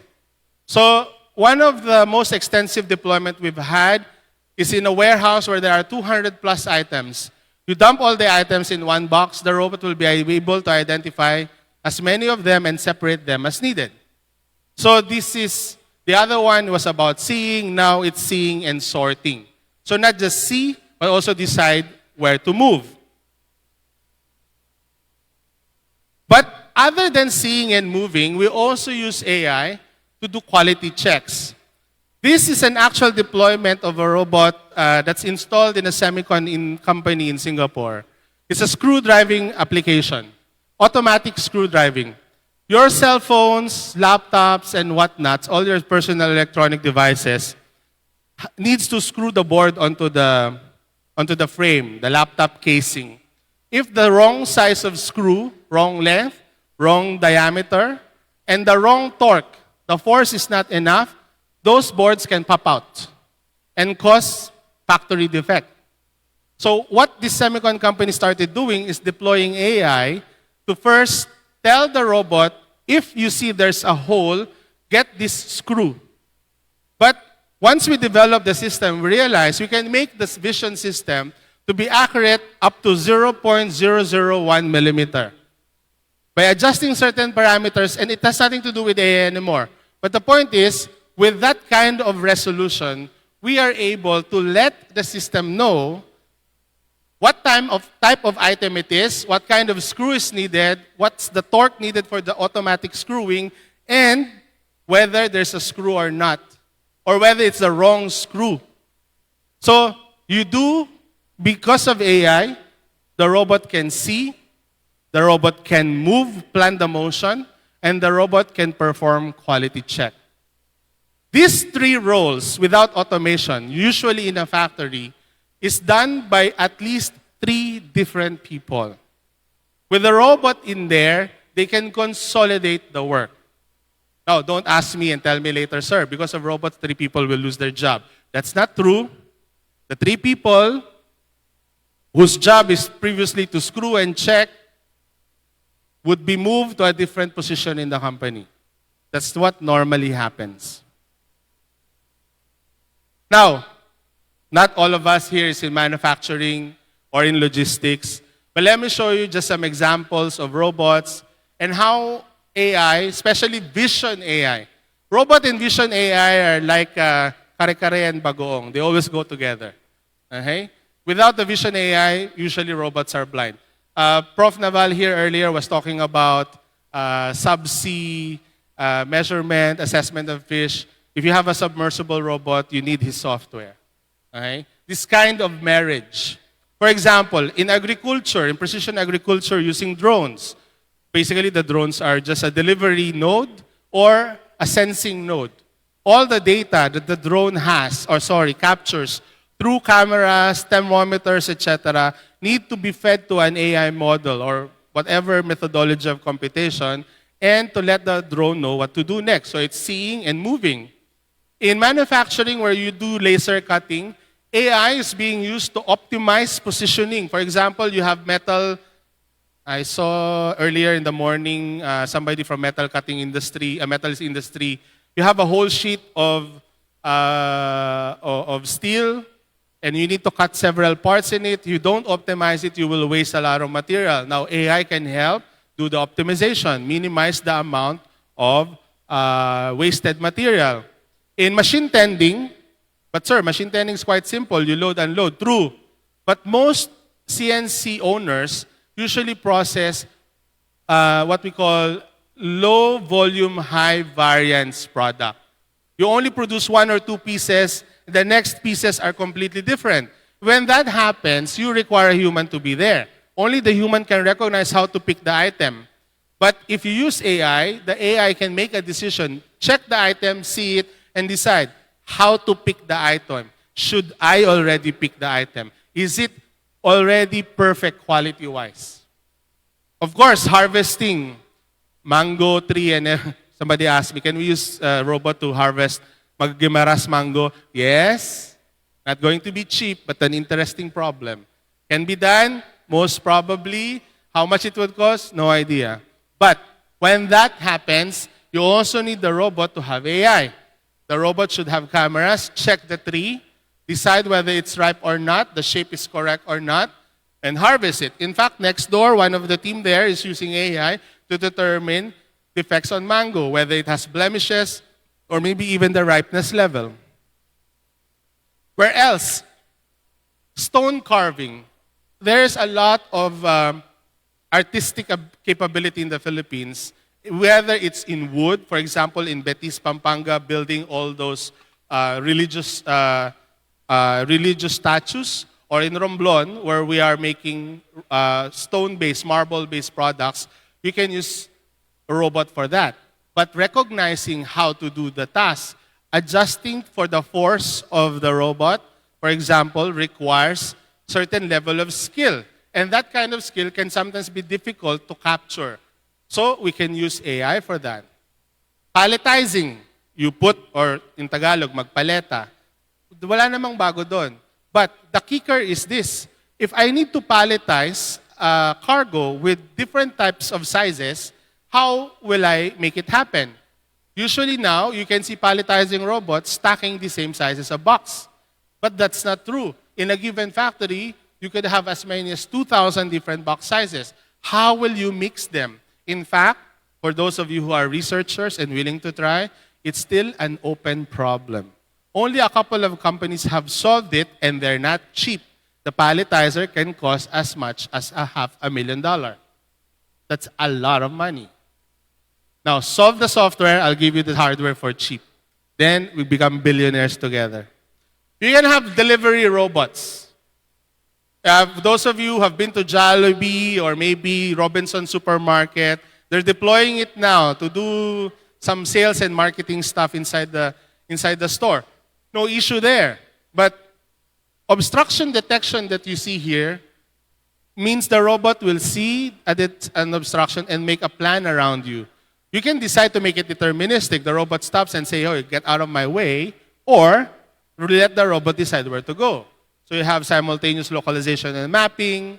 You can even have random detection, for example, waiting and delivery and material transfer. These kind of robot solutions offer, usually is a good investment for companies because moving items is never productive. It's needed, but not useful. Meaning you cannot charge your client just because you move the box from point A to point B. Oh, why did the delivery took so long? Sir, we don't have cargador. We cannot move the item from point A to point B, from here to the truck. But without doing that, you cannot sell the product. Use robots for that, which requires AI, by the way. So, if we can combine pure robotics, that's Industry 3.0. You combine robots with AI, you're moving towards Industry 4, because now it's crunching data. What are the benefits of using robots with AI anyway? These numbers I'm showing you are based on our actual experience with companies. We can improve productivity by up to 60%, meaning companies can produce 2 times more for the same number of manpower and the same size of factory. That's a huge boost. In fact, this I will tell you for those who will ask about job loss issue. In most cases, companies double or increase their manpower after automation installation. Never happened that after they install the robot, they dismiss all the people. They move the people elsewhere. They increase productivity, allow for greater sales. Not only that, not just productivity, efficiency as well. When you use robots, you waste less material. When you use robots, you waste fewer man-hours. And that boosts efficiency. Even if you don't want to increase your productivity, you don't want to produce more, you can get more product out of the same raw material. That's a lot of cost savings. Of course, because AI basically crunches data, now the management has data on what's happening with the robots. Classic example I was sharing the other day. A company in Laguna bought have several stamping machines. They wanted to buy a robot to do machine tending. When we asked exactly why, they say, oh, it's difficult to find people to load and unload the material in a stamping machine. But one reason also was because he's having trouble reconciling the report of the operators from what the supervisor says and what the finance people say. Operators say, sir, we produce 1,000 units today. Supervisors say, we produce 1,200. And finance say, no, you only produce 500. So who's lying? And how do you verify? If the gap is huge, you already immediately think, oh, there's pilferage, or there's somebody stealing from me. Automation helps remove those doubts. You can do the measurement, gives the management better data, gives better prediction. Bakit? Sakit ng Pilipino businessman. Sir, pag December, mag-ramp up tayo ng production. How much? Doblehin natin, triplihin natin. Pagdating ng January, fire sale. Palugi. Mali ang estimation. Bakit? Because for the previous years, the basis of the projection was gut feel. Sir, last year, parang dumoble tayo eh. Anong sabihin ng parang? Where's the number? No number. But when you have automation, you have number, hindi anecdote yung basis ng decision making, but actual fact. And one of the biggest benefits that no one talks about is about safety in operations. The only problem is this, even WHO does not have an equation that translates safety to cost. If I use robot, how many safety days can I get out of it? Walang ganong equation so far. So yung mga economists dito at social scientists, you want to contribute to automation without building robots, study the relationship between medical leaves, medical sickness due to work in relation to productivity. And if you can quantify that, you have a good thing going for you. Because it's very difficult to quantify it. Most owners only use salary as a reference to compute return on investment. But safety of manpower, you don't have a lot of people reporting sick, not a lot of people slowing down because of muscular pain, of backache, etc., is going to deliver benefit, but it's very difficult to capture. And all of these four are only important if it helps the business generate or penetrate new market. From business perspective, all of this discussion about AI and robot is useless if it will not impact the bottom line. Tandaan niyo yan, ha? You may have the most beneficial AI. Pero pag businessman kausap mo, tatanungin ka lang yan. Will it improve my bottom line? Will I get more profit? And there's nothing wrong with that because precisely businesses are designed to maximize profit. So that's the lens they will use. So if you guys are going to do R&D in university or you're going to create policy, always have this at the back of your head.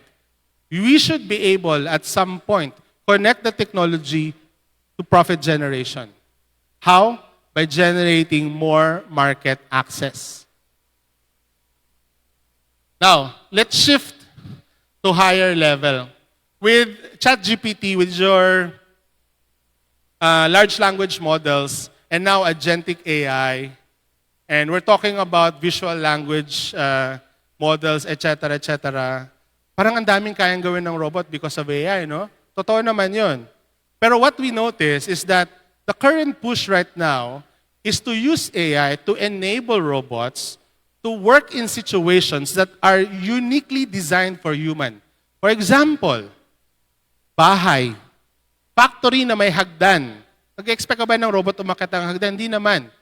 But until 2-3 years ago, no one thought of doing that. Now, suddenly, hagdan lang yan. Pwedeng gawan yan ng AI model.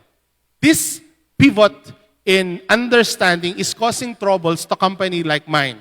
Why? All of a sudden, when we go to a client and say, "Sir, why not you use a robot to improve your productivity?" Ang sasagutin ka lang, madali lang yan. Bakit ko ako bibili ng robot na yan? Gusto ko ng robot na mukhang tao para pag nabore ako, pwede rin magsayaw. Ganon. Bakit? Kasi ito yung mga nakikita nila. Kasalanan to ng China.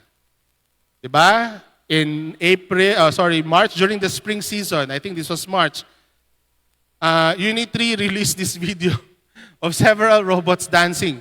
Di lang yan, nagkukung fu. Those of you who have seen the video, it's 5 minutes long. There is a section, I'm rarely impressed by things like this because I know how many engineers are required to actually build this.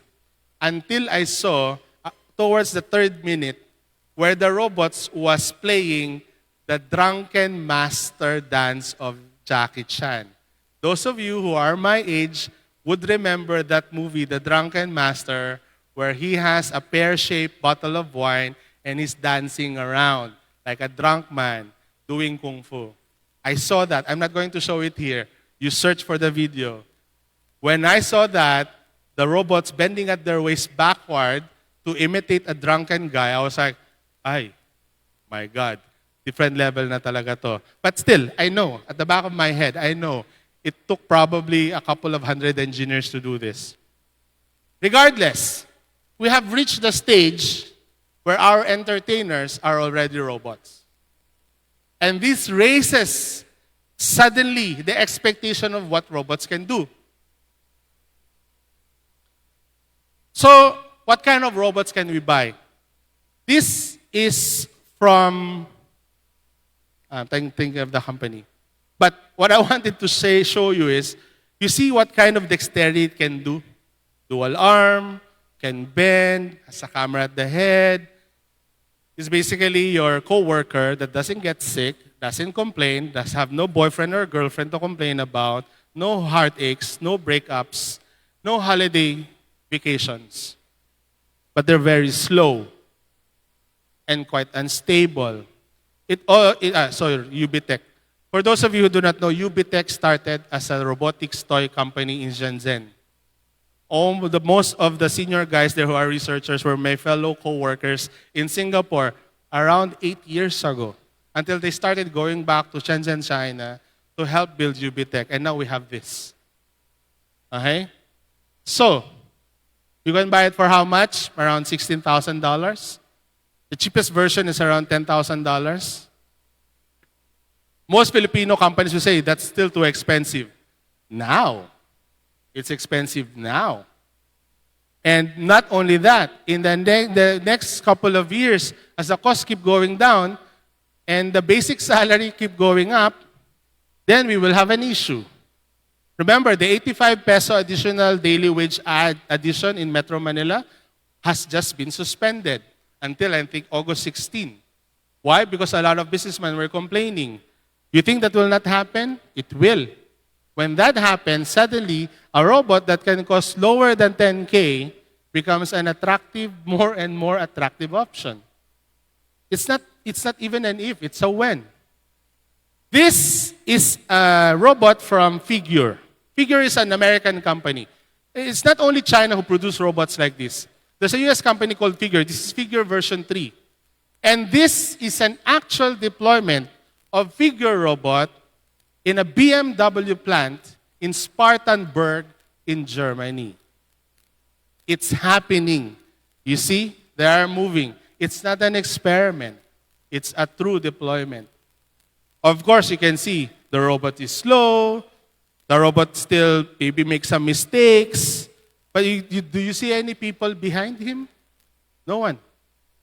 Now you can build a whole car with what we call a black factory, a dark factory. You turn off the light, everything will still function. But how does these robots actually learn how to behave in the real world?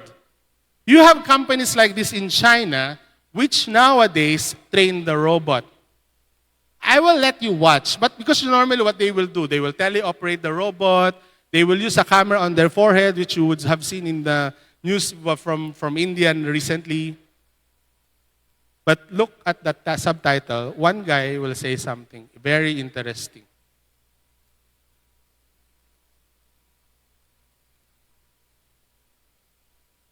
Teaching them how to wash dishes, blah, blah, blah. Fold clothes.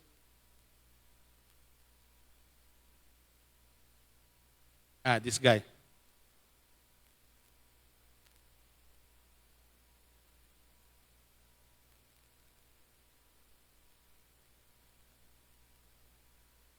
Anong degree niya?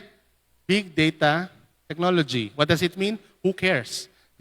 Anong trabaho? Mag-train ng robot. Anong tinetrain niya? Mag-fold ng laundry. Nagfo-fold ka ng laundry sa bahay? No. Medyo may disconnect, di ba? So, traditionally, even if you have robots, it will take us months to build a robot system like I've shown you. The environment needs to be rigid and structured. Kailangan i-bolt sa ground yung robot. We can only do high volume, low mix. Nowadays, we can. The reverse. Then, of course, when something happens, a human need to fix the robot, restart the robot. But with more AI capability, it makes it faster to deploy robots. Personally, I haven't tried days or hours. The best I could have done, I did was 3-day requirement. In 3 days, we built the whole robot system. The environment can now be unstructured because the robot has a lot of sensor. You can have a high mix, low volume, so even it's like 1 million variation, the robot should be able to handle. And the robot can recover itself. In fact, figure robot, not you, the UBTech robot, can replace battery on its own. It has 2 battery slots, and when one battery loses power, he will go to a dock and replace it. You don't even need to tell him what to do. Hindi na siya humihinto. Siya na yung kusang magpapalit. And because of these improvements, we are expecting 90% faster time to value. Meaning the moment mo conceptualize yung product, bibilis ng almost 100 times, magdodoble halos kung gaano kabilis lumabas yung product sa factory. Which means, because it can adjust to different environments, now the companies do not need to modify the factory a lot, which lowers the adoption cost. And because it can handle multiple orders, high variability, now it can work with small volume. Di na kailangan laksaan yung product. And because it can auto-repair itself and replenish its own battery, the uptime increases. So, what's my observation moving forward? We still expect traditional robots to actually flourish even more. Why? They're also a bit cheaper. But more and more of these robots will become smarter and data-centric. Which means dati hindi pinapansin yung mga data na ginagawa ng robot. Now, we will be reading the encoder values of the robot motors, the cameras, all the sensors. One thing that we expect, some companies who do not have enough money to put in robots, they would start putting IoT applications first. Sir, I don't need to put a robot in my stamping machine. I just want to put a sensor there to measure how many products come out. These IoT applications and services will flourish more because it's lower cost to businesses, but may deliver almost similar impact as a full automation. Next, the new game is not even about AI. It's data visibility. Whoever can build services, software that allows to reap the data out of any system and send it somewhere, we're gonna make a lot of money. Because data visibility, data is important to AI. In the last several symposiums I've attended about AI, very rarely somebody talks about data. Earlier about the health application, they're talking about corpora, that's the data. But any other talk I've attended, rarely do they talk about data. But data is the currency of AI. Without the data, there's no AI. Robots can still work though. Next, this I have seen. Tingi software will deliver faster wins. What do I mean? Sir, kailangan ko ba ng buong AI? Do I need a complicated AI model to change my company? No, I have seen this already. One agentic AI built, installed inside the WhatsApp chat group of the company. Now, every reimbursement, instead of downloading the form, filling out the paper, printing it, signing it, you dump the picture of the receipt inside the WhatsApp chat, and the AI will suddenly see, it's an agentic, will see the data, process it assume it's a financial reimbursement, and suddenly email the finance department the full reimbursement report. Nothing to do anymore. You don't even need to say anything. Or you create a chat group in Viber or WhatsApp with your client. And suddenly you're talking, how about sir, we meet tomorrow? Okay, we meet tomorrow, 10 o'clock. Oh yeah, online. Okay, see you sir. And then suddenly, on your Google Calendar, an event appears. And the link is already there for Zoom or Google Hangout and gets posted back in the WhatsApp group. Tingi software. The company need to pay $1,000 for this? 100,000 pesos? No. They can probably subscribe to it at maybe 200 pesos a month and be happy with it. These are Tingi software. Can solve real pain points, but be very, very effective. And lastly, the most that we have seen that will deliver really an impact is company-level changes. Not individual. Not whether you're good at doing email, but whether your company can handle the data and make something out of it. Babalik ako sa tanong ko kanina. Nagbabawas ng budget sila Amazon, sila Facebook, hindi dahil sa useless si AI, kundi dahil up until now, it only impacts individual work, not corporate level. We need to see that. And companies would start asking for that kind of impact. Not whether I can do my report faster, but whether the report can impact the bottom line of the company, whether that report can be distributed to all the employees fast, etc., etc. So corporate level, bottom line impact.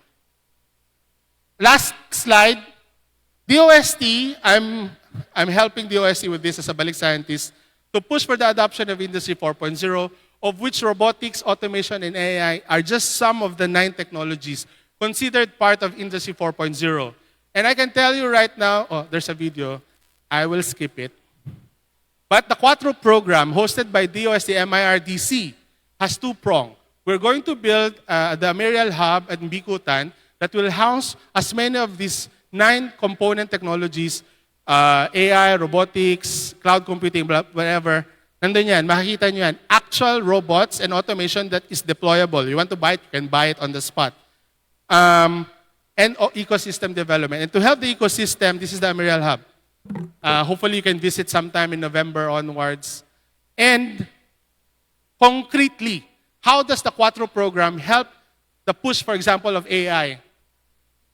In order to build the ecosystem, the group, the team offers at least these 9 services. We provide technical needs assistance directly to the MSME. We provide expert consultancy. Sometimes ako yung nahihila doon. We provide training and seminar on specific topics including AI and robotics.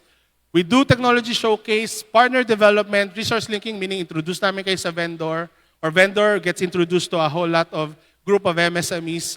We even help universities and businesses write paper, proposal writing for grants, and scholarly writing para umangat yung research capability. And MIRDC itself can do R&D projects, sometimes in partnership with the local university. So concretely, we can be one of those one-stop shop that can help the MSMEs navigate around this technology so it can make a big impact on them. Those interested, you can check the website of Quattro. It's amerial.dost.gov.ph. We have a very active Facebook group and TikTok and Instagram. And we promise to reply within 24 hours. But other than that, you can reach out to me directly through this contact information if you have any questions about robots, AI, and about automation in general. Thank you very much. Thank you very much, Dr. Albert J. Causo, Chief Executive Officer and co-founder of HandPlus Robotics, for your valuable knowledge on business transformation through AI and robotics animation. To all our AI Technical Conference attendees, we encourage you to visit our PGDX exhibit area at Hall C of the Iloilo Convention Center. With your AI Technical Conference registration, you are provided with free entrance to the area. There are so many exciting things awaiting you in the next hall, so feel free to drop by the area when you get the chance. Thank you very much to all our speakers. Those were profound speaking topics or engagements. And I'm sure that everyone, some of you here, would have some questions on their mind. So this is your time to ask a question to our panelists or to our speakers. We could only accommodate one question because our time does not permit us to accommodate more. So anyone has a question for our experts, please? Kindly raise your hand. There you go. Please, ma'am. The microphone is there at the center. Kindly state your name and your affiliation, and to whom do you direct your question?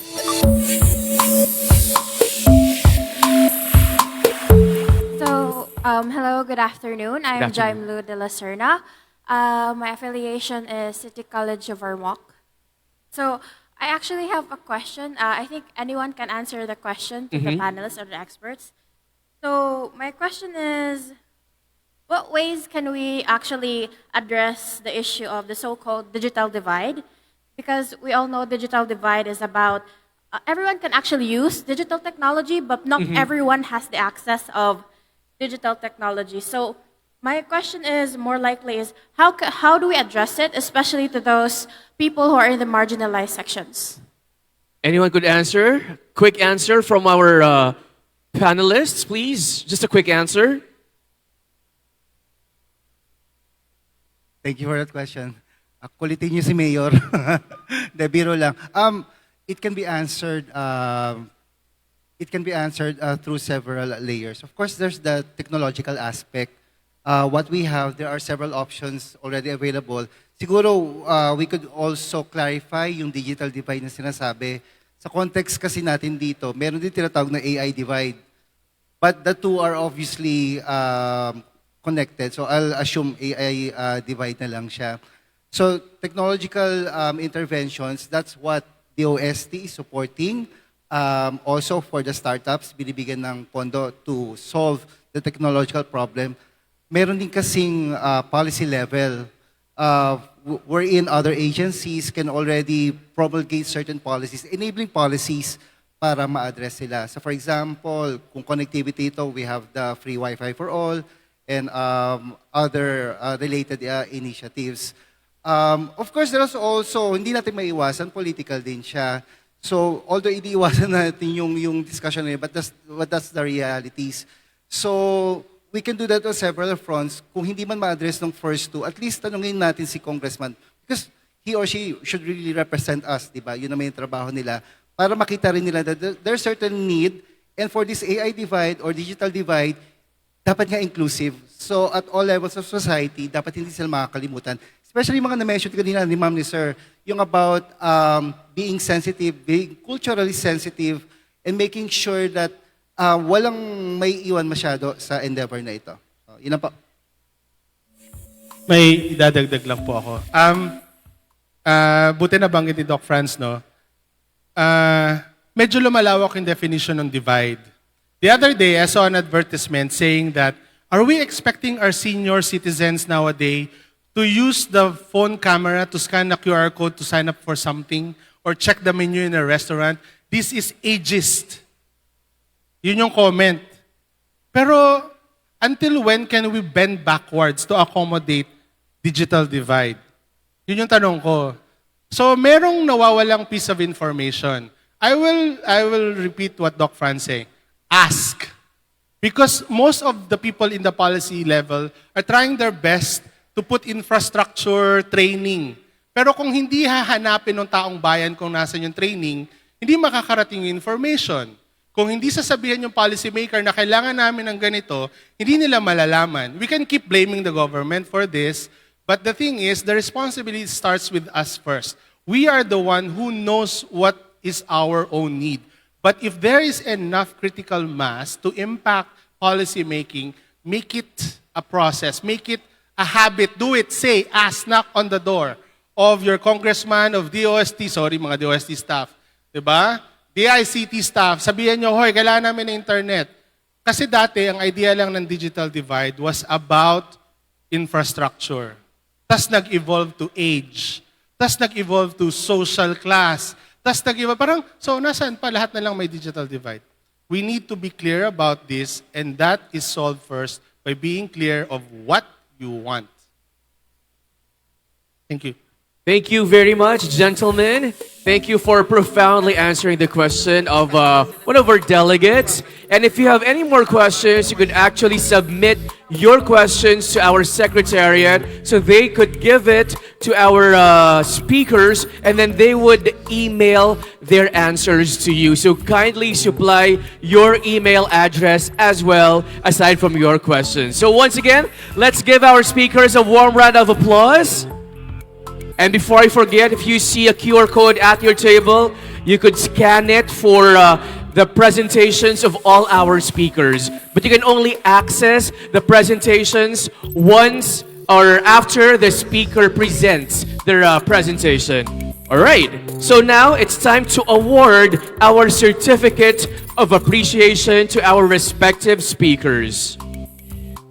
The citation reads, Certificate of Appreciation is presented to Dr. Albert J. Causo for sharing his time and expertise as a plenary speaker and for delivering the presentation entitled Navigating the AI Landscape, Emerging Trends, Issues, and Implications for Academe, Industry, and Government during the 2026 AI Fest Technical Conference held as part of the 2026 AI Fest, with the theme Building an AI-Ready Future Together, held on August the 3rd, 2026 at the Iloilo Convention Center. Signed by Regional Director Rowan R. Helonga, CESO 2, and SUC President 3, and the Regional Chairperson of RASUC 6, Dr. Lilian Diana B. Pareño. To award the certificates of appreciation, we call on stage Dr. May Rose O. Suerte, Assistant Regional Director for Finance and Administrative Services, Department of Science and Technology, Western Visayas, and also Dr. Maureen Neti N. Linan, Co-Chair, AI Technical Conference, Iloilo Science and Technology University.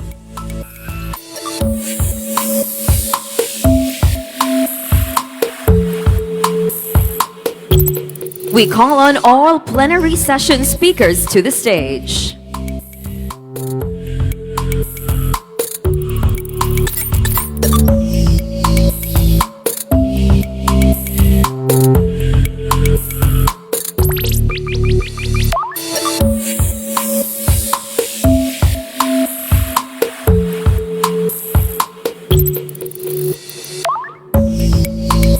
Same certificate is given to Dr. Franz De Leon, and of course, same certificate is also given to Dr. Mideth Abisado. Maraming salamat po.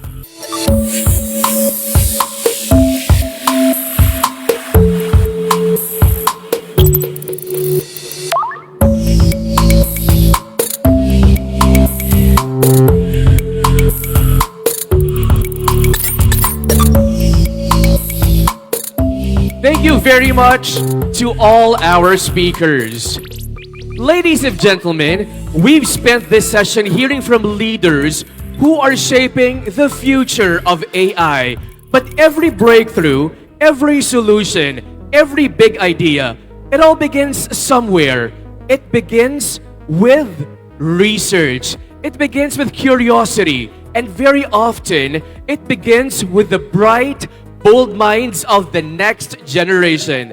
That brings us to one of the most exciting parts of AI Fest 2026, our research paper competition. Under the theme, Building an AI Innovation Ecosystem, Research Driving Solutions for Society. This is where ideas meet impact, where researchers step forward not just to ask, what can AI do? But what should AI do for our communities, our country, and more importantly, our people? The papers you're about to hear represent hours of study, experimentation, and dedication. Each one a small but meaningful step toward an AI ecosystem built here by us and for us.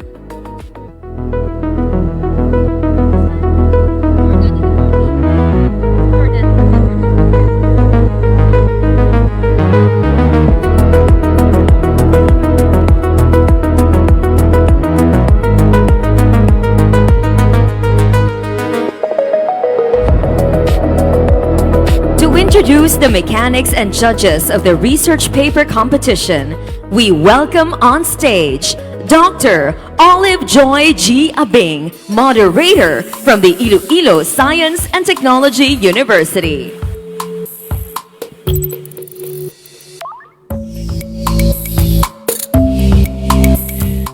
Good afternoon once again, everybody. It is a great privilege to me to welcome each and every one of you to our AI Fest 2026 Research Paper Competition, where brilliant ideas meet bold possibilities.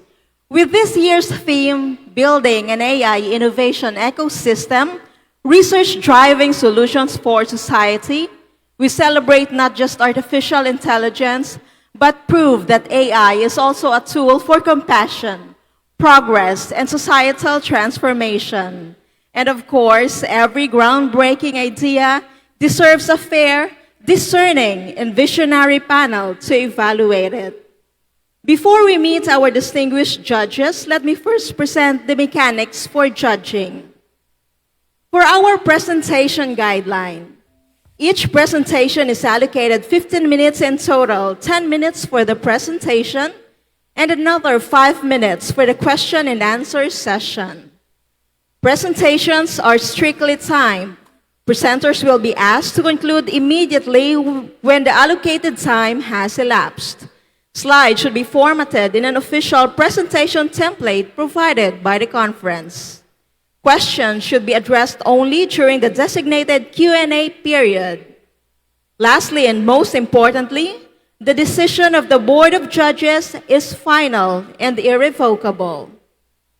For our oral presentation criteria, originality, novelty, creativity, and innovativeness, 25%. Technical soundness, 25%. Significance and impact contribution, 20%. Clarity of oral presentation, 15%. And mastery of the problem or ability to answer questions, another 15%, for a total of 100%.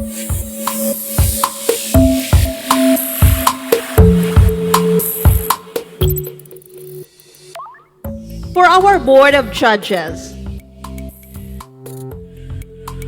our first judge is currently a professor of artificial intelligence at the Department of Computer Science, University of the Philippines, Diliman. He is the founder and the current laboratory head of the Computer Vision and Machine Intelligence Group of the same department, where he leads a group of research students focused on the application of machine learning to solve problems in healthcare, environment, and education. His current research interest includes underwater computer vision, intelligent control of underwater autonomous vehicle, swarms robotics and computation, and deep reinforcement learning.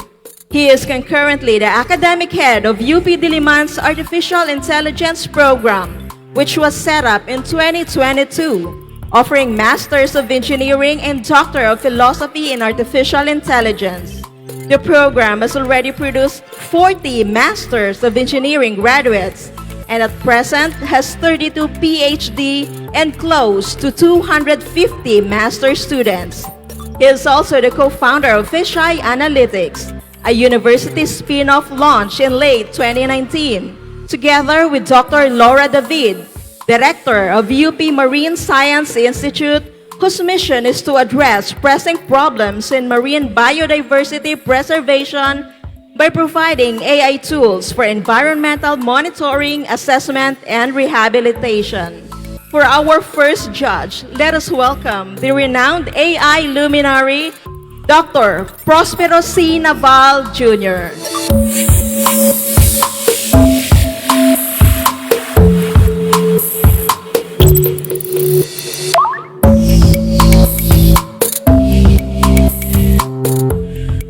Our second judge is the Program Chair for Computer Science, Research Coordinator of the College of Computer and Information Science, and Lead Researcher of the Center for Computational Innovations and Sustainability at Mapua Malayan Colleges, Laguna.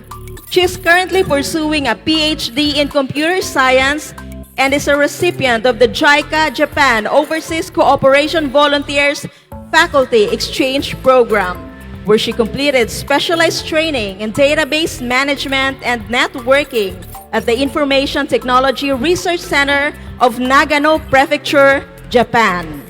She is a certified IBM instructor, IBM evangelist for the CHED Smart Global Analytics Program for IT and business courses, and a certified Huawei AI instructor.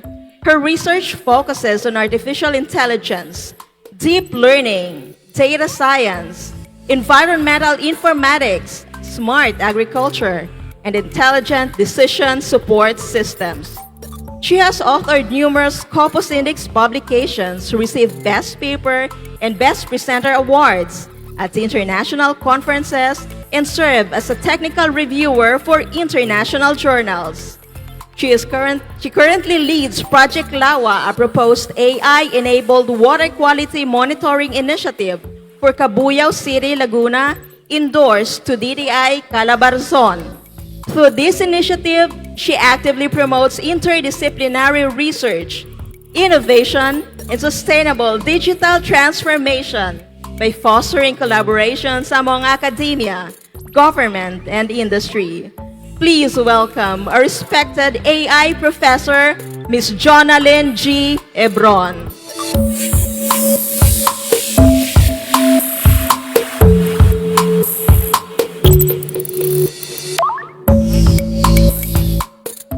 Our third judge is a distinguished academic leader, researcher, and innovator, specializing also in artificial intelligence, data mining, machine learning, deep learning, bioinformatics, distributed systems, telematics, smart energy systems, renewable energy optimization, and Internet of Things applications.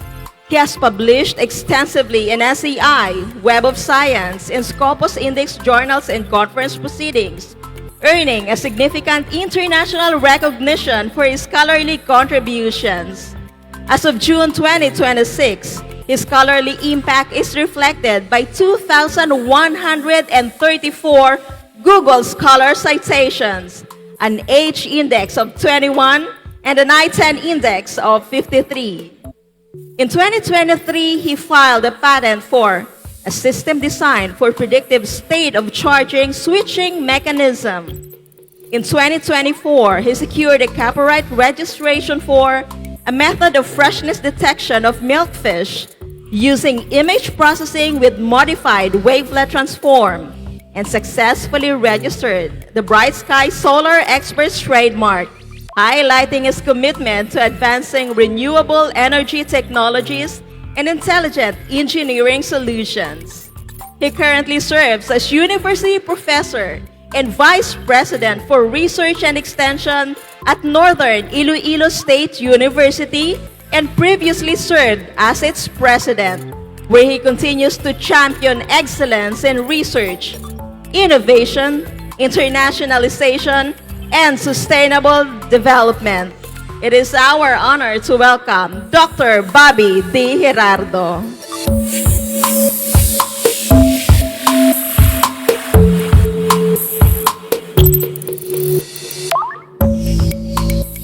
And now, to start the research paper competition, let us welcome our first presenter from DOST Western Visayas to present her paper on the effectiveness of capacity building on researcher development and research culture transformation, a machine learning approach. Please welcome Ms. Caitlin Sara B. Bernardino.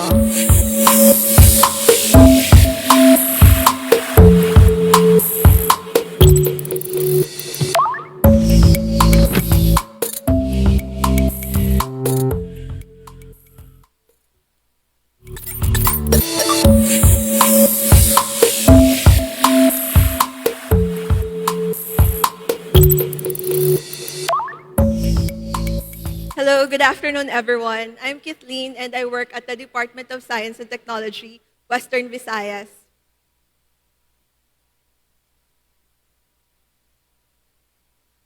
Next slide. Next slide, please. So, prior to my current designation, I handled R&D management in the Department of Science and Technology, Western Visayas. And under this, we manage 3 R&D consortia, namely WVHRDC, WV Shared, and NSTAP Visayas. So in the R&D consortia, these are network of researchers in Western Visayas, and we provide capacity building to researchers as well as opportunities for R&D grants and presentations as well as commercialization.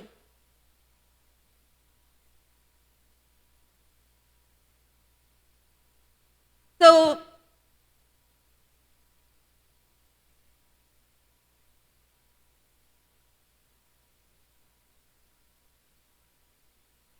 sorry.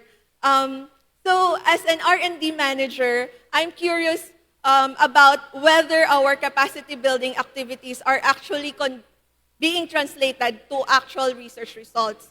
So with machine learning and the data that we have, I want to know the following questions. Number 1, I want to know whether frequent attendees in capacity building activities are actually conducting research activities such as proposal submission, paper presentation, project implementation, publication, and even developing technologies or IPs. Second, I want to know the type of capacity building activities that are actually contributing to the researchers to do these research activities. And third, I want to know the contribution of the R&D consortia in its member institutions using the framework of Cook. And lastly, I want to know the level of maturity or the stage of research culture in Western Visayas through its member institutions. So the scope of this study is, it covers data about researchers and research member institutions participating in capacity building activities from 2019 to 2024. And I am anchoring this study in 3 frameworks. Number 1, with that of Evans. She defined what is researcher development. According to her, researcher development involves behavioral change in behavior or behavioral development, attitudinal development, as well as intellectual development. And then I also anchored this framework on Cook, in which she presented the principles of effective researcher capacity building, which has 6 principles: skills development, linkages, close to practice, dissemination, sustainability, and infrastructure.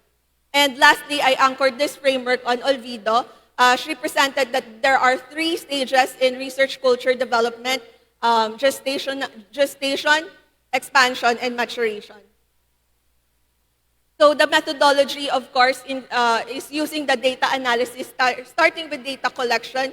I have over 6,000 records of attendance in capacity building, over 1,000 research outputs, and 112 capacity building data sets. So, of course, I conducted pre-processing, exploratory data analysis, model implementation. I used ARM or association rule mining and logistic regression for objectives number 1 and 2.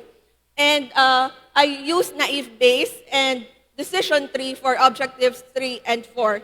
And then I evaluated the models using support, confidence, and lift for ARM, and accuracy, precision, recall, and F1 score for logistic regression, naive Bayes, and decision tree. And then I went on presenting and interpreting the results. So for my first result is that I discovered that truly those researchers who has frequently attended capacity building activities are actually submitting proposals, as well as those with very high attendance in capacity building and already implementing projects are also submitting proposals. So since ARM is frequently used in market basket analysis, I want to ensure that my results are correct. So I also use logistic regression. And similarly, very high attendance has a high odds ratio for proposal submission, project implementation, and policy brief publication. Evaluating the results of the logistic regression, as you can see, due to class imbalance, the logistic regression only performed well in proposal submission and paper presentation. This is because most of the researchers in the dataset are presenting papers, more than 50% of them, and only about 30% are submitting proposals, while others, like implementation and publication, and also developing technologies are rare in the dataset. So in the second objectives, these are the discoveries using ARM. So the training in proposal writing, of course, are effective in helping our researchers submit proposals. Training on proposal writing, research dissemination, and collaboration opportunities also help them to submit proposals. And lastly, intellectual property. So coupled with logistic regression, these are the capacity building activities that are effective for helping our researchers conduct research activities. So for example, training on energy efficiency helps researchers submit proposals, and so on. So similar to objective number 1, the logistic regression only also performed well in proposal submission and paper presentation.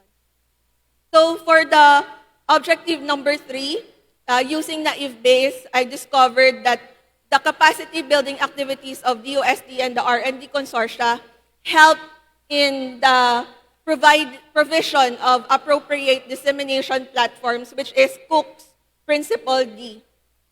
It has similar result with decision tree, in which the most dominant feature is Principle D, which is providing appropriate dissemination platforms.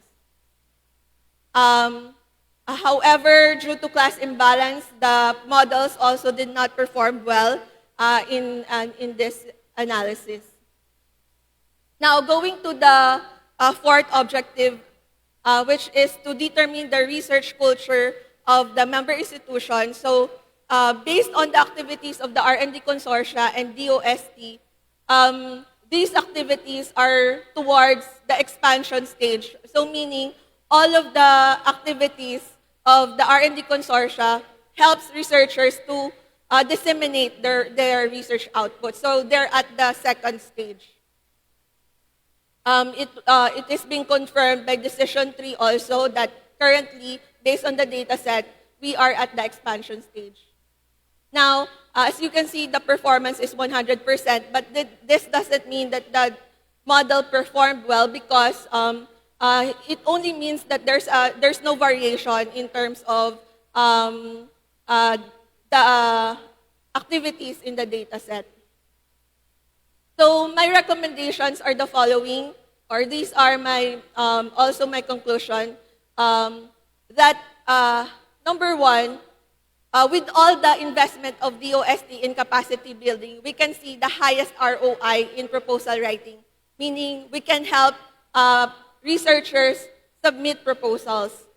And secondly, we can use attendance in capacity building as an indicator for those potential researchers so that we can also focus our assistance to them. And knowing that the current state of the member institutions in Western Visayas are at the expansion stage or at the publishing or presenting stage, we can now choose to provide assistance related to IP protection, commercialization, policy formulation, so that we can help our universities and other RDIs towards maturation stage. So for recommendations, we are recommending the expansion of data collection, use of advanced techniques to address class imbalance, and replication of this study at the institutional or university level, and of course, continuous digitalization of government data. That's all. Thank you.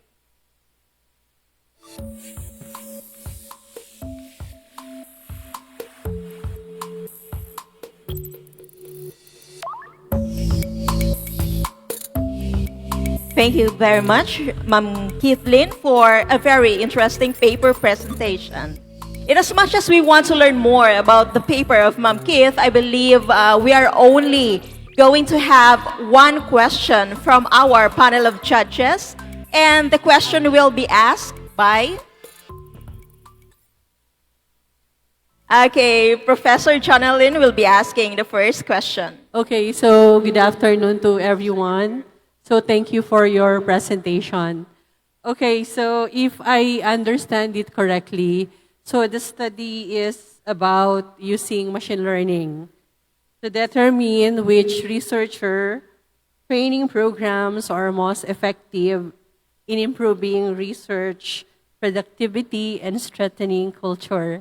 Okay, my question is, can you please explain to us why you selected the association rules, the logistic regressions, the naive-Bayes, and the decision tree to be applied specifically in your study, and why not use the advanced machine learning like the XBoost or the, those advanced learning? Yes, first, I conducted, of course, related literature. And most of my data set actually involves categorical data. So these are the types of machine learning that can analyze categorical data. We have ARM, logistic regression, naive-Bayes, and decision tree. And what is important for me is that the models are simple and explainable. So I don't want to use very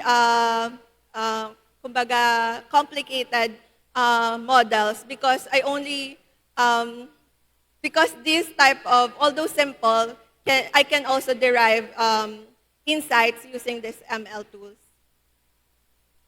Okay, so thank you for your answer. I understand it. Thank you. Thank you very much, Ma'am Keithlyn, for such an interesting paper presentation. For our second paper presenter, she is from Southern Luzon State University, presenting her paper, Human-AI Collaboration in Higher Education, Toward the Triarchic Responsibility Model for an AI Integration. Dr. Helen D. Daya.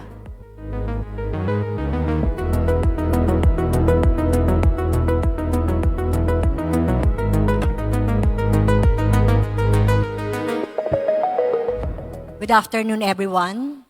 It is my pleasure to present to you today my research entitled Human-AI Collaboration in Higher Education Toward a Triarchic Responsibility Model for AI Integration, or TRM-AI. This study examines the role of AI in higher education and proposes a model for its responsible, ethical, and effective integration.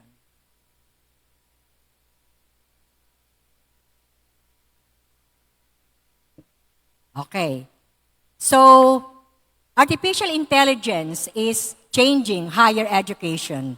It is now being used in course design, grading, and student learning.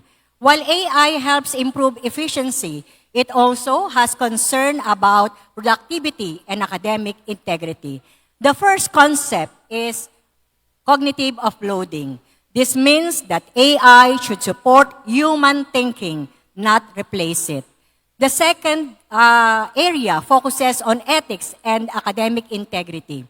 Although AI offers many benefits, it also creates concern about plagiarism, authorship, overdependence, and fairness. Another important issue is the difference between the faculty and the students' perspective on the use of AI. Many previous studies have examined either students or faculty separately.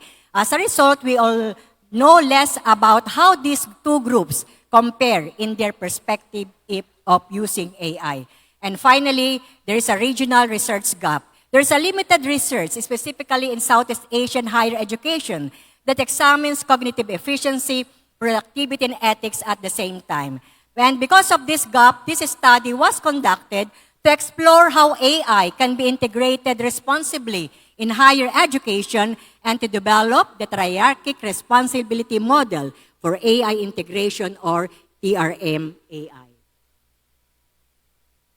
The study aims to examine how faculty and students perceive the use of AI in higher education, focusing on its effect on learning efficiency, productivity, and ethical use. It also explores concern about academic integrity and uses the finding to develop the TRM-AI method as a guide for responsible and ethical AI use in higher education.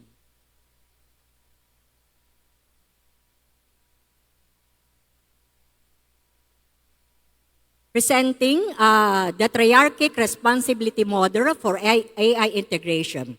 This framework emphasizes that the responsible use of AI in higher education is a shared responsibility between student, faculty, and institution.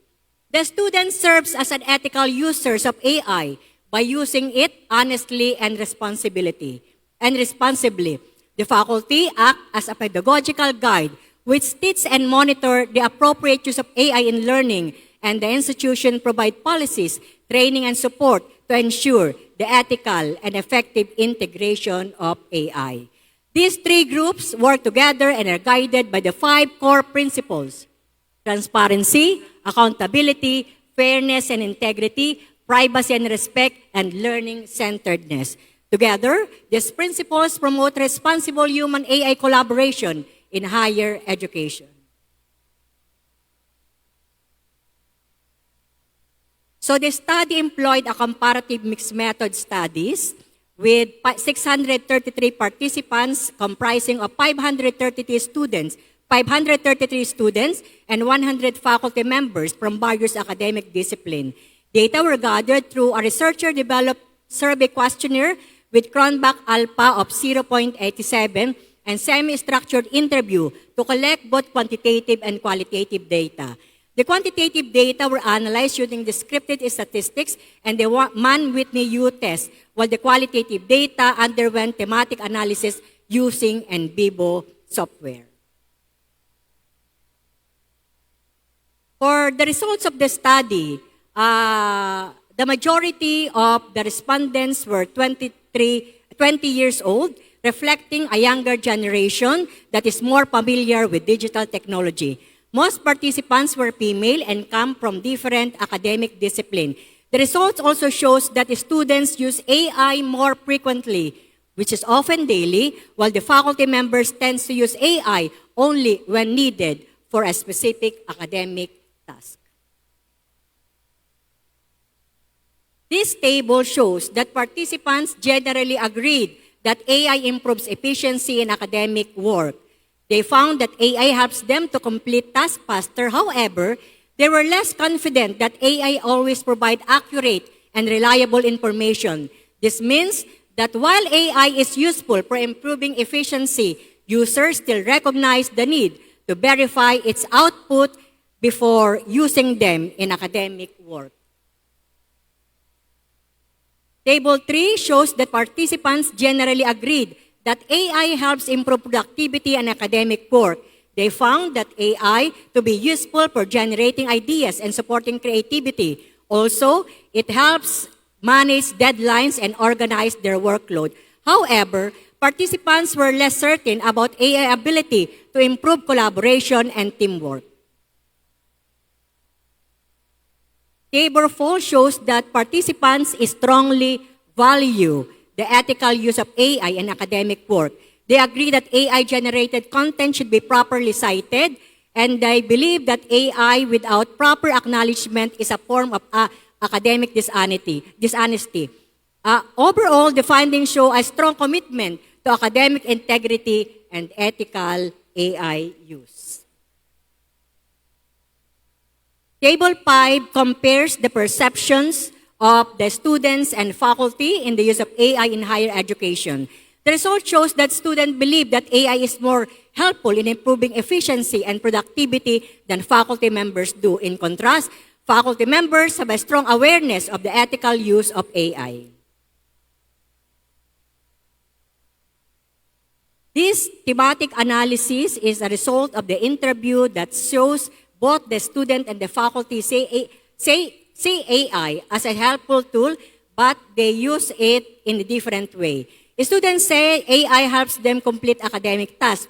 Faculty also find AI most useful, and they believe that they can only be used for appropriate tasks. And both groups agree that AI should be used responsibly.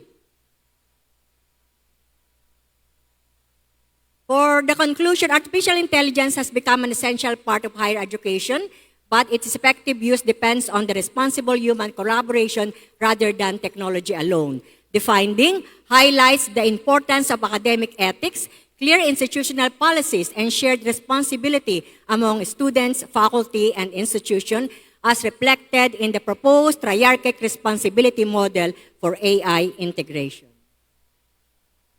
The study recommends adopting a human-AI partnership approach in which AI supports rather than replaces human learning and decision-making.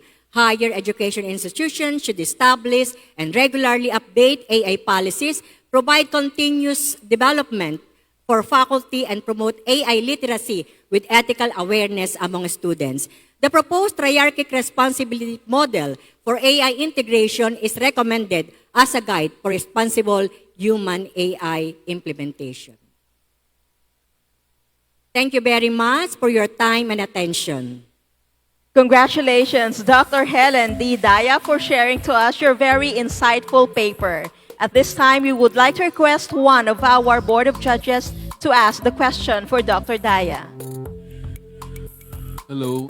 Yeah, regarding your paper, so in your conclusion, you described to us the in your conclusion.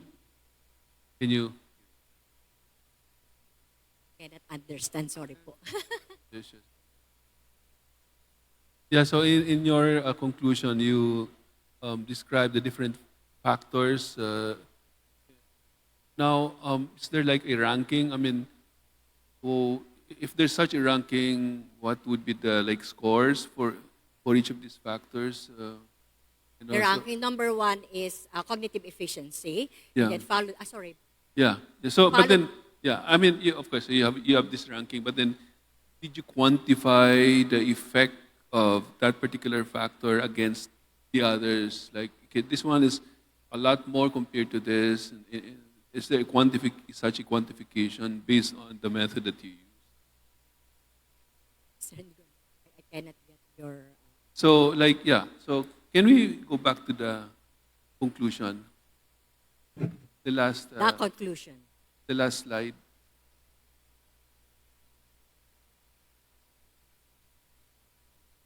The last slide, please. Last slide. Thank you. Okay, so here you have your conclusion. Okay, so AI has become an essential part of higher education and so on and so forth. So now among these, the previous one. Parang, yeah, Next, previous slide, please. Ayan, okay, okay. So here, for example, for efficiency, paano itong task completion and data handling sub-theme?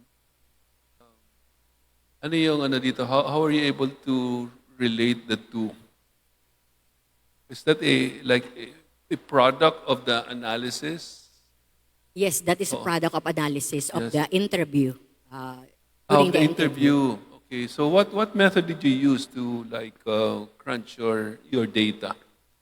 It's semi-structured interview, sir. Which one? Semi-structured interview. Okay. So did you consider other more sophisticated methods? Consider? More sophisticated methods in doing the analysis. During the time that I conducted in my study, is just like I want to experiment. So I think in the next iteration, yes, I will use the most sophisticated. Because one of my suggestion is that the next researcher would use different kinds of methods aside from this one. So my main goal only is to develop the triarchic responsibility model for AI integration. That's the main goal of the study. Okay, thank you, thank you. Thank you so much. Thank you and congratulations once again, Dr. Helen. For our next presenter, he is from Central Philippine State University, San Carlos Campus, and he will be presenting to us his groundbreaking paper with the title, Design and Development of a Hybrid AI-Supported Filipino Reading Comprehension Application Using a Human AI Adaptive Learning Framework. Please welcome Mr. Dexter G. Dandan. Good afternoon to each and everyone.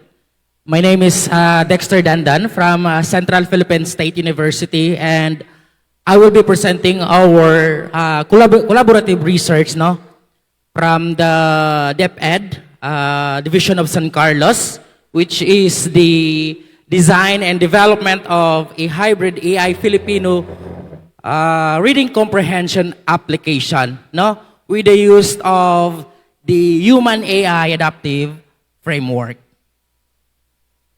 So this research focuses on addressing the reading comprehensions, the challenges and problems among the learners, by combining the teacher-guided instructions and the AI automations, to provide the learners an adaptive learning environment.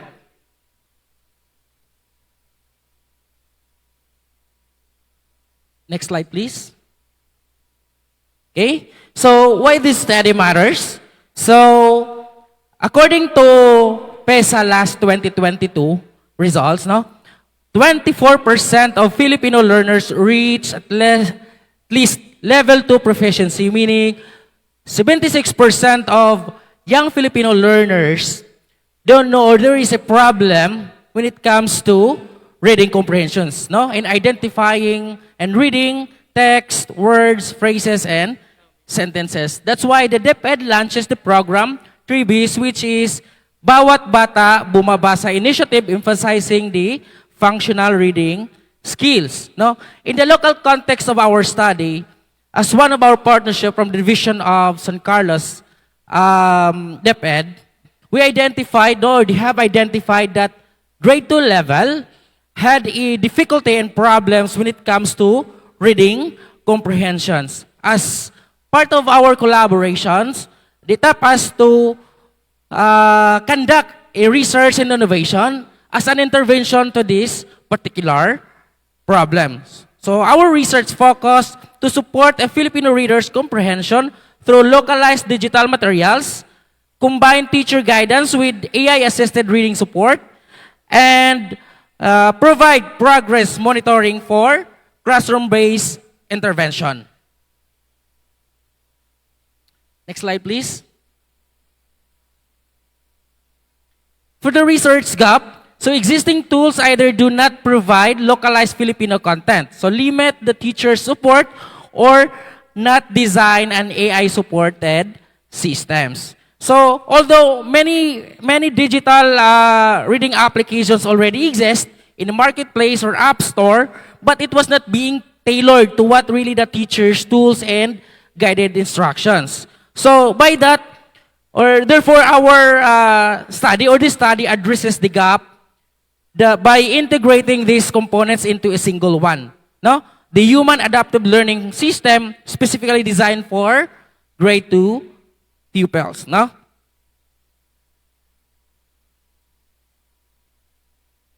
Next slide. Next slide, please. Next. All right. For our research objectives, so the main general objective of our study is to develop a localized Filipino reading comprehension application for grade 2 pupils using human AI adaptive learning framework.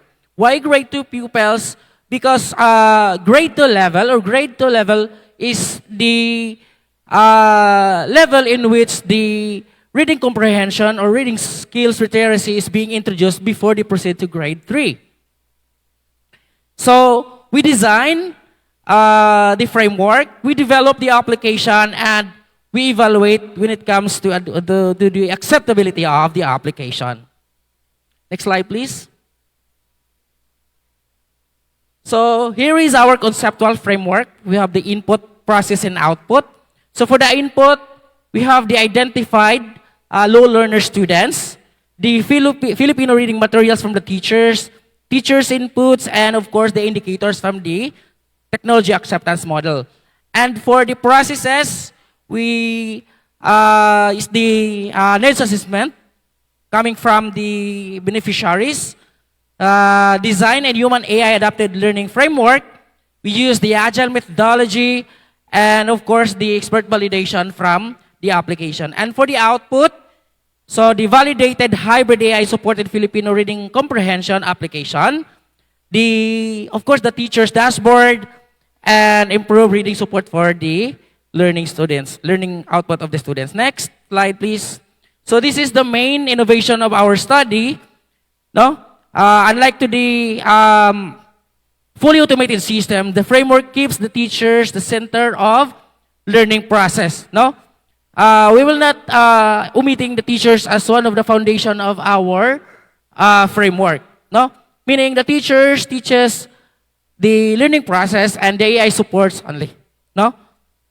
Next, for the methodology, we use the descriptive developmental approach of our study, in which we focus on surveying the problems, actual problems from the beneficiary. We design a framework, which is the human AI adaptive framework. We use agile methodology, and we validate using the TAM technology acceptance model. So for the, we invited also 10 IT experts to validate our applications.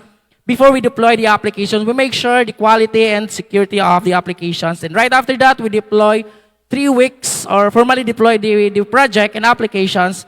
3 weeks after, we validate and evaluate the systems by the 25 Filipino teachers in the division of San Carlos. Next slide, please. So these are the features of the applications. The applications is a user-friendly interface and interactive, adaptive support through immediate feedback and performance activities, text-to-speech, speech recognition and AI, and program monitoring for the teachers, for the students monitoring. Next slide, please. So here is the AI works. So as an input, we use the voice of the learners, and it was being sent to the Google Cloud speech-to-text API.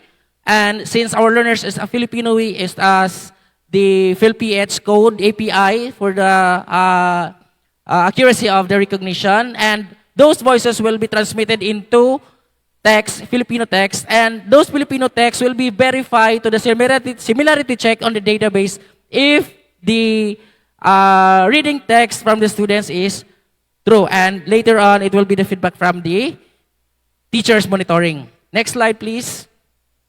So for the results, so the experts evaluation rated as 4.79 from the perceived use, ease of use, and attitude, which means that the application is ready to be deployed for our recipient. Next slide, please.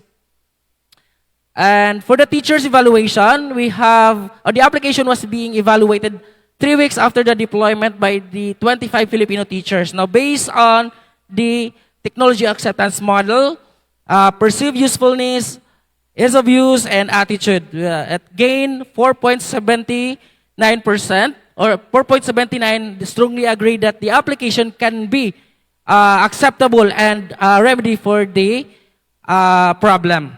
Next slide, please. So what the findings indicate is that IT experts really accept before the deployment, and the teachers from the Filipino teachers accepted and agreed that the application for reading comprehension can be aided as a support and intervention to the problem which is in reading comprehension. Next slide, please. As a conclusion, the application successfully integrated teacher-guided instructions with AI support reading feature, including speech recognition support, feedback, reading and activities, and progress monitoring by the teachers. So it is useful, easy to use, and acceptable to the end user.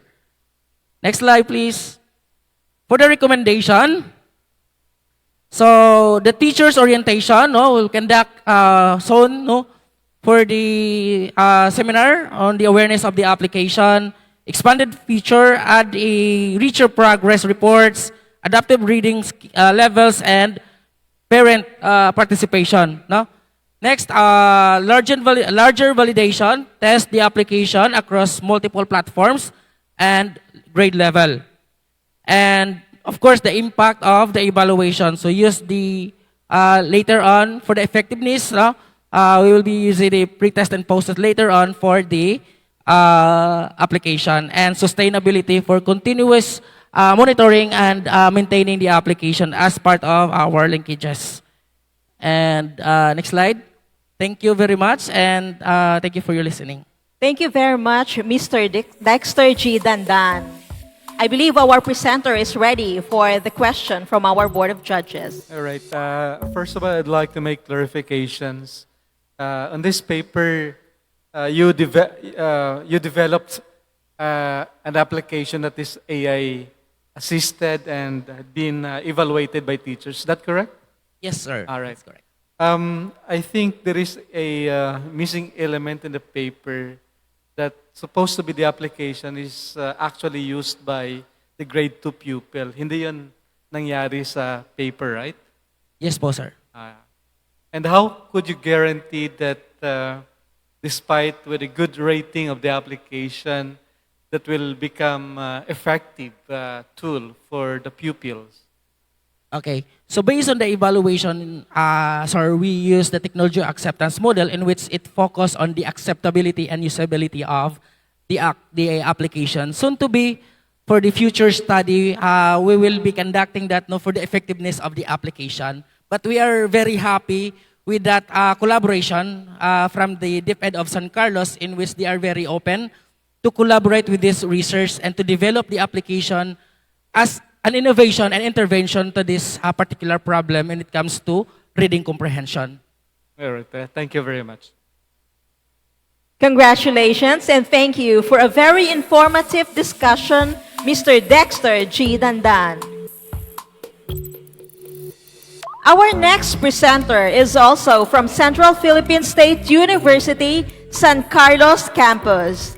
He will be presenting a paper with the title, Development of a Web-Based Student Academic Performance Prediction Using Machine Learning for Higher Education Institutions.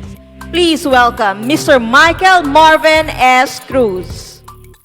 Good afternoon to each and everyone, especially to our dear panel of evaluators. So for this afternoon, I would like to present to you our research titled Development of a Web-Based Student Academic Performance Prediction Using Machine Learning for Higher Education Institutions. So to start my presentation,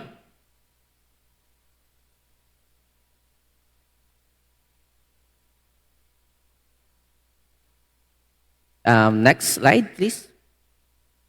So to start my presentation, let me begin with a simple question. How many students must we lose before we realize that intervention has already come too late?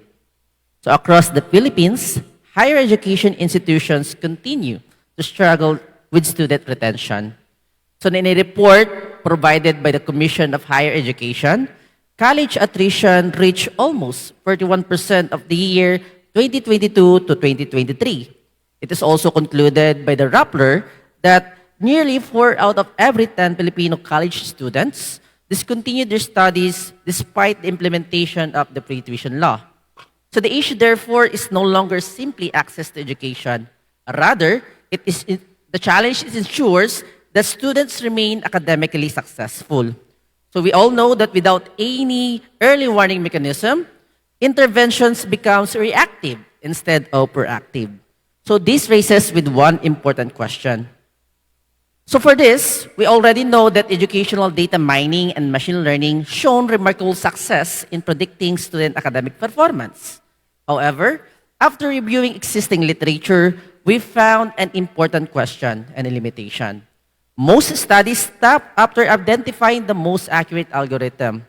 So very few studies translate these findings into a real-world system that educators can actually use.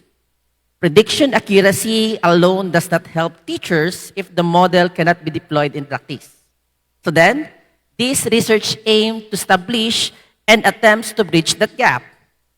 So for the next slide, to address this challenge, we developed HIPS, or known to be Higher Education Academic Prediction System.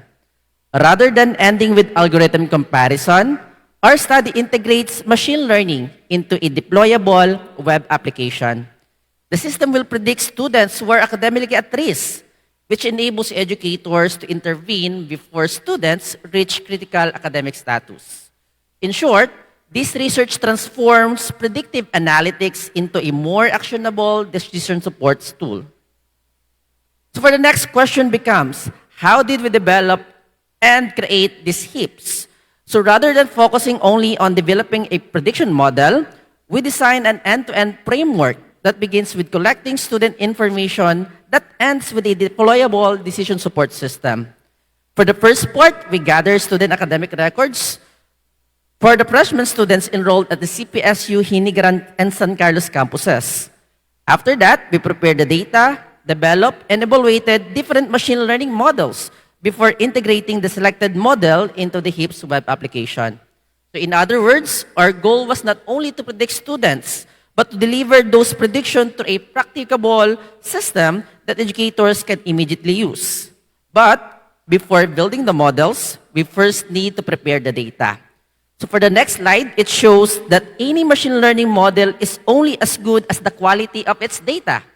So initially, we collected 690 freshman students, but then after removing incomplete records, 649 complete student records remain for the analysis of the model. So this dataset consists of validated survey responses together with students' official general weighted average, or GWA, obtained from the Office of the Registrar. We then transform categorical attributes into numerical values so that the machine learning algorithms could interpret them. Finally, we applied SMOT, a balancing technique that generates synthetic minority samples. So with the dataset prepared, we were ready to compare different machine learning approaches. So the next slide will show that to ensure a fair comparison, both models were trained using exactly the same experimental setup. Each model observes a 70-30 training and testing split together with a 10-fold cross-validation, providing a more reliable estimate of predictive performance. We then compared those two approaches. The first one was the enhanced random forest, which combines random forest with SMOT, while the second one is we try to stack ensemble models together with random forest and XGBoost. So the objective was not simply to identify the most accurate model, but to determine which model is most suitable for real-world deployment, which leads us to our final evaluation step. So most studies stop comparing after their prediction accuracy, but then this study proceeds to one step further. Besides evaluating the common evaluation metrics such as accuracy, precision, recall, F1 score, and ROC, AUC, we also then measured its training and inference time. Why? Because an accurate model is not always the best model for deployment. So then, for the next slide, we come to the most important question. Which model actually performed best?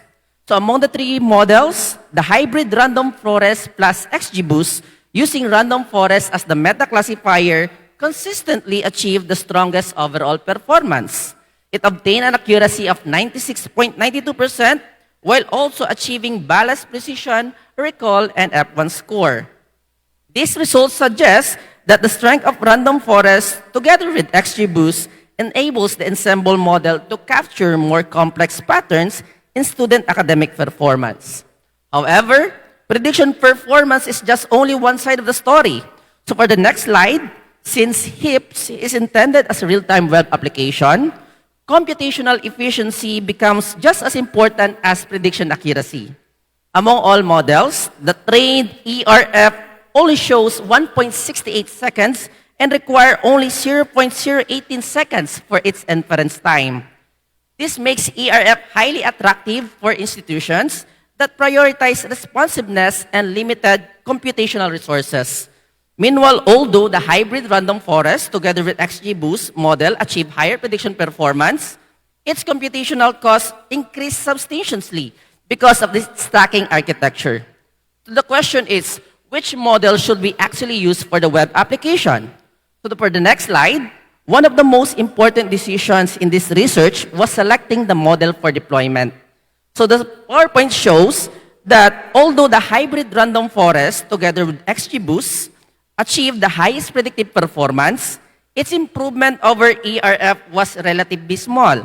In contrast, ERF reduced training time by approximately 12 times, in inference time by nearly 5 times. For a real-time web application, computational efficiency becomes a critical consideration.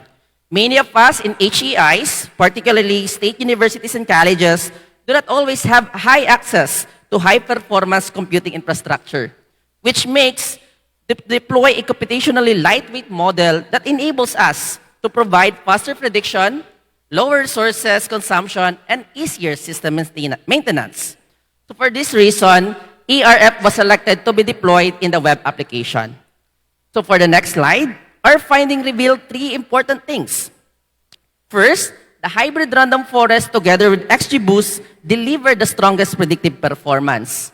On the second part, the enhanced random forest or ERF demonstrated remarkable computational efficiency while maintaining highly competitive prediction accuracy. And for the last part, HIPS successfully bridges the gap between algorithm development and educational implementation, which integrates machine learning into a practical web-based decision support system. In other words, this research is not only simply about finding the best algorithm, it is also about helping educators like us identify at-risk students early enough to make more meaningful academic intervention. So with that, let me conclude my presentation. So this study demonstrates that machine learning can serve not only as a predictive technology, but as well as a practical decision support tool for higher education. Among the evaluated models, the hybrid random forest together with XGBoost achieved the strongest overall predictive performance, which makes it highly effective for identifying students' academic at risk.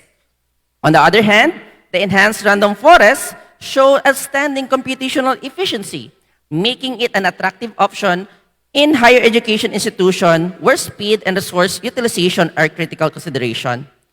Ultimately, our work shows that the success of predictive analytics in education should not be merely measured solely by how accurately it predicts outcomes, rather, but how effectively it helps educators make timely decisions that improve student success.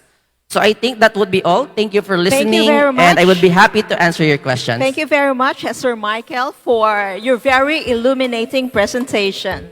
I believe we are now ready for the question from our Board of Judges. Okay, so thank you for your presentation. Can we go back to the slide where you presented the accuracy value of your model? Pwede ba?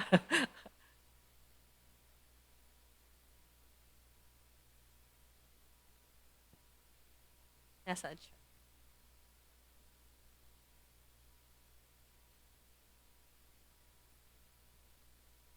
Okay, sige.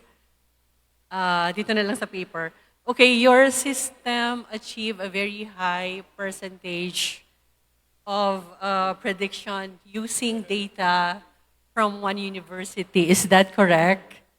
Come again, ma'am? The result of your prediction came from the data set of one university. Is that right? Yes. Okay. So if HIPS will be employed to a multiple higher education, how can you ensure that your model, given that these universities have different students, curriculum, and systems, so how could you ensure that the machine learning model that you trained remains accurate and it will not be biased or overfit to the original data set that you have? Okay, ma'am. So I think I get the question. I think the question relies on if ever the model will be deployed to another higher education institutions, will the accuracy will still be the same? And the answer is yes, because the answers or responses of the students will be different, but the categorical or the features of the data sets will still remain. So even though they have different responses, different answers, as long as the categorical and as well as the features are still the same, I think the model will still be intact. And even though it will not provide the given 98% or 96% for the accuracy, it will provide at least just a lower part of the accuracy model. So I think that the problem will not be, or that question will not be a concern for if ever that we will deploy the model in different higher education institutions. Rather, we will try to focus more on the part of its computational efficiency. It's because most of the time, you have already mentioned po, ma'am, is the overfitting, in which for the given methodology, we implemented the SMOT, which makes us a synthetic data to make sure that class imbalance will be eliminated and overfitting will also be eliminated as well also. So I think, ma'am, I answered the question. If ever not, I can answer it again if there are any clarification. Okay, sir. Because right now, I think most of the higher educations have different systems, no? So siguro in the future na lang, if you're going to improve the model and you have plan of integrating it to other higher education, please consider yung standardizations of all the features that will be inputted in the model. And I think that is a very valuable suggestion, ma'am, in which on the further studies, I would also try to implement that one together with explainable AI to make sure that the system will be intact. Okay, so I don't have more questions. Thank you. Thank you. There we have it, Mr. Michael Marvin S. Cruz. And for our next presenter, he is from West Visayas State University, presenting the paper Talaan, a framework for offline multi-tier retrieval augmented generation in Philippine local government document intelligence. Please welcome Mr. Shenters Elijah B. Sandig. Sound check. Good afternoon, everyone. It is my honor and privilege to share with you our work on an offline framework for Philippine local government unit document intelligence.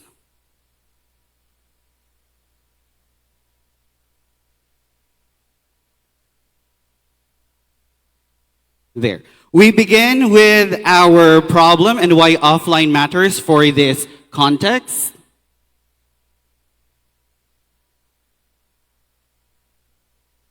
Can you move to the next slide? Sorry. There. So every election cycle, incoming local officials inherit hundreds of records with no reliable way to trace what was decided, funded, or committed before. That is not merely a filing inconvenience that is a governance risk. And solving it with AI is not simple. Most municipal offices lack broadband and GPU infrastructure, and sensitive records should not leave institutional control just to get processed. Next slide.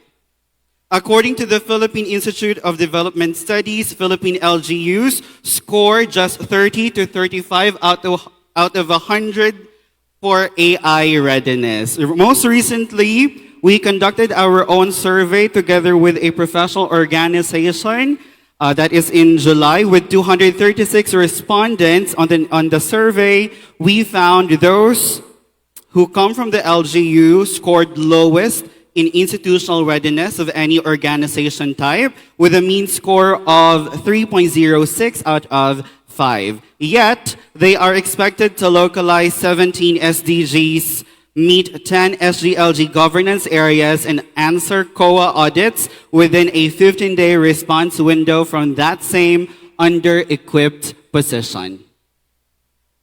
So what we built to fill that gap is Talaan, Tagged Archival Lookup for Analysis and Accountability Network, governance intelligence that never leaves the LGU's own hardware. An offline, privacy-preserving AI layer over existing legislative records and archives. No cloud, no internet dependency, built around the Data Privacy Act from the ground up. Next slide. The platform is not a records management or filing system. We don't aim to replace that. It is a retrieval and synthesis layer over documents an LGU has already digitized. That layer fills a real gap. No existing system aligns SDG, SGLG, and COA offline and high-performing RAG architectures assume compute most LGUs simply do not have. Furthermore, we posit that we do not need to wait for full digital maturity before we can leverage and benefit with AI. Next slide. The platform runs as 3 layers: a document pipeline, structured and vector storage, a 3-tier retrieval and generation layer. Tiers form a hierarchy, not fallback options. Tier 1, exact match for a document. Tier 2, structured filtering, which mimics the NLP-DB technique. And Tier 3 is the contextual semantic search, fully offline with no external API calls.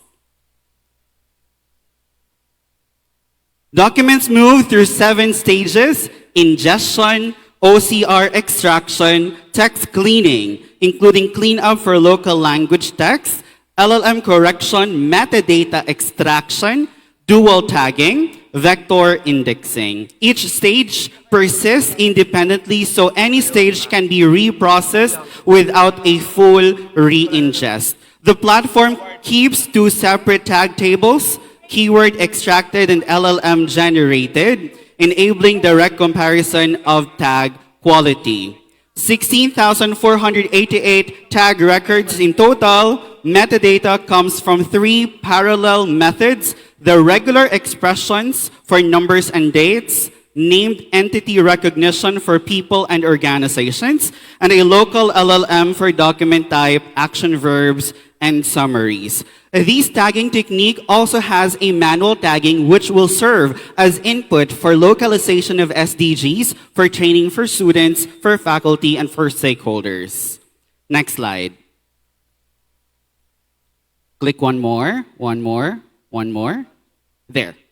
Tier 1 handles exact resolution or ordinance numbers, retrieved directly, never overridden, the dominant LGU query pattern. So if a user asks, summarize record or summarize an ordinance, Tier 2 translates governance terms into structured filters for known categories, such as how many documents belong to SDG 5. Tier 3 handles open-ended natural language questions through vector-based semantic search, calibrated currently at 0.75 cosine threshold. Before anything reaches the LLM, documents pass the 3-level privacy filter, public content. We also have confidential with personal identifiable information to be stripped, and restricted is acknowledged without exposure. Next slide. Deep dive is a feature that performs multi-document synthesis. It is a cross-term analysis, gap identification across administrations, and because ground truth labels do not exist for this corpus, we built a proxy for the 105-point scorer that is trying to mimic the more formal RAGAS evaluation. Next slide. So this is the actual deployment for our prototype as of this moment. Our numbers, next slide, with 1,867 Sangguniang Bayan resolutions and ordinances coming from our partner Midsaya Cotabato. The numbers, the resolutions and ordinances cover from 2021 up to partial of 2025. That is 3 administrative transitions. In total, we covered 2.1 million words of legislative text. Next slide. The pipeline status confirms the state at a glance, so document ingested, summarization and tagging complete, structured facts extracted, and the retrieval and index ready. Next slide. Opening a single record, we can show what pipeline actually produces. A clean, readable summary generated from raw filing with governance tags already attached. Next slide. For the same document, we break down the structured facts. It's a simple subject, predicate, object, such as sponsor, date, time, pulled out automatically for precise retrieval. Next slide. Every document is tagged across 3 governance lenses, SDG, SGLG, and COA. Next slide. So here is a summary. So we have, for 17 SDGs, 10 SGLG areas, coverage clusters heavily on few categories. So for example, SDG 7 through 9, social protection, financial administration, but for climate, land, youth development, they sit near 0. Next slide. So we have here the chat query interface for user control. Next slide. And this is the demo for the chat interface. In conclusion, what the platform contributes and what's next, the platform's contribution for now is architectural with a 7-stage pipeline, the tagging, 3-tier retrieval, and the Data Privacy Act aligned privacy filtering, working cohesively on commodity hardware. No GPU, no cloud subscription. This is not a technical compromise, it's a governance stance. Records stay under the authority of their legally accountable custodians. Ladies and gentlemen, talaan. Thank you very much for your well-grounded study. And I believe our Board of Judges are now ready to ask the question. Would you like to come closer? Okay, so you could hear better. So, so you have a multi-tier system here, right? Come closer. Yes. Oh, yeah, yes. Oh. Lapit ka pa. Oh, so why is it multi-tier? I mean, for example, you have a tier 1, it has to be a match, perfect match, right? Then exact match, right?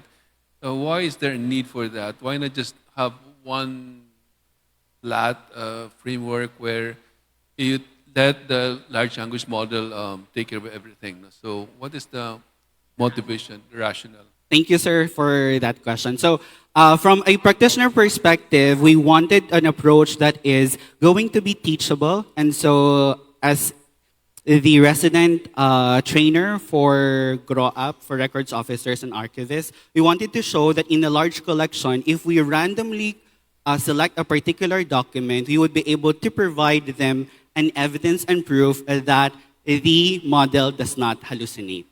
That's number 1, sir. So we wanted a way for them to check because they know the material better than I do as the builder or the developer. So that one, sir. Yeah. Now regarding that, did you compare that multi-tier framework that you have against a flat one? Which one is better? So that's your claim, right? So now, did you compare the two to check whether the multi-tier framework is better? Not yet, sir, because right now, the current state of the framework is to show first that it is accurate. What we wanted to show then is to compare the frameworks in the context of the more technical pulling of the record. So the more formal RAGAS infrastructure for checking, for example, whether it will still be robust with one combined technique. We have not yet checked that particular complex area, sir. So how do you evaluate the performance of your system? We have not yet reached that particular stage because we will plan to pull the working paper into 3 directions. 1 for information science, 2 for policy for the transition analysis of the SDG, SGLG, and COA. For the third one, the RAGAS infrastructure is still pending because we wanted to see because the 0.75 baseline for cosine similarity is a set default. We have not yet checked the different settings for it, sir. So we wanted to show which particular setting is good as is for multiple situations. So we have not yet pursued that particular check, which would be in the CS or the complex, the AI technical side, sir. Yeah, so since you haven't actually done that yet, no, so regarding your choice of large language model, which models, which LLMs did you use? I used Gemma 4. I used Olama Gemma 4 because there was a motivation for the chat to answer Cebuano or Hiligaynon. So I found Gemma 4 is good with that, with no additional training. Yeah, okay, so be aware also that there might be substantial differences in performance across the different the different models. So that's one, since this is a continuing study, one thing that you might want to look into is the token efficiency. Yes. So how many tokens will it generate? Because of course you want less tokens. Eventually we start deploying this. Fewer tokens is still the best. No? So across the different models, how efficient is the generation of the tokens? That is considered, sir. So I began with Llama, but it's not performing well with the translation. So I moved to Gemma 4, that 9.6 gigabyte size. Then I also considered Qwen. So those 3 first, then we can move on to the other models. One barrier would be the unit, because our claim is that it should work in a commodity hardware. So 16 gigabytes is truly limiting for the RAM. 32 gigabytes, which should be an investment later on through the OST, would be most welcome. Thank you, sir. Okay, thank you. Thank you very much, Mr. Shim. There's Elijah B. Sandig. For our next presenter, he is from West Visayas State University, and he will be presenting his paper with the title, Monocular Dip-Based Thoracic Morphology Analysis for Non-Invasive Pectus Excavatum Assessment. Please welcome Mr. Nicky Joe E. De Ocampo.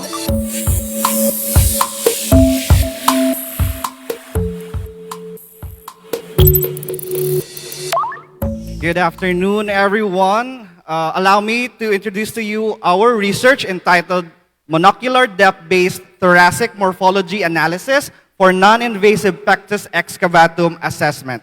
I am Dr. Nicky Joe E. De Ocampo, and together with me are my co-researchers, Dr. Regine A. Cavacas and Ms. Angelica Grace P. Simbran. Pectus excavatum, commonly known as funnel chest, is the most common congenital chest wall deformity, characterized by an inward depression of the sternum that gives the chest a sunken appearance It accounts for approximately 90% of all congenital chest wall deformities and affects an estimated of 1 in every 300 live births, with higher prevalence among males. Historically, pectus excavatum was considered largely as a cosmetic condition. However, advances in medical imaging have shown that sunken chest deformity can affect the heart and lungs in moderate to severe cases, highlighting the importance of early screening and objective assessment for timely clinical intervention.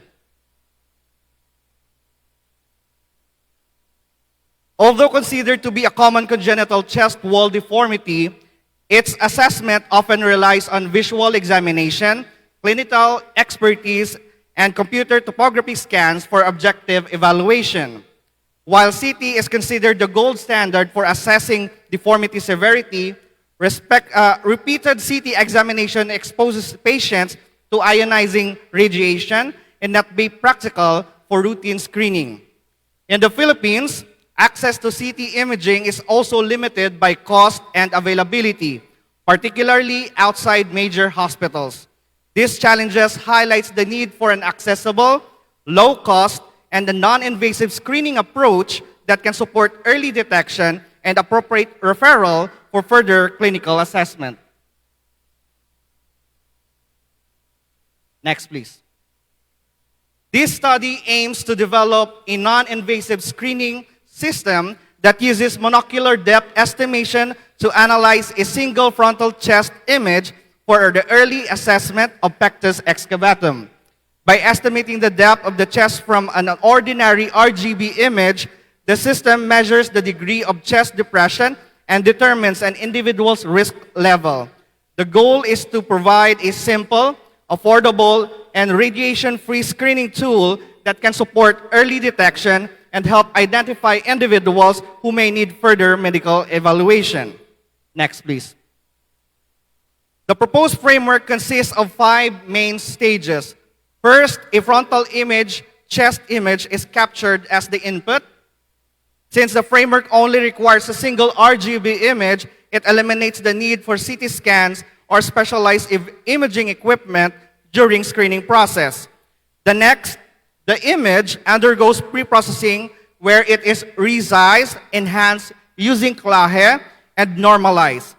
These steps improve image quality and ensures consistent input for the depth estimation model. The pre-processed image is then passed through the depth anything model, which estimates the relative depth of the chest surface from a single RGB image. The generated depth map highlights variations in chest depth and serves as the foundation for the succeeding analysis. Using the generated depth map, the framework performs thoracic depth analysis by extracting the region of interest, identifying the reference line, and locating the deepest point of the chest depression.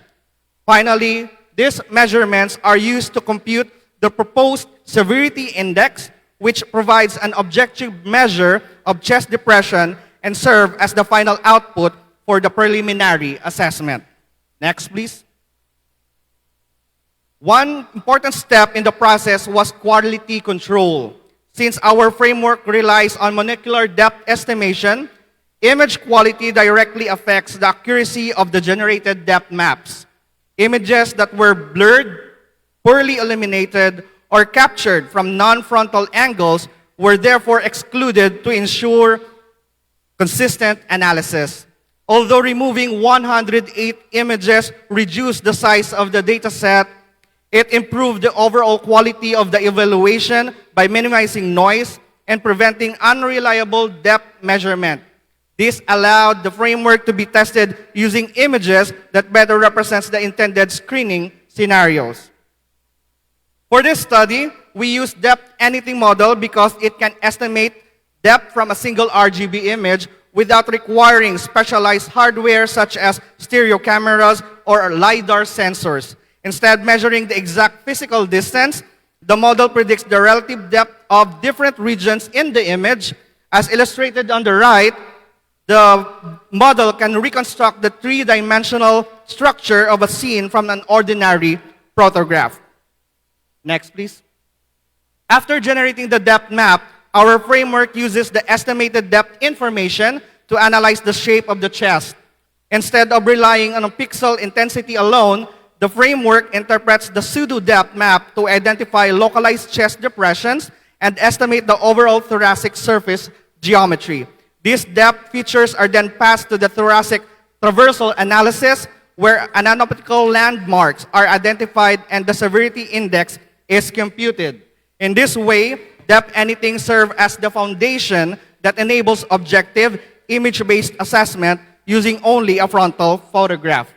Next, please. Once the depth map is generated, we perform thoracic traversal analysis to quantify the chest depression. The analysis begins by locating the deepest point of the sternum, which represents the maximum depth depression. Next, the framework identifies the left and right rib peaks, which serve as anatomical reference points. Using this landmark, a horizontal traversal profile is generated to measure the variation in chest depth across the thorax. From this profile, the proposed severity index is computed to quantify the extent of the chest depression. Next, please. To evaluate the proposed framework, we perform statistical analysis and binary classification using the computed severity index. The box plots shows a clear separation between the low-risk and high-risk groups, indicating the severity index can distinguish different level of chest depression. Next, please. The confusion matrix also achieve an overall accuracy of 78%, correctly classifying most of the samples. Next, please. The proposed framework also utilized traversal-derived descriptors from the pseudo-depth maps to classify thoracic morphology. The model demonstrates a balanced performance with a recall of 80.6%. Next, please. It's important to note that this framework is intended as a screening tool and not as a replacement for clinical diagnosis. In future work, we plan to incorporate automated landmark detection and use more clinically validated data sets to further improve its accuracy and reliability. Next, please. The study showed that the monocular depth estimation can effectively estimate the shape and depth of the chest using a single RGB image. The extractive depth information was able to distinguish between different levels of chest depression, demonstrating its potential as a non-invasive, affordable, and accessible screening tool for pectus excavatum. Although additional clinical validation is required, the proposed framework establishes a promising foundation for computer-based assisted chest screening. Next, please. Before I end, I would like to say that as an IT professional, I believe that it is our responsibility to give the public access to better health technologies. Thank you. Thank you very much, Mr. Nicky Joe E. De Ocampo. I believe our panel of judges is now ready to ask the question. All right. First of all, congratulations for a good presentation. I'd like to make a clarification on severity index calculation. Whether the age of the subjects had been considered. For example, what I mean is that relative to your data, to the data set that had been utilized, age had not been considered for this, right? Yes, sir. As of the moment, we are limited to the available data set that we have. The data sets are from ages 17 to 28, wherein Pectus excavatum most probably grows out of your from your teenage years. Yeah, that's the point that I'd like to suggest in this paper, that maybe you could have certain classes of severity index calculation relative to age range of your subject. But since you used a data set obtained from a certain source or repository, then maybe the future work may consider this variation. Now, had you actually used actual data and then perform validation? Although the research is still in its infancy, sir, we did do some actual testing. I contacted some doctors within the Philippines and outside the Philippines to do initial testing, and some of the results are promising. All right. That's very well. Thank you very much. Thank you so much. Congratulations. Thank you and congratulations, Mr. Nicky Joe E. De Ocampo.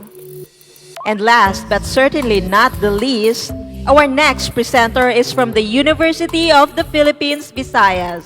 He will be presenting a research paper with the title, iReadiness Audit of Public Shrimp Aquaculture Microbiome Records Using Human-in-the-Loop Metadata Verification.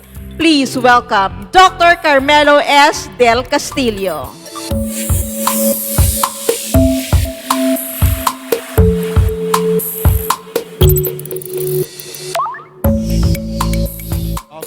Fisheries kid kuya. And I'm sure Sir Bobby would be saying, no nga, what is this kalbo doing there? Fisheries na siya. Well, someone told me that the AI wave is coming. You could either swim in it or you're going to drown. And me, I want to surf on it. So, we actually have a startup company. You can visit us tomorrow, no, or the next day. And we are working on several domains. But for this AI Fest, I wanted to go back to my roots. I wanted to go back to fisheries. Next slide, please. So, shrimp is, by value, the biggest aquaculture commodity. And it's very complex. Okay? We're thinking that AI can help define, to help predict disease especially. Shrimp is can always have problems with disease. Next slide, please. And this disease are being affected by the microbiome. The microbiome meaning the bacteria that consists of the gut or the water. And then this microbiome can be defined by the metagenome. Oh,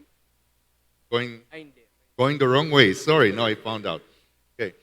So, but the shrimp pond is very complex. Aside from the microbes that make up the pond, there are also other metadata. We have the water, the pH, the oxygen, the salinity, the farm context, and other values that can help us describe and predict whether there could potentially be diseases or not. However, these data, it relies on the metadata that can be available on public resources. So what we did, we wanted to make a health risk assessment, if it is possible, to get this data, or just the pond condition monitoring from public data that is available in NCBI. So what we were only working on metadata-centered AI readiness audit. We were only using rule-based preliminary classification and later reclassification on before and after change based on a human-in-the-loop interaction. We did not do any raw read reprocessing. We did not do predictive modeling. And we only focused on the upstream data readiness. So what we first did was we did a search of the public repository, NCBI. And then we did initial record capture and a rapid targeted audit. And from this, we extracted metadata and an initial AI readiness scoring. After which, human in the loop. That's basically me.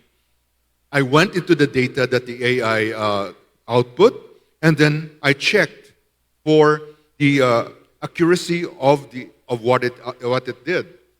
So I did a manual review of the NCBI SRA and then made metadata correction and contextual recovery. And then after that, we made the final output, which was the final verified AI readiness classification. A more detailed summary is here in the algorithm that we used.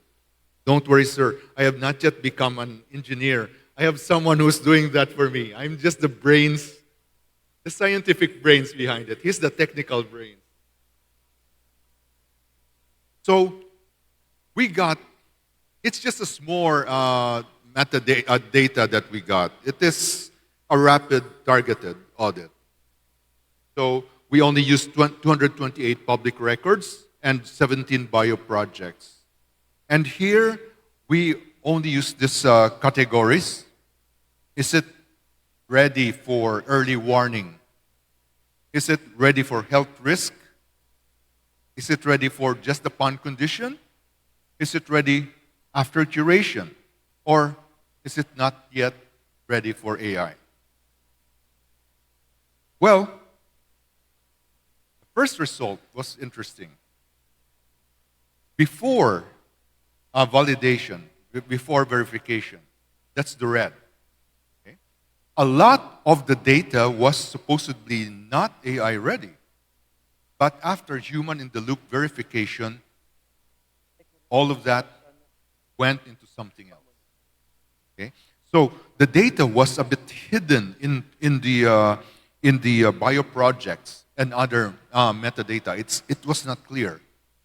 So we were able to recover 100% of the not AI-ready data, and it all became usable for curation or upon condition useful mostly.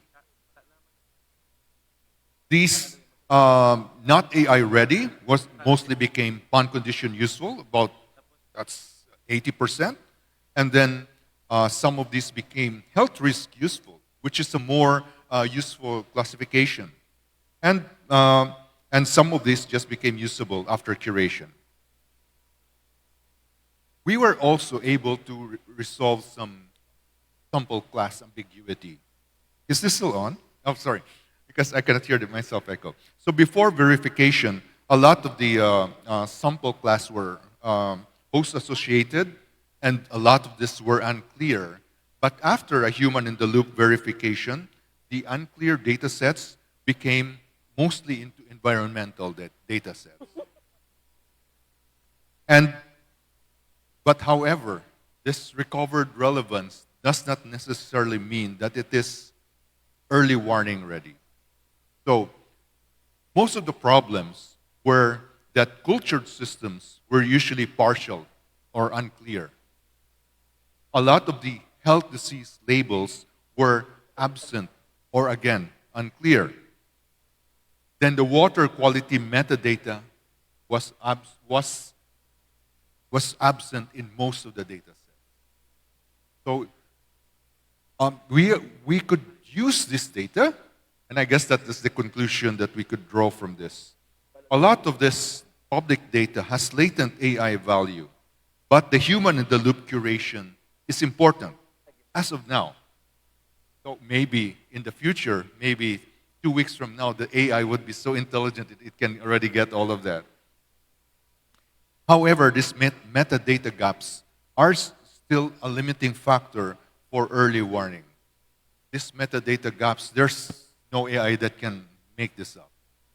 So the practical implication is that the accession capture is only the first step. AI-ready aquaculture data sets require metadata verification. And lacking this metadata verification, this gap assessment is there. The gap is there. So if ever we want to have a good AI-ready data set for aquaculture, we might still have to make a lot of them. These are bio projects, some sample bio projects that we accessed for the metadata recovery, and some of the sample problems, and then the recovery or correction of the metadata. Thank you. Thank you and congratulations, Dr. Carmelo S. Del Castillo. I believe our Board of Judges are now ready to ask the question. Okay, so thank you, sir, for your informative presentation. Okay, so I'm not into aquaculture, but in the computer science perspective, sir, no, can we go back to your framework, yung slide? Okay, if I understand it correctly, the study is about assessing and improving, tama ba, sir? The data for public shrimp aquaculture microbiome records.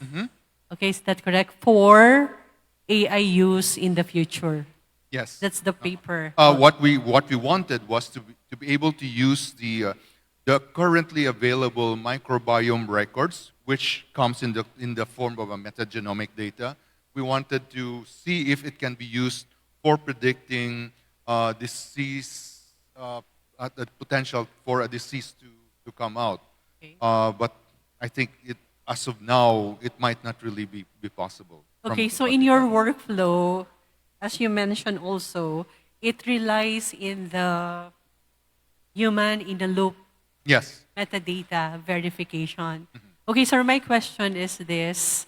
If this system will be implemented into a multiple repositories with multiple data, yes. So how could the system assure while maintaining its accuracy and minimizing the human verification, how would you assure to us that this study can also provide a very high accuracy in terms of data quality? I guess, first of all, from how I was the human in the loop. So how I identified I was just looking for keywords. But maybe the data was not trained to search for these keywords. So maybe these keywords can be amplified, or the AI can be taught that these keywords have this meaning. That is a technical thing that I am not. I'm the scientist, Mom. So my techie guy, maybe he can answer that, or maybe you can help me answer that, Sir Bobby. So, Actually, sir, that's my follow-up question kasi, because I was thinking, how could you automate the process itself? Kasi it was never mentioned in the paper. So, ayun. So, siguro sa engineers ba? Maybe, Mom, I could work with Sir Bobby to make something that is publishable from this. Okay, sir. No more questions. Or Thank you. there's a UP, sir. Sa UP Diliman, sir. Maybe we can work on something on this. Because I think, Mom, this domain was not, they did not think that it can be probably used for AI.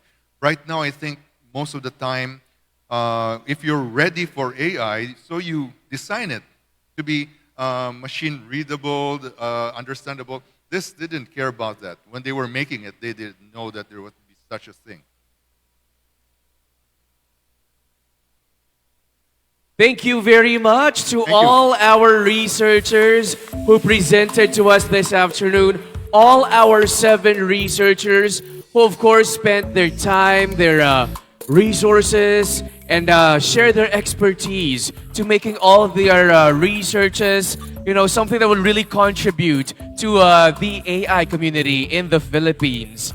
And right now, we will be giving our certificates of appreciation to our judges, our distinguished Board of Judges, and to our moderator for our research paper competition. Once again, we would like to call on stage our respective judges for the research paper competition. We have Dr.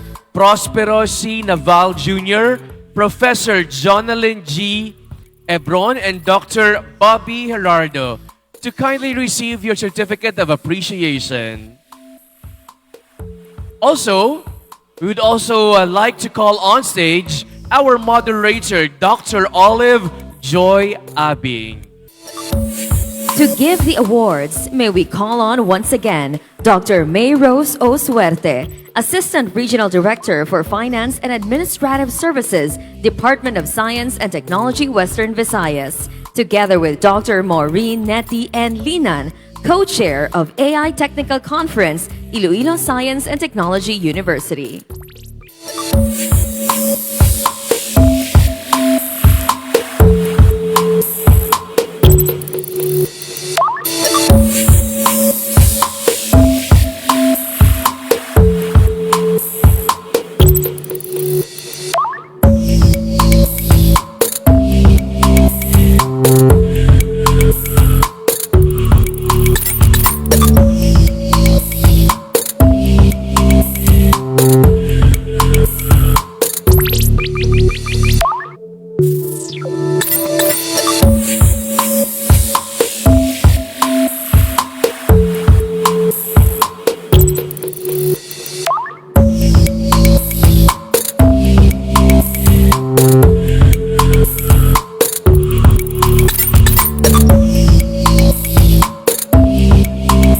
Thank you very much to our distinguished Board of Judges and to our moderator. Thank you for making our afternoon even more information-filled. Madaming nga salamat. And right now, as a token of our gratitude, we now proceed to the awarding of certificates of appreciation to our 7 participants. May we ask our presenters to come to the stage when your name is called to receive your respective certificates. We have Miss Caitlin Sarah B. Bernardino, Dr. Helen D. Daya, Mr. Dexter Dandan, Mr. Michael Marvin Cruz, Mr. Shem Durst Elijah Sandig, Mr. Nikki Joe De Ocampo, and Dr. Carmelo Del Castillo.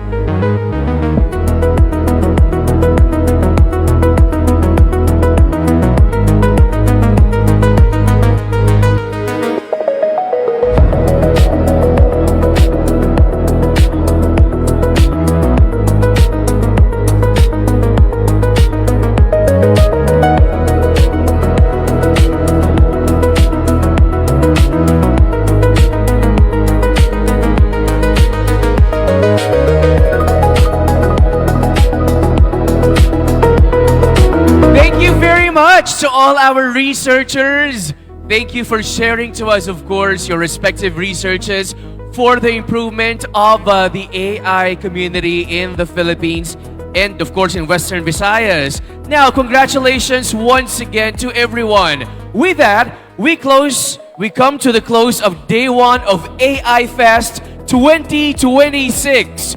Thank you for spending the day with us, for your curiosity, your questions, and your energy. We look forward to seeing you tomorrow for another day of insight and innovation as we hold more plenary sessions and the Innovation Colloquium. Have a wonderful rest of the day and see you tomorrow for the second day of AI Fest 2026.